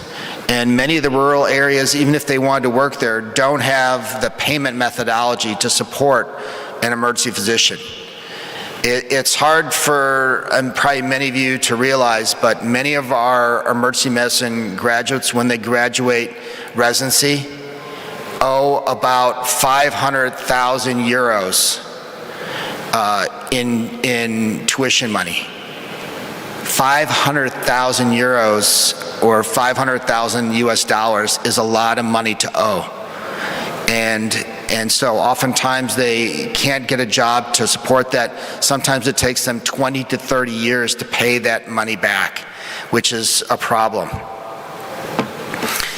As Dr. Dickerson said, emergency physician well-being now is at an all-time low. The pandemic made burnout not just a problem, but a crisis. Many of our graduates are so stressed they have a hard time coming to work or functioning the way they used to function. This is something that we really need to work on, and I'll talk about some of the solutions that we are working on as we go forward that many of you may be able to take to your countries and employ so that you don't reach the crisis that we are reaching in the United States. The one thing that I think is important is to make firm estimates of how many emergency physicians and how many emergency providers your country needs. And where are they needed? Are they needed in urban areas? Are they needed in rural? And do you need to concentrate? Because the practice in an urban setting is very different than the practice in a rural setting. And are they trained the right way? Do they understand the technology that's needed? One of the biggest issues that we are working on here in the United States is to credential emergency departments, that not all emergency departments are equal, that there needs to be certain standards in the emergency department for it to be a high level, like a grade A, whereas something might be a grade B or a grade C or lower, or a 5-star, 4-star, 3-star methodology. But we are looking right now to certify to make sure that a 5-star emergency department is something where the doctors and the nurses feel safe, that they have the equipment they need, they have the nursing and support staff, that they have they enjoy their work there. Those are things that I think are important that I encourage many of you to look at is how to certify your emergency departments. And as Dr. Dickerson said, is where are these patients or where are these physicians going to go? If they get tired of working in the emergency department, what is their next plan? What is their plan B? Can they work in an urgent care? Can they work doing telemedicine? Can they go into hospital administration? Can they do something where they still enjoy and practicing medicine, but maybe not in the emergency department? In the US, we're looking at other options for how and where emergency physicians can practice. We are also looking for alternatives to nurses. Can we provide additional support staff in the emergency department besides nurses? Are there some type of assistant that the physicians can get that will make their job a little bit easier and help them do the jobs that doesn't require a physician? Can there be scribes or people that fill out your chart for you? Can they get your information for you, set things up for you so it doesn't require the emergency physician to do those jobs? And again, to continue to figure out what are the items that are currently stressing the emergency physicians and how do we correct them? One of the things that I have said throughout my time as being in leadership in emergency medicine is emergency medicine is not a place, it's a specialty. I believe in the future that there will be less emergency departments in the United States, or at least certainly less hospitals. The question is how can you access that emergency physician and the emergency physician mindset? Can we do it via telemedicine? Can we do it mobile? Can we do it in urgent cares or very small standalone emergency departments that don't have a whole hospital behind them? You know, can we manage more of our patients at home if our problem is admitting them to the hospital? Can we send more of them home and monitor them in some way? I do believe that emergency medicine still does have a bright future, as Dr. Dickerson said. I think the pandemic and the armed conflicts, not just in some parts of the world, but in every emergency department that we've all seen increased violence, that emergency medicine is the essential specialty of 2022 and beyond. And hopefully this will translate well, that we are the masters of the undifferentiated patient. And when I say undifferentiated patient, that's the patient that comes in with chest pain, or shortness of breath, or a headache that we don't know, it could be any diagnosis. We are the masters of anyone, anytime, soon any place, and the masters of doing more with less resources, less time, and less information. As I said, few have seen the challenges of the pandemic and the armed conflicts that we have, but we were there central in managing the front lines of the viral pandemic and still with traumas when nobody else really wants to do that job or is able to. And we managed not just injuries and illnesses, but we also hold patients' hands and comfort families in their greatest need. In my opinion, emergency medicine is still the greatest specialty, and I look to all of you to help solve some of these problems that have been created over the time, probably some by my generation. But I believe the future of emergency medicine is bright in the US, in Turkey, and throughout the world. Thank you very much.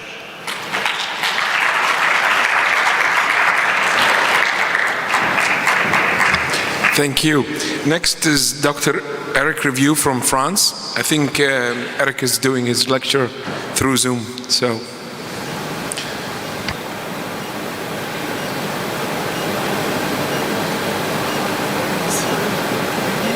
Hello, everyone. It's a great pleasure to see you. I'm very terribly sorry not being with you because I have a lot of friends in Turkey, Roger, Paul Kivela, and it's a shame I won't be with you. One of the things is you discuss about a lot of things about the problem that we are facing, so we'll try to exchange. Can you see my slides now? Yes, we can, Eric, thanks. Okay, thank you. So let's take an overview of the situation about in Europe, not only in France, but in Europe. One other thing is, so I'm regretting not being with you because we have some friends, and emergency medicine is also that it's more than friendship, it's sharing experience and sharing a lot of things we have in common. So the situation in Europe, as we do have a rising number of ED visits for the past 20 years, and the situation is still changing, and we'll see how it could be changed. So we'll make a small tour of Europe, and through a questionnaire that can be made about the situation in Europe. You want to know how is the emergency department asked to the nurse, asked to the patient. In this study, we asked the European nurse how they can rate their own hospital and their own departments. And in these departments and these in Europe, nurses said that the quality of care is really low in Ireland, it's really terrible in Greece, and it's different in Switzerland. They have the feeling that they treat quite well patients, and as you see, the burnout situation is quite high, not in the Netherlands but more in Greece. The job dissatisfaction is really high in Greece, so they want to leave, and mainly nurses want to leave.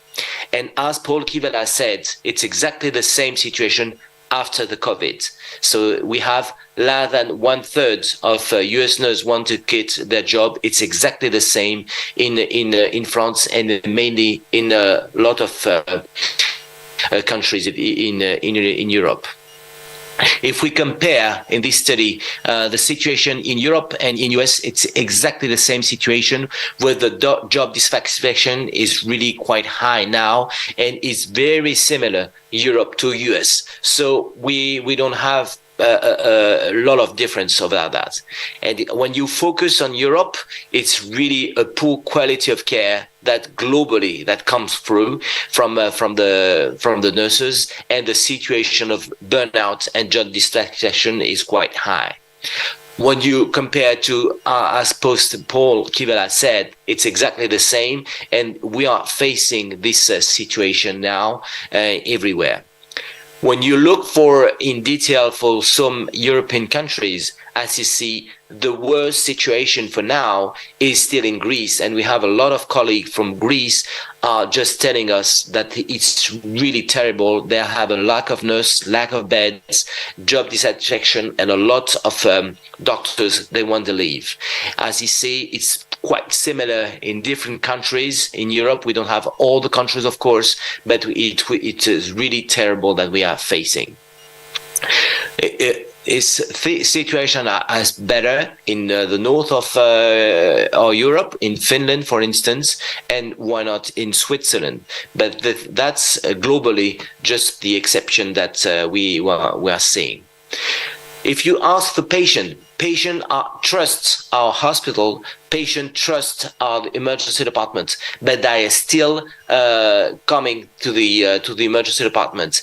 And patient just when they we ask them to rate the hospital, it's exactly the same analyze that the nurses. They are very low, they trust, and they don't trust in Spain. They are quite, they trust the hospital in Finland, and they will recommend the hospital. They won't recommend the hospital in some country. They recommend in Switzerland. They don't want to recommend their hospital in Greece. So as you see, patient and nurses are saying exactly the same. They are quite focused quality care, and the patient satisfaction is really quite low everywhere.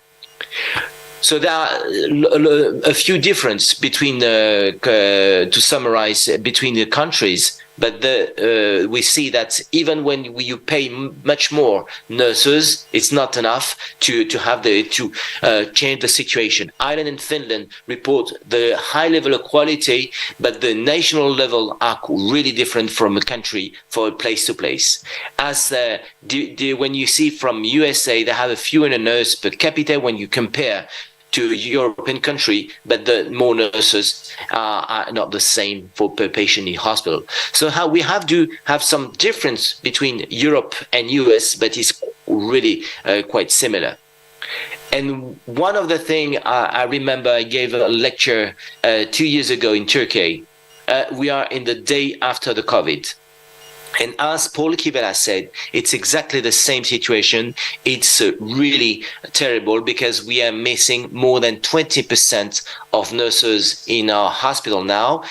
20% of nurses, it's exactly the same number of beds we are lacking. So we are closing our departments everywhere in the hospital because of the lack of nurses. We need nurses. And it was due the day after, I could say day after, we are 2 years after the COVID, and it is the terrible situation. We had a congress a few weeks ago in Berlin with the USEM that was exactly the same situation in all over Europe. When you look at the old data about the situation, number of physicians, not the problem of number of physicians. I'm quite glad to see that they have a huge number of physicians in US. It's not the point in Europe because a lot of emergency departments don't have enough emergency physicians, so we are trying to find other specialty could work inside the emergency department. It could be family doctors, it could be internal medicine, it could be geriatrics. It's one of the main concerns that we should have in our emergency departments. And the second problem we are facing in Europe is the aging population. And the aging population, as you see, is quite different from place to place in Europe, but it will be a tsunami that we will face in the next 10 years. So the aging population will come more and more. And the situation is really quite worrying in Germany, for instance, because they have a high level of geriatric in the emergency department, but exactly the same in Spain, in France, in Italy, that we have a lot of those patients. They are patients, they are geriatrics, but the problem, we don't care enough about them, particularly in the overcrowding situation, as you have seen in everywhere. The overcrowding, here is the map of Europe. Where are the overcrowding problem? Everywhere. And as you may have seen, it was worse after the COVID period. So we have a lack of beds. And why our patients are coming? Here are the data from Europe. They're coming in emergency department because they don't have family doctors, they don't have a GP available, they have for financial reasons, they have many reasons for coming emergency department, but those patients are not responsible of the main problem of overcrowding.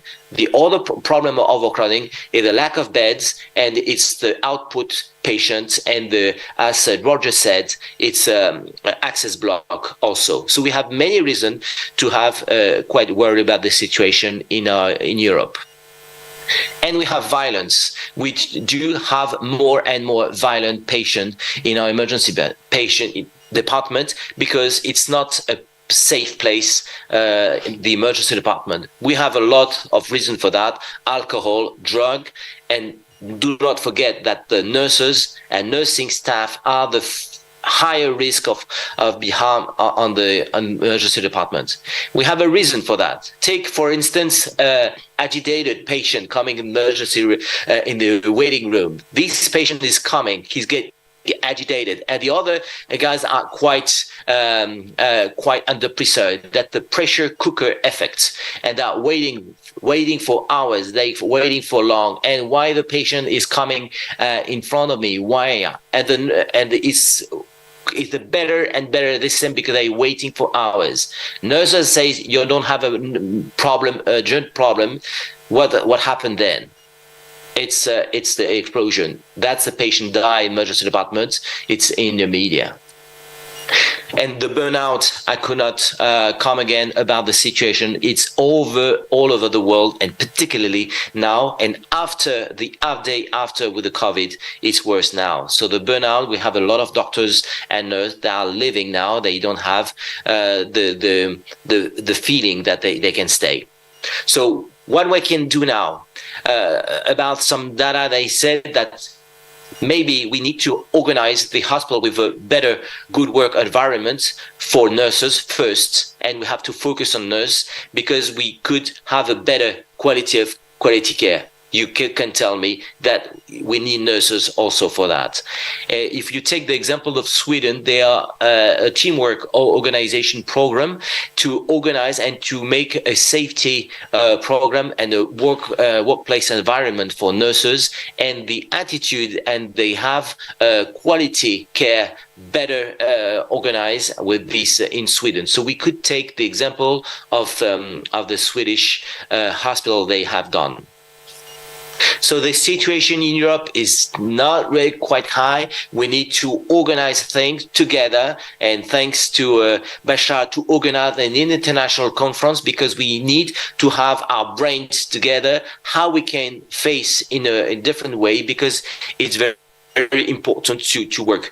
We want to solve the problem very quickly for the overcrowding, of course, and the thing is we have to focus what are the main threats we are facing, how we can be attractive for our emergency departments, and because we need to reorganize our emergency department and organize and take our resources.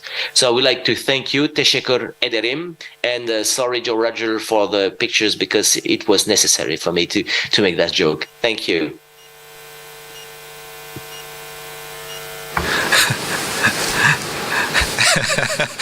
Eric, thank you. That brings the formal presentations to an end, but we've now got an opportunity to involve each of the speakers with regards to a bit of discussion. If I could just ask Paul and Srinath if you are still in the room.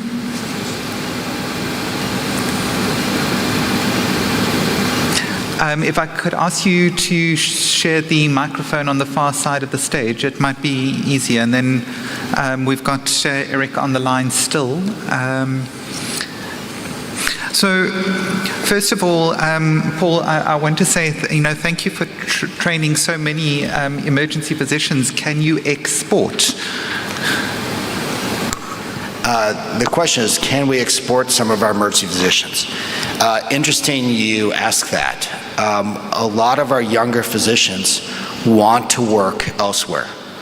And I think conferences like this are something that, I've talked to Dr. Abdel Balou previously that he wanted to come and work more in the U.S. I think we need to look at how we can open our borders for physicians. I think it'll help not just to unload some of our U.S. workforce, but I think in exchange of ideas, I come and I learn something from Dr. View and Dr. Dickerson, you and my Turkish colleagues, and every single time I come to one of these conferences. So I think we really need to look at that, and I have to tell you, if you're looking for American emergency physicians that are well trained, I think it's a matter of putting that out there and making sure there's a mechanism for that to happen. A lot of our physicians are young and incredibly intelligent, and many of them speak other languages as well. So I think there's that potential. I was actually also referring to there are existing programs. I know the global emergency medicine programs like out of UCSF have been doing great work and assisting with setting up emergency training programs. So whilst it's a bit of a flippant comment on my behalf, I think there's already some of that in place which has been well used. But I think your comments regarding almost an international force of emergency physicians that can respond where there is need is probably a good thing. What we don't have, and it seems to be going all around the world, listening to what Eric had to say, and yourself from the US, and certainly from the South Africa and the African continent, is what are we doing about emergency nurses? Because that seems to be a global critical situation. If I can bring Eric in there, what ideas would you have to try and keep nurses happy on the one hand, skilled on the other, but still be able to manage the patient workload that we are all being faced with? That's a great question, Roger, because when we ask the nurses, and after COVID period, they want to change the job. They don't want to be a nurse anymore. So that's the main concern, that we can focus on it. And we asked and we talked many times to the nurses, and they say it's over. We had a discussion with colleagues from US. They said exactly the same point. I don't know why, because they have the feeling that maybe they're scared about that, but they don't want to work anymore in the same situation. So to be attractive, of course, we could talk about the salary, but it's mainly working condition, training, and training our nurses, and maybe having a new perspective for nurses. For instance, we are working on a program in France to have the equivalent of the nurse practitioner we didn't have for 20 years. And so we are starting a new program for nurse practitioner training, for a 2 years training program for nurse. So maybe it could be a new job to be attractive for nurses. Thanks, Eric. Roger, one of the things that we are looking at in the U.S. is that nurses in the U.S. take about 3 to 4 years of training. And so we're looking at whether we train nurses at a lower level than a registered nurse, an RN, as a medical assistant, which takes potentially 6 to 8 months of training, or an LVN, which takes 2 years of training, and unload some of the jobs that the nurses don't want to do, that's, quote, burning them out, unquote, and really trying to figure out if we can make all of these jobs a little bit more attractive And same thing with physicians, is take away some of the jobs that we don't want to do, that doesn't require our skill level, that we're forced to do. And I think that's what we're hearing from our younger physicians that are a little bit more insightful, that I don't want to do this anymore, or I don't want to do this job anymore. And I think we have to listen to them, and I think they have to speak up and make those suggestions. Thank you. I just want to make a short comment on, the availability of, staffing and the future of emergency medicine. Basically, when people go through programs and they graduate and they train and they work in different sites, as we move along, throughout the years, some people they find that they have probably different interests, like in finance, in legal, in admin, or even in the specialty of emergency medicine. They look at emergency medicine probably at a stage and they want to do something like, something more outdoor, like wilderness, or even something like special operation medicine, like HIMSS and Medevac and all that. So I think this is a tool that probably institutions around the world want to tap into. First of all, to avoid burnout for emergency physician. Second, to explore other skills that an emergency physician or an individual or a nurse or an EMT or a paramedic has at a stage that he was too busy during his residency or the first few years of establishing himself, is actually to have probably an international umbrella to train people like that and put them in a more probably accredited programs. Not only this will feed back into emergency medicine and disaster and a global event, but it certainly would probably have a better response in terms of disaster like flooding or pandemic, or even unify the scope for payment, for example. And that's just a thought. If I can pick up on two things, I think there's been some really great points made. So in our nursing system, we already operate on a 3-tier structure where the RNs are the chief nurses. We have nursing auxiliaries and staff nurses, which range from a year to 2 years to 4 years of training, and then there's specialty nurses on top of that. The difficulty that often comes is that from a financial perspective, the hospitals see that why would they need to have any registered nurses, because the physicians can take over that role and then you're paying a lower salary. So we found that we've not gained much from that. And with regards to, I think it's an amazing thing to be able to allow staff to develop in areas of their interest. The difficulty often, and I'm sure we've all sat when you're running departments going, yes, I want to support an individual, but in supporting that individual, I could threaten the rest of the team. And that is often the difficult tightrope that we are needing to walk. I am also quite staggered that there are more graduating emergency physicians in the US than there are on the African continent. And that's you graduating those numbers each year. But it brings me to my second question for you, Paul.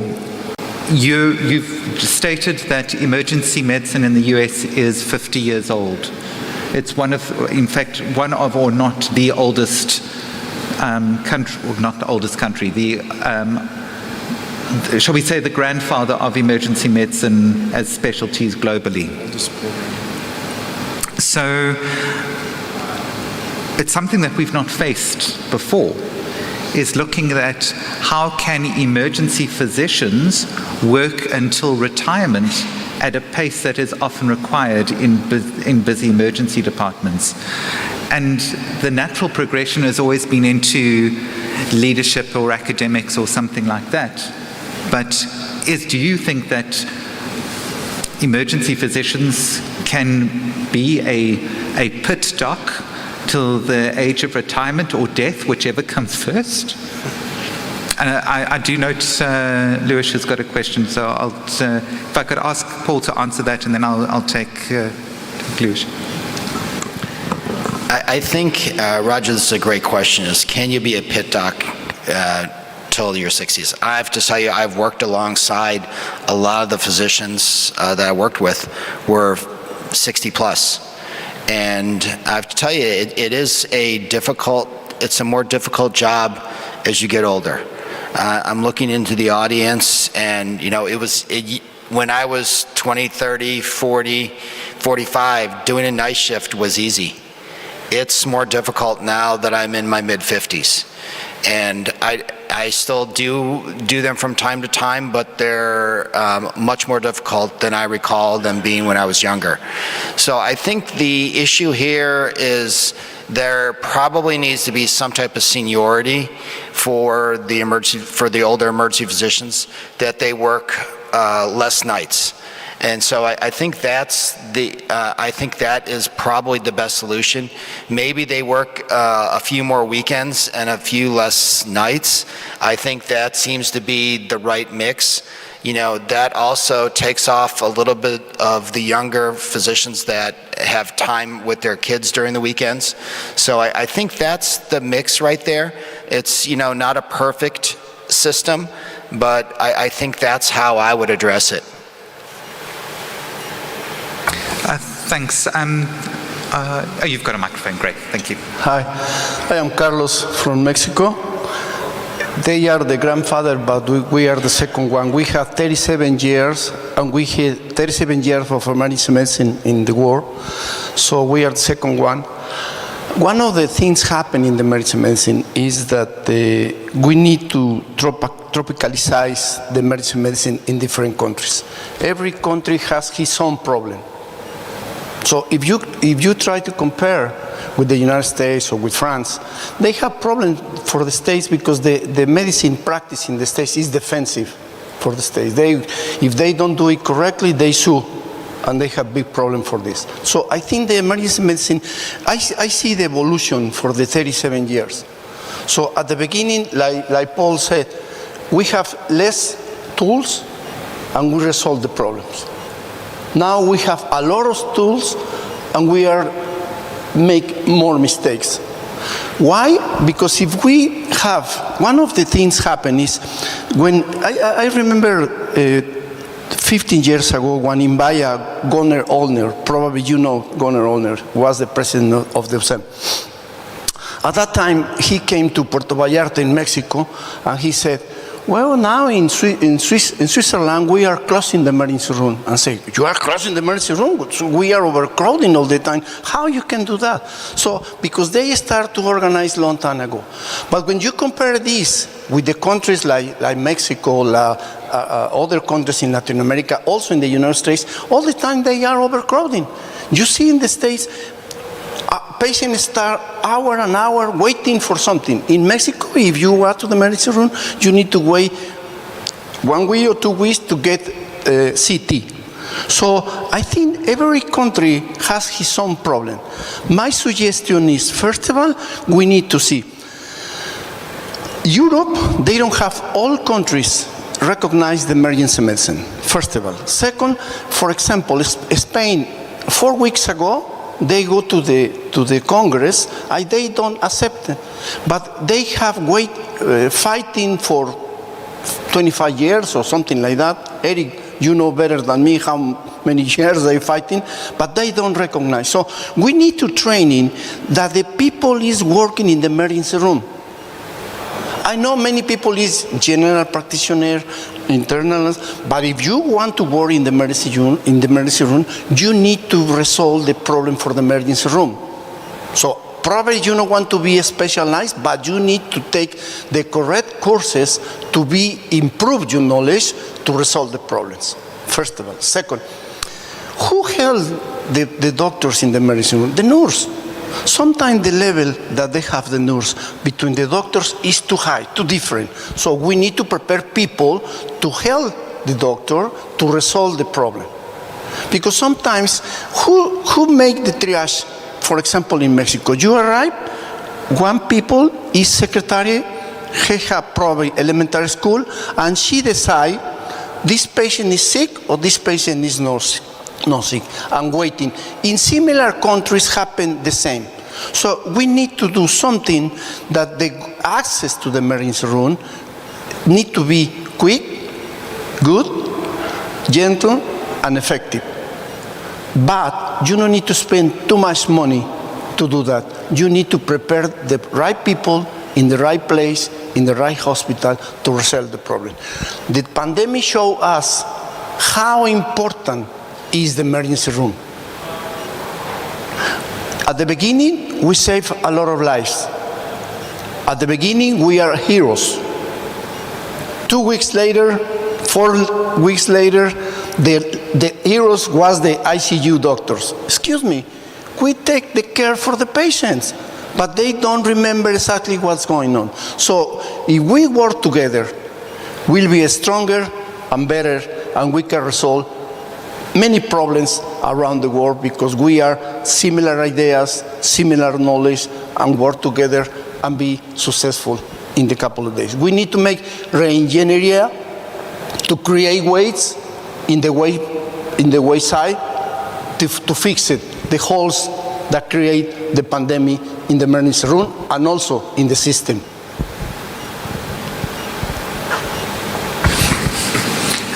Carlos, thank you. I think there's some, if I can pick out some very important points that you've made, is that I call it the hero to zero phenomena, and it's something that we face in emergency medicine all the time. And you've encapsulated it well with how it applied in the COVID response, is a hero 1 minute and a zero the next. The second, I think, is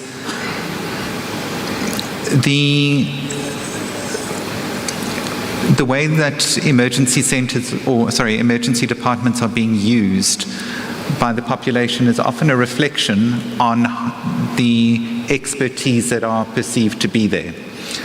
And it's something that's being picked up by Eric in his presentation and by Paul and Srinath, was that we are seeing an increase in the number of emergency department presentations in favor of other areas within health systems. And that may be from a financial perspective, it may be an availability perspective, but I think a lot of the time it is seen as an expertise. If they go there, they will get the problem diagnosed and sorted because that's what emergency physicians do. There's also a perception that they will wait less time, which I don't think they've, certainly if they've sat in my waiting room of my emergency department, that's certainly not true.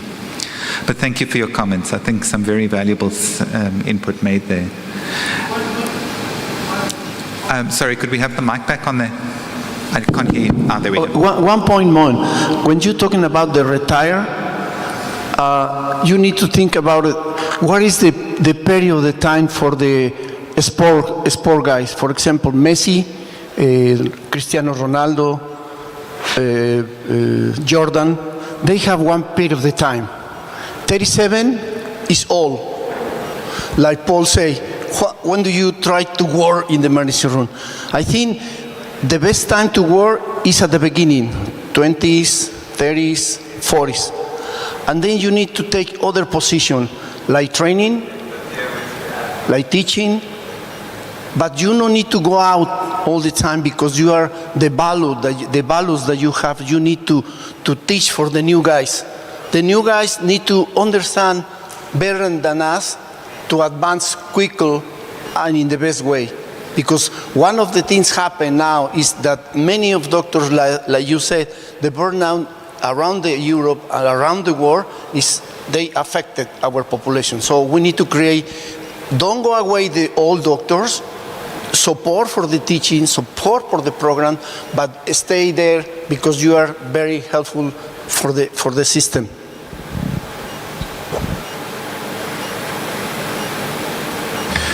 All right, any more questions? May I add a comment? Yeah. Yes. Go ahead, Eric. Yeah. A quick comment about, to summarize what you said, and I agree with one main point that Roger said.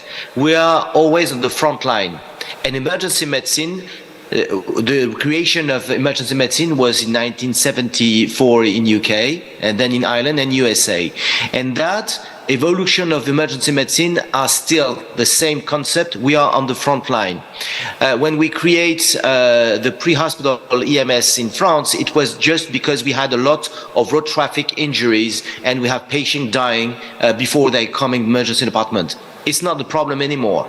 We reduce to 10,000 to 2,000 patients who die for road traffic injuries. But the main thing we have, with the exception of India and China, they still have a lot of concern, and Turkey, about the road traffic injuries. In Europe, it's mainly medical problems that are coming through emergency departments. But the thing we are facing for now is we still are pioneer of emergency medicine, and we live day after day a new concept. Take the example of the COVID. No one in the room, and no one like myself, have faced the pandemic like that. We were the first to face that, and we deal with that, and we try to organize. So emergency medicine is also to adapt our system to the disease that like we have, and we will have to face it. And I agree with Carlos Garcia, as he said, that we do have a lot of things in common, but we have to adapt our system on our own system of our own country, because we have a different concern about the system. I will be really lucky to take the example of the emergency physician in USA. I would love to have a huge number of emergency physicians in my department, but we don't have, so we try to find some issue for that. But that's very interesting talk we have together, because I think we still are pioneer of this creation of the specialty. Thank you. All right. Thank you, everybody. Thank you. Enjoy lunch. Thank you, guys. Take care. Thanks, Eric. Bye-bye, Eric. Bye, friends.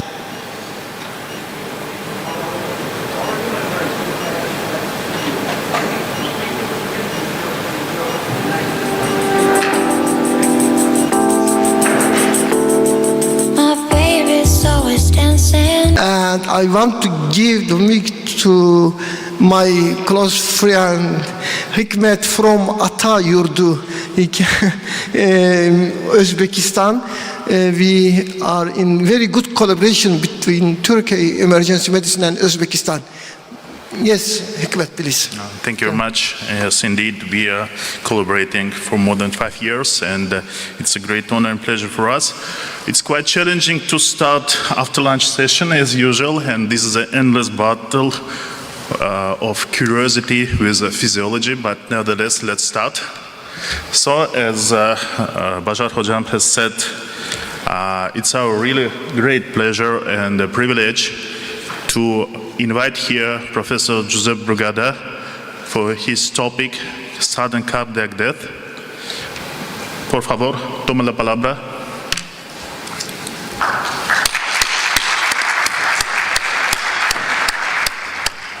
Thank you very much, Dr. Andarov, Dr. Canterbury. This one, next page. Okay. Next page, and laser. This laser? Push, yes. Hold push button. Yes. Okay. Thank you very much. So I will talk in the next minutes about sudden cardiac death, and I will try, first of all, to remind you the definition of sudden cardiac death, which is a form of death which is natural, which is due to cardiac causes, unexpected in time and form of presentation, that is always preceded by sudden loss of conscience, that happens in the next hour after initiation of symptoms, and this happens in someone with or without a known cardiac condition. As you know, the final rhythm that produces sudden death is, in the majority of cases, ventricular fibrillation. But there are other rhythms that might lead to the same situation, which is the asystole, complete AV block, or electromechanical dissociation. But basically, in our interest, the most important one is ventricular fibrillation. Practically any form of cardiac disease can, at the end, produce sudden cardiac death. But basically, we are dealing with ischemic causes, with myocardiopathies like hypertrophic, dilated, or arrhythmogenic, but also some electrical conditions like the long QT, the short QT, Brugada syndrome, but also other conditions like the postoperative congenitals, cardiac amyloidosis, etc. All of them at some moment can produce sudden cardiac death. So if we talk about ischemic, we're talking about number one cause of sudden death in our environment. In Europe, number one cause of sudden cardiac death is acute myocardial infarction. So during the acute phase of the myocardial infarction, the cells get with ischemia, and they complain about this ischemia by having pain, but also by producing ventricular arrhythmias that can produce ventricular fibrillation and sudden death. So if we want to fight against sudden cardiac death in our environment, we have to fight against acute myocardial infarction and prevent acute myocardial infarction.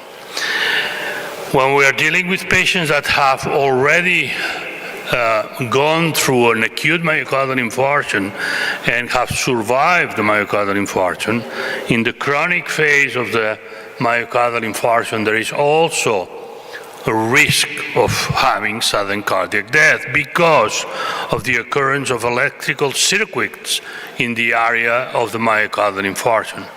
The bigger the myocardial infarction, the most chances that during follow-up ventricular arrhythmia or sudden death might occur. Although in the last years we have learned that it's not only a matter of the size of the myocardial infarction, but you see here that a small myocardial infarction, very homogeneous, is a non-arrhythmogenic scar, but also a huge myocardial infarction, but very homogeneous, it's also non-arrhythmogenic. On the contrary, you can have a small myocardial infarction which are very inhomogeneous, or large myocardial infarctions, very inhomogeneous, which are really arrhythmogenic. So the point is that probably in the future we'll be analyzing the risk of sudden death in a patient post-myocardial infarction, not only because of the size of the infarct, but on the quality of this infarct and the survival of cells producing an inhomogeneous scar, which is more prone to arrhythmias than an homogeneous one. When we're dealing with dilated cardiomyopathy, we're dealing with probably what has been called the pandemic of the 21st century, because the increase in the number of patients suffering from cardiac insufficiency, dilated cardiomyopathy, because of the increasing age of the population, increasing risk factors like hypertension, diabetes, obesity, etc. Remember that 50% of the deaths in patients with dilated myocardiopathy are sudden death because of ventricular arrhythmias. So we have to treat the cardiac insufficiency, but also we have to prevent the arrhythmias in this population. When we're dealing with hypertrophic cardiomyopathy, here we are dealing with a genetically determined disease that produces a hypertrophy of different parts of the muscle, and this hypertrophy produces arrhythmias, many of them ventricular, many of them polymorphic, and many of them lethal, that might kill the patient by sudden cardiac death. And remember that hypertrophic cardiomyopathy is the principal cause of sudden death in patients younger than 40 years of age, especially sport practitioners. We also have arrhythmogenic right ventricular cardiomyopathy, which again is a genetically determined disease that produces changes in the muscle, basically in the right ventricle, but also sometimes in the left ventricle.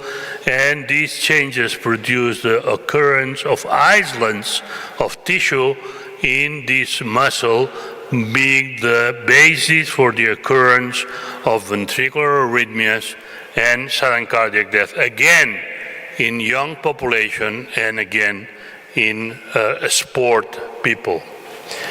However, there are a number of patients, around 20%, who had sudden cardiac death but do not present with a structural heart disease. They have a normal heart, and these are the patients like this one having ventricular fibrillation but a completely normal heart.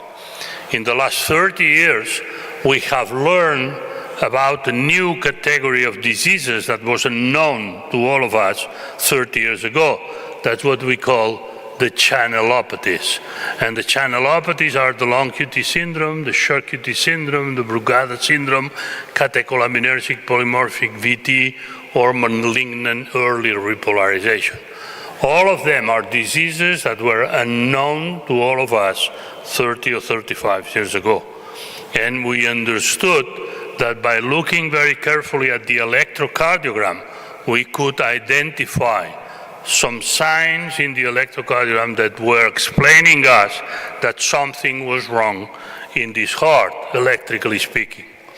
Why we call that channelopathies? Because these are diseases which are familial, so they are genetically determined, but affect the channels that regulate the flux of ions across the membrane. And these channels, if they have a mutation, they will not work properly, and they will produce some signs in the electrocardiogram, but also might produce some electrical gradients in different parts of the heart, these electrical gradients leading to the occurrence of ventricular arrhythmias and sudden death.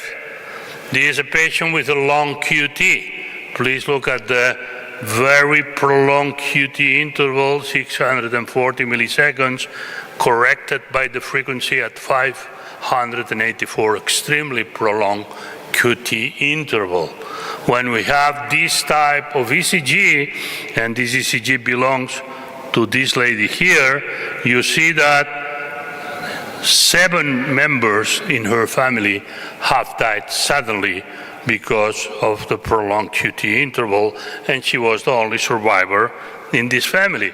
So it's a very, very malignant form in this family of the long QT.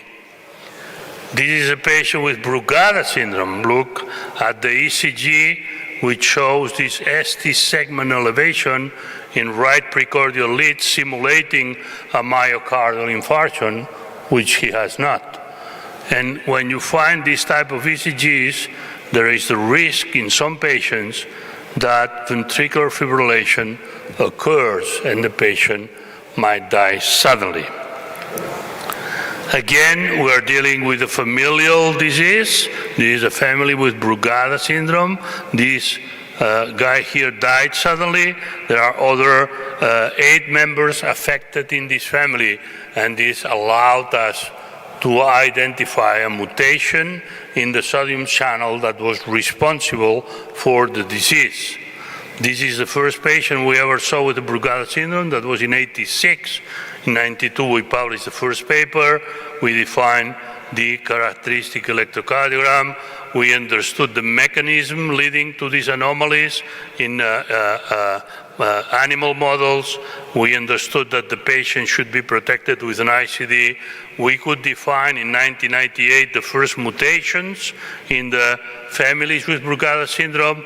In late 2010, we could, for the first time, do some ablations in patients with Brugada syndrome in the epicardium, and certainly the future will tell us how to change the genetic defect in these families to normalize everything. Look, that it took 30 years to go from the initial description to the actual reality in the patient with Brugada syndrome, and we have learned a lot, we have advanced a lot in how to diagnose, how to risk stratify the patients, and how to treat the patients. We have also mutations in the potassium channels, like this one, producing this very prolonged QT interval. Look at this T wave, very abnormal, giant negative T wave in left precordial leads. This is a very dangerous situation. This is a very high instability from the electrical point of view, and this patient might go into ventricular fibrillation at any time because of this very highly unstable electrocardiogram and repolarization defect that might produce certainly some arrhythmias and producing sudden death. So when we're dealing with the long QT, we have the long QT3, which is the one affecting the sodium channel, but then we have the 1 and 2 that affect the potassium channel. So the result at the end is the same by different mechanism. The result is that the repolarization is prolonged, so the QT interval is very much prolonged, and at the end, ventricular arrhythmias, sudden death can occur because of this gradient between different parts of the heart. Also, we described in the year 2000 the short QT interval, the short QT syndrome. We saw these patients, these first initial patients in the year 2000, especially this one here, that was a lady, 25-year-old, that had a syncope. And we received the ECG of this patient, and we thought that it was a mistake because the QT interval in this patient is no more than 200 milliseconds, extremely short QT interval.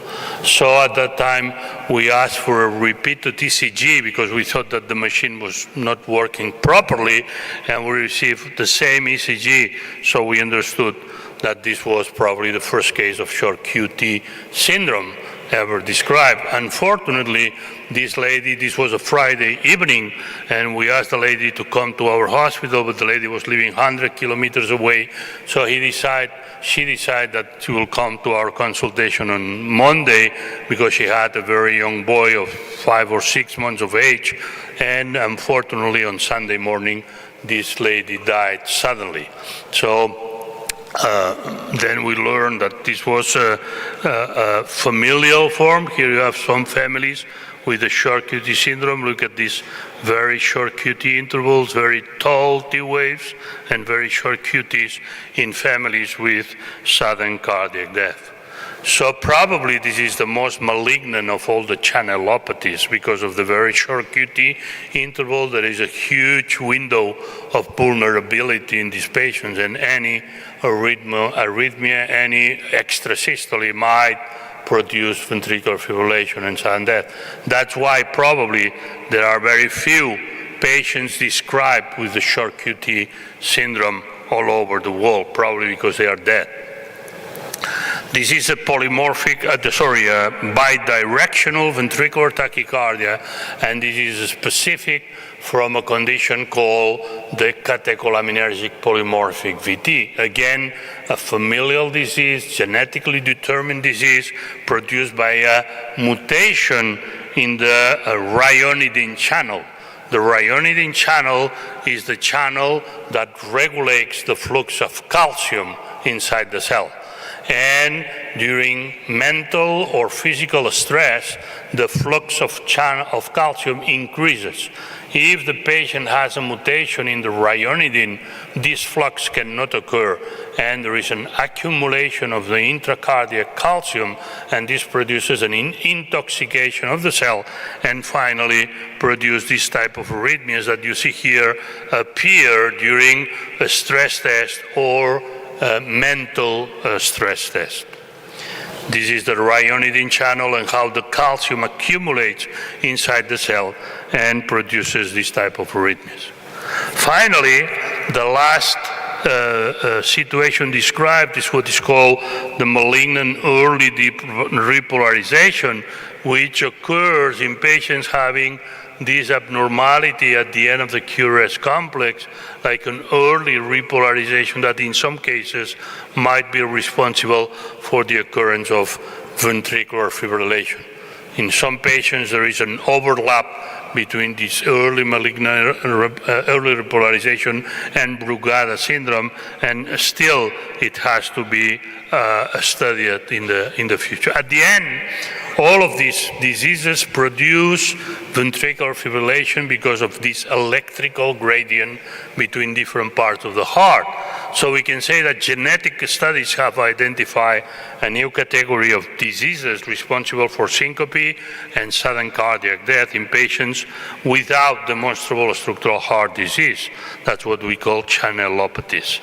The good news is that if you look carefully at the ECG, you will find the signs to identify the patients at risk. So be careful and read carefully the ECGs and learn how to identify the patients that might be at risk. So, of course, in the patients that are recognized as patients at risk, we have to protect them. And we protect them basically by using implantable defibrillators. As you know, implantable defibrillators are extremely reliable devices that identify the ventricular arrhythmia and treat them very effectively in the majority of cases. But we know, and you know as emergency physicians, specialists, that time is what counts. So not everybody can be identified and can have an ICD implanted. The majority of patients that are at risk for sudden cardiac death do not have an ICD implanted because they have not been recognized. And we know that every minute that lasts, we have 10% less chances of surviving. So we need early defibrillation, and early defibrillation requires, of course, very good emergency systems, but also we need public access defibrillation that might allow for the general public to use these devices and to treat the patient waiting for the emergency system to arrive. There is a study in Japan that compares the number of public defibrillators installed in the countries and the number of patients that are shocked when they have a cardiac arrest. And of course, the more devices you have in the street, the more probability that you will be shocked by a bystander if you have a cardiac arrest. And this is my last slide.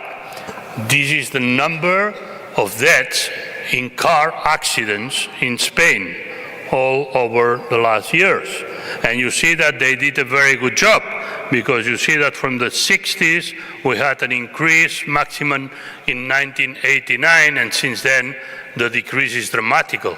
So they did a lot of very good jobs, a lot of investment, a lot of money, a lot of fees, a lot of fines if you were too fast in the street, you were not having your protection, whatever. So a lot of money invested to go from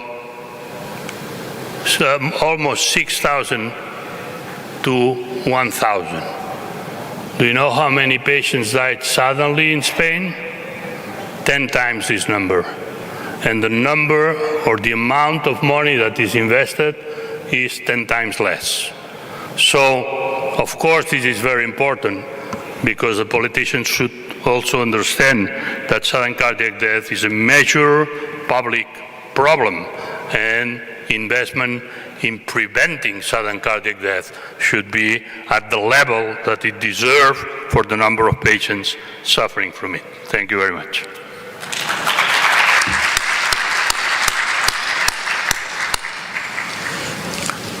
Thank you very much for this great presentation. I think we can take the question, the last. Yeah, okay. Okay, thank you very much. We will take the question later.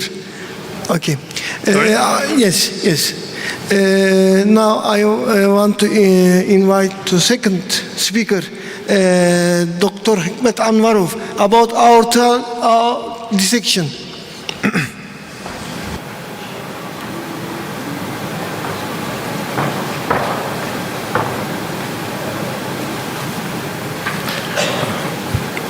Thank you very much. Herkese merhaba.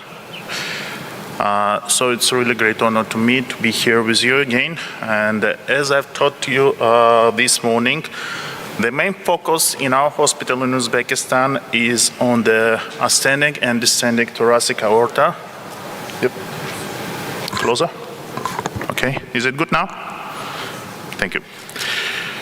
So some protocol things, I have nothing to declare, only I would like just to stress the contribution of my angio and cardiovascular department in designing these slides. So the dissections of aortic aneurysm is, as you know, all the condition characterized by a rupture of the inner wall of the arteria intima with the formation of the false passage for the blood.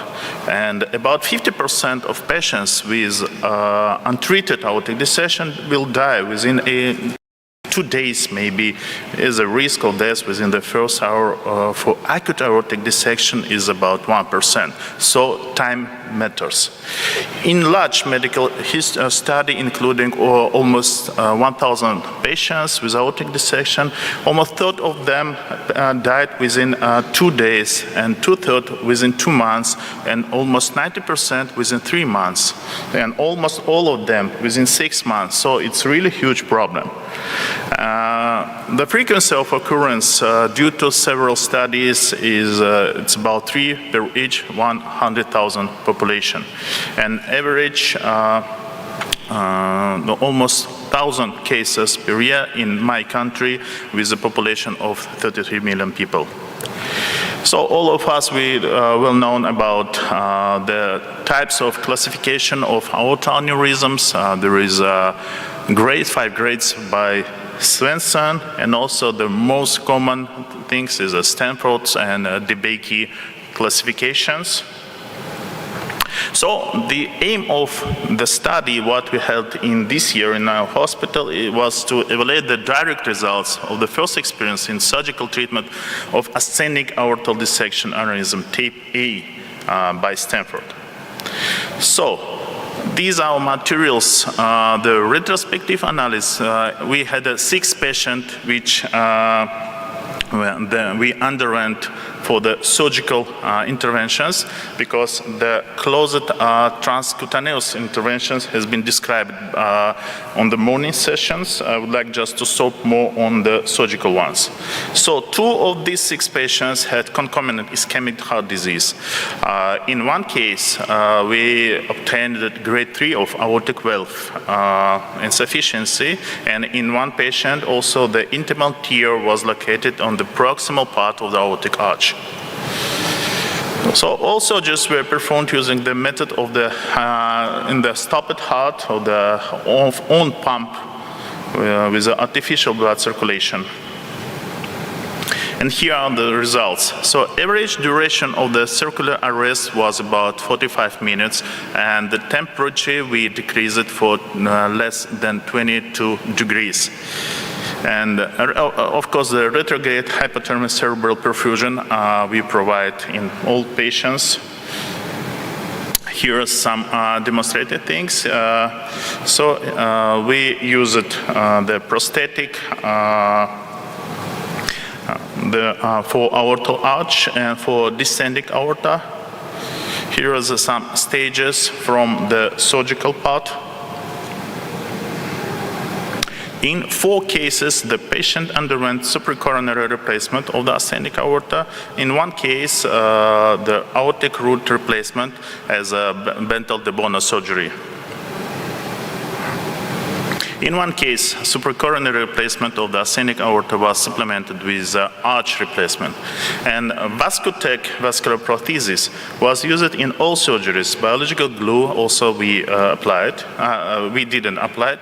And coronary artery bypass graft was performed as a concomitant interventions in 2 cases. As I said, this was that Bentel de Bono surgery. So, in postoperative period, we saw the 2 patients with signs of stroke, unfortunately, and the mortality also obtained in 2 patients. In one case, we obtained encephalopathy, but required early tracheostomy for prolonged ventilation. The average blood loss was about 900 milliliters. So in type A aorta dissection, about half of the patient within the first 48 hours, the perioperative mortality in half of the patients with ascending aorta and more than 50% in aorta arch. In type B, the presence of the complications mortality is the same almost, and the perioperative mortality is in between the one third and half of the patients. And other types of the surgery in ascending aorta, it's average about 5%, no more than 5% in our hospital. In a big dissection involving the thoraco-abdominal elements, it's about 11%. And in abdominal aorta, we consider more moderately more easier. It's about 5% mortality nevertheless. So, obtained experience of surgical treatment